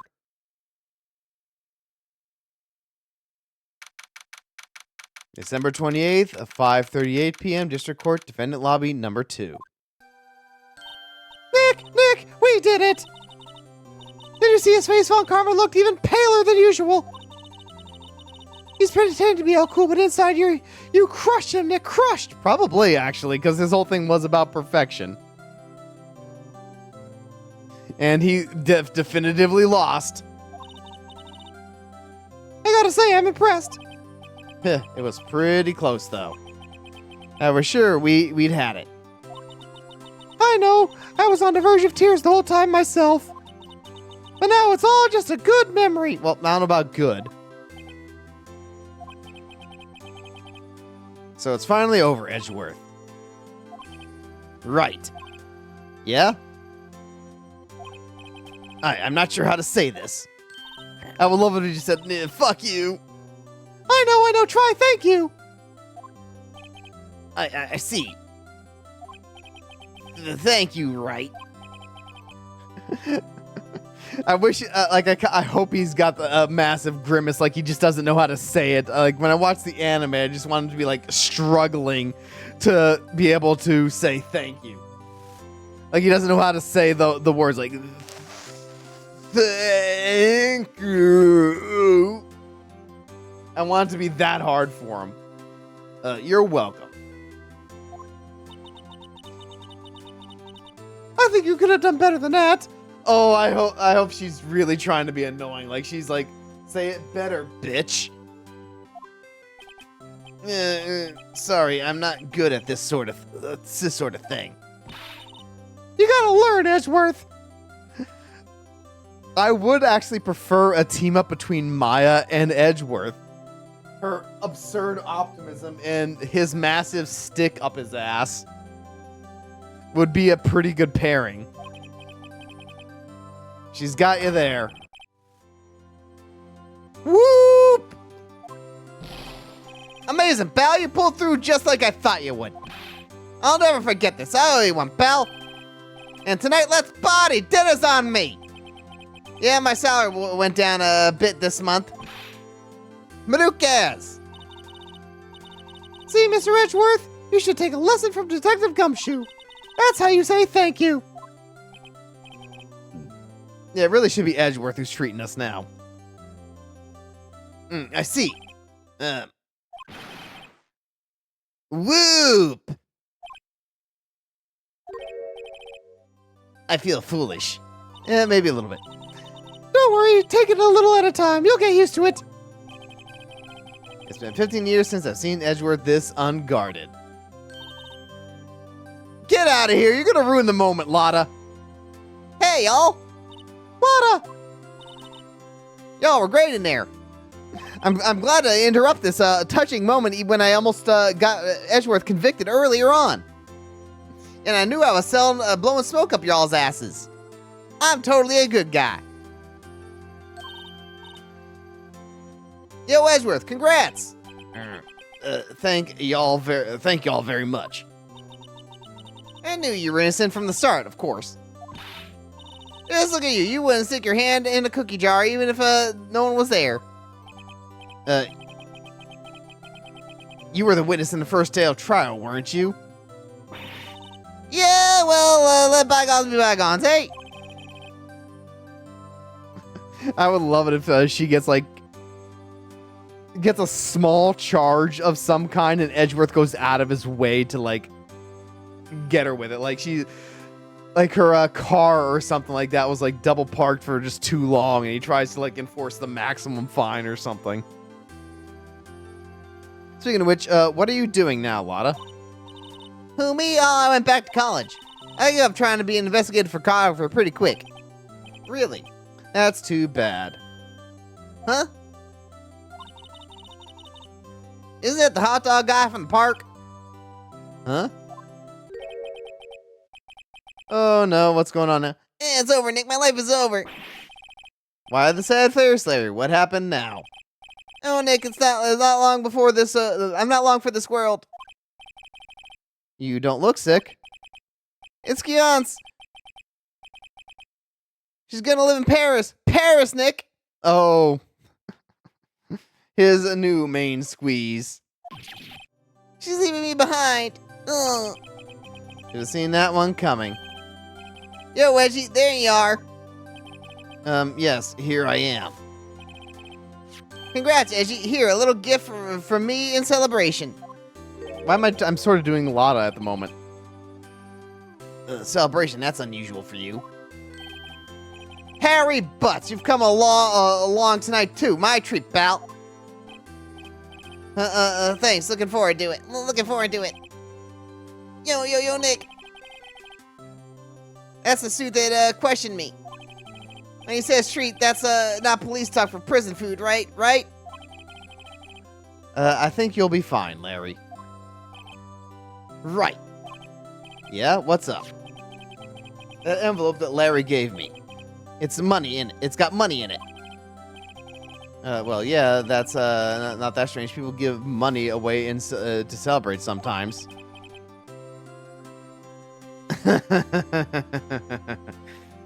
It's $38, right? Huh? What a weird amount. I mean, it's not a little, but it's not a lot either. $38 exactly. Nick! Wasn't that exactly the amount of lunch money that was stolen from Mr. Edgeworth in school? 38. Oh, 38? No.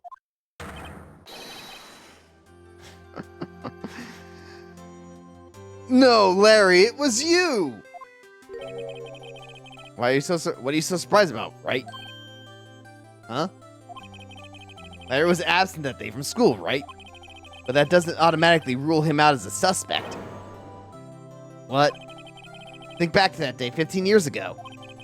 Larry took the day off, but he was bored, so he came into school anyway. Then he saw the money lying there, and the rest is history. Your entire life is a farce, Phoenix. I was never good in history. I would love it if he just smacks the hell out of him. Edgeworth, you didn't know, did you? I suspected. I just couldn't picture Larry protecting you like he did that day. Everyone else was saying that you did. The whole class was against you, remember? Yeah, too well. Right, you may not know this, but we used to have a saying back in school. Yeah, everyone knows it. When something smells, it's usually the butts. I know. Really, right? I'm surprised you didn't figure it out. Well, this is sure an unexpected turn of events, eh? Edgeworth. You should have told me! Now, Nick, it was 15 years ago. Get over it, bitch. Don't you think that statute of limitations run out, Mr. Edgeworth? I'd say so, yes. Yeah, there you have it. Where does this leave me? I became a defense attorney because of what you two did.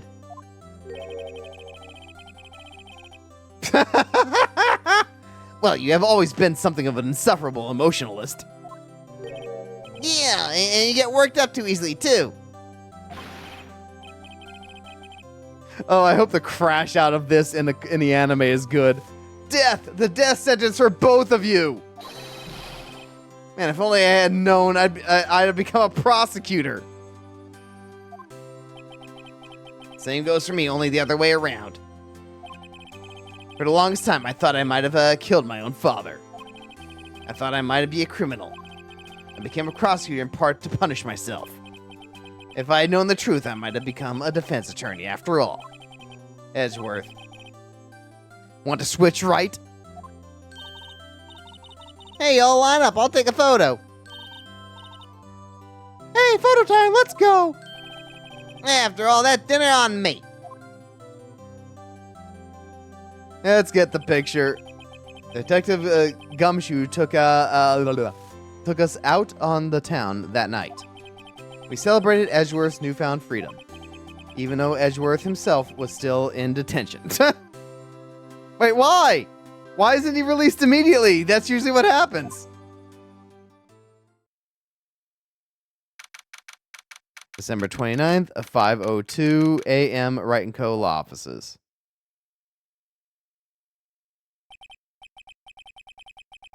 Oh, we're just crashing at the office. Well, I went a little overboard yesterday. My head hurts.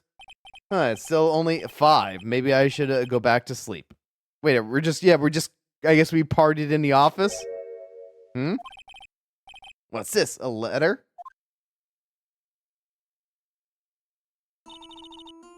Good morning, Nick. You were really impressive yesterday. Seeing you, and maybe think about what I'm doing here. I'm a spirit medium in training, of course. I wanted to help Mr. Edgeworth too. I wanted to help you, but I couldn't. I was so useless. So I decided to go back to my training. I'll become a full-fledged spirit medium for starters. I couldn't say it to your face, so I left this letter. Goodbye, Nick. Oh no, the sidekick is leaving. Goodbye. What time is it?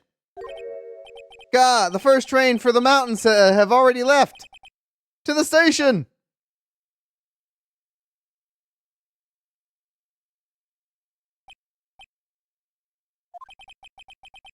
I guess I'm too late.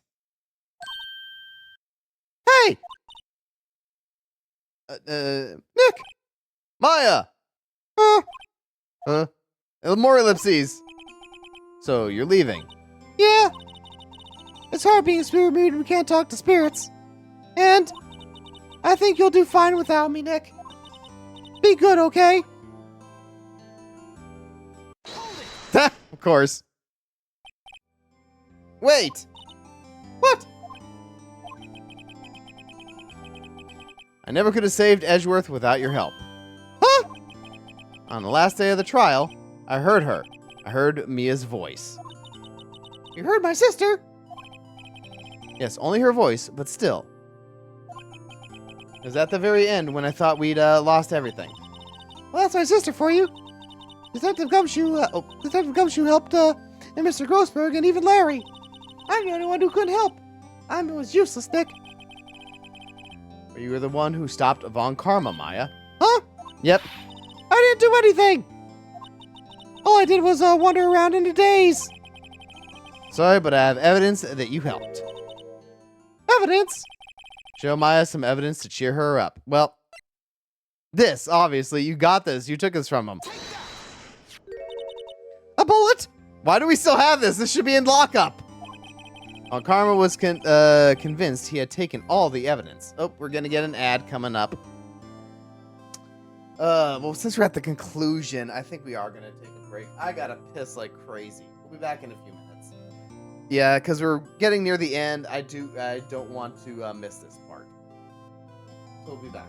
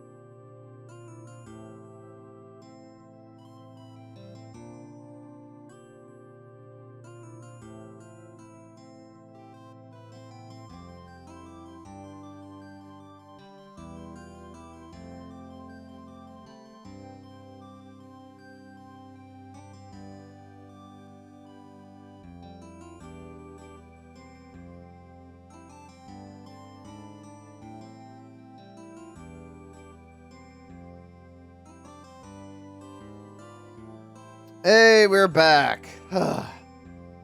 Much better. Let's see, where are we on? Von Karma was convinced he had taken all the evidence pertaining to the DL6 incident. But you were the one who rescued the last piece of evidence we needed. This was the bullet that put an end to Von Karma. And you were the one who gave it to me. Nick!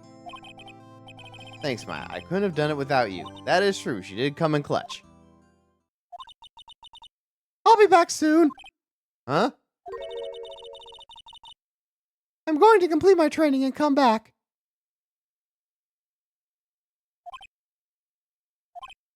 Okay, I'll be waiting. Of course you will. You can't run the office by yourself. You're hopeless. I do kind of like how they reframe this as like, no, she's kind of... Now she can go for herself rather than go because she feels useless. You're hopeless.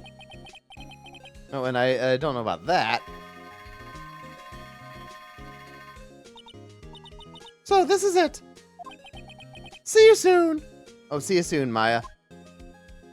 Yeah, they rephrase that as that she can go for herself rather than be because she feels bad about it.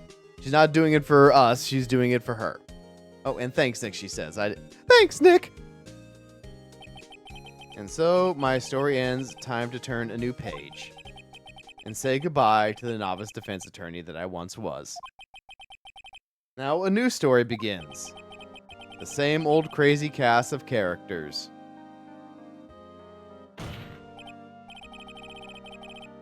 Wait, oh, we don't slow down so I can read it. Yes, Your Honor. I got a bad feeling about this. Objection! I wish I could have read through that. Concept script direction, Shu Takumi, and a legend was born. Hey, pal, Mr. Edgeworth came down to the precinct to wish me a happy new year. Talk about a pleasant surprise. Oop, detective. Oh, I can't read it. Some of these are going too fast. Then he hung his head and he walked away. Kind of like he was embarrassed or something. Strange, huh? I wonder if they eventually add voices. I do like the idea of Edgeworth being a massive nerd. Nick, I haven't seen him lately. Homie, I've been working at a cheese shop. This Missy is, that Missy's a nice lady, but she's not exactly, whatever. She's in Hawaii right now. God damn it, Larry. Just... It seems to imply that women traveling to other countries is a bad thing for some reason. Oh, this dude. Right, Oh, this is all like a retrospective. And who is talking to them right now? Is this Maya who came back? And I didn't read what he said because it's all going quickly. Like, not too quickly to read, but too quickly to voice. Oh, this dude. I'll try. Phoenix Wright, Oh, the defense attorney for whom I wrote all that affidavit for. Yes, you should know. I've taken over management. Hey, moving up. You should be in the area. Please stop by. What about, what's it, April, May?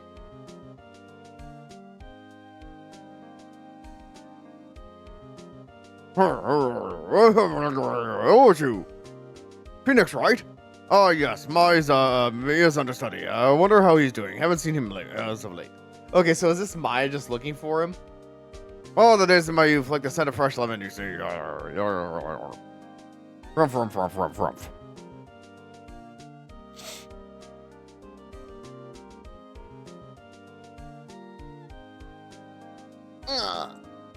Phoenix Wright, is he an actor? Well, I'm not buying it. You can't be a star with a name like Phoenix. Yep. Who heard of a Joaquin anyway? Joaquin. Okay, well, I'd like to go more into my thoughts, but I don't wanna like pass by these. I sure owe that Mr. Wright a great deal. And I'm keep my face out of the public. Whatever. I'll just read it normally. I can't read. I can't do the voices. Recall the voices fast enough.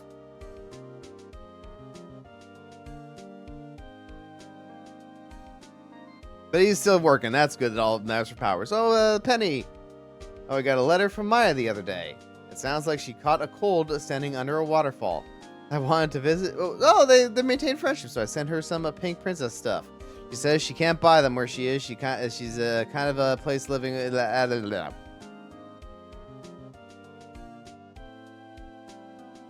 Well, that's kind of neat that they stayed connected. So this is not Maya who's here though, because she's talking about Maya as if she's not present.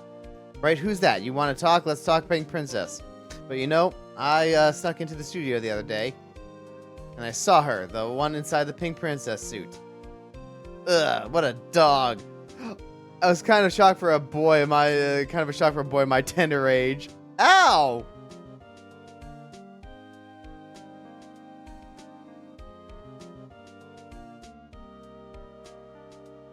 Yeah, I remember, right? That lawyer guy. Me, I'm in training to become a paranormal photographer.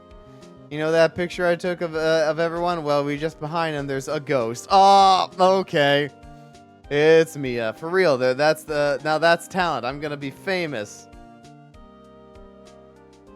I don't know if it's talent or the camera, but you know what? You're hanging out with the right person for that to work, though. Yep. Boss mommy, right over there. Oh, and I guess canonically, it's him who's throwing the confetti every time.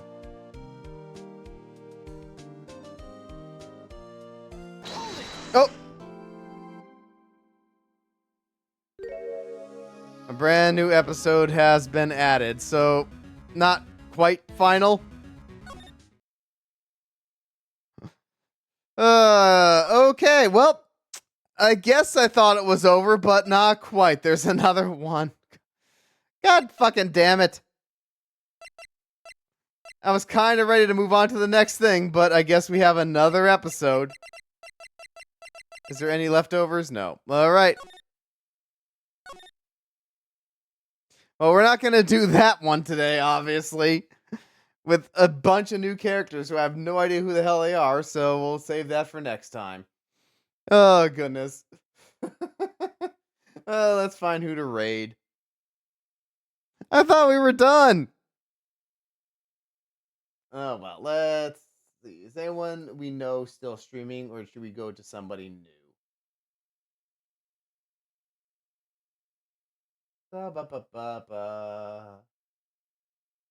Anyone we know still streaming, or do we make a new acquaintance? You know what, we're gonna raid into Graviton Gaming. I think he hangs out with Valerian sometimes. Oh no, he's he's away from stream, so maybe not. Anyone else?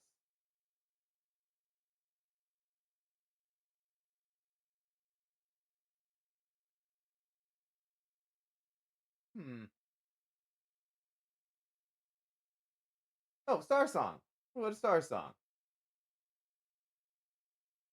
11 hours, Jesus Christ! Wait, are you doing something? Oh, sure, you're arting it up. Well, look, we'll go to Star Song as they're arting things up. Make sure you send some love, and remember this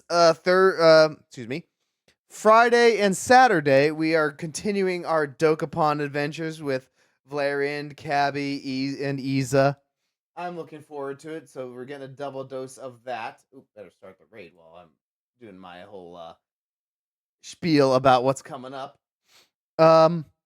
Let's see. Like I said earlier at the start of the stream, we might have something later this week on Christmas Eve or day. I'm not sure. It all depends on how busy, family events are. If they were not, if it's like if I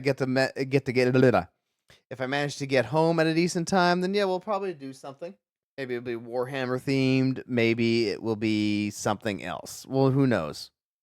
But yeah, make sure remember to come on back. Join my, go head on my Twitter, head up my Discord, so you can be be kept abreast of what's going on here. But yeah, that's all for me tonight. Thank you for joining me. I hope if you celebrate Christmas, you have a good one. If I don't see you between now and Dokapon. But yeah. Have a good evening and say hi to Star Song. Good night.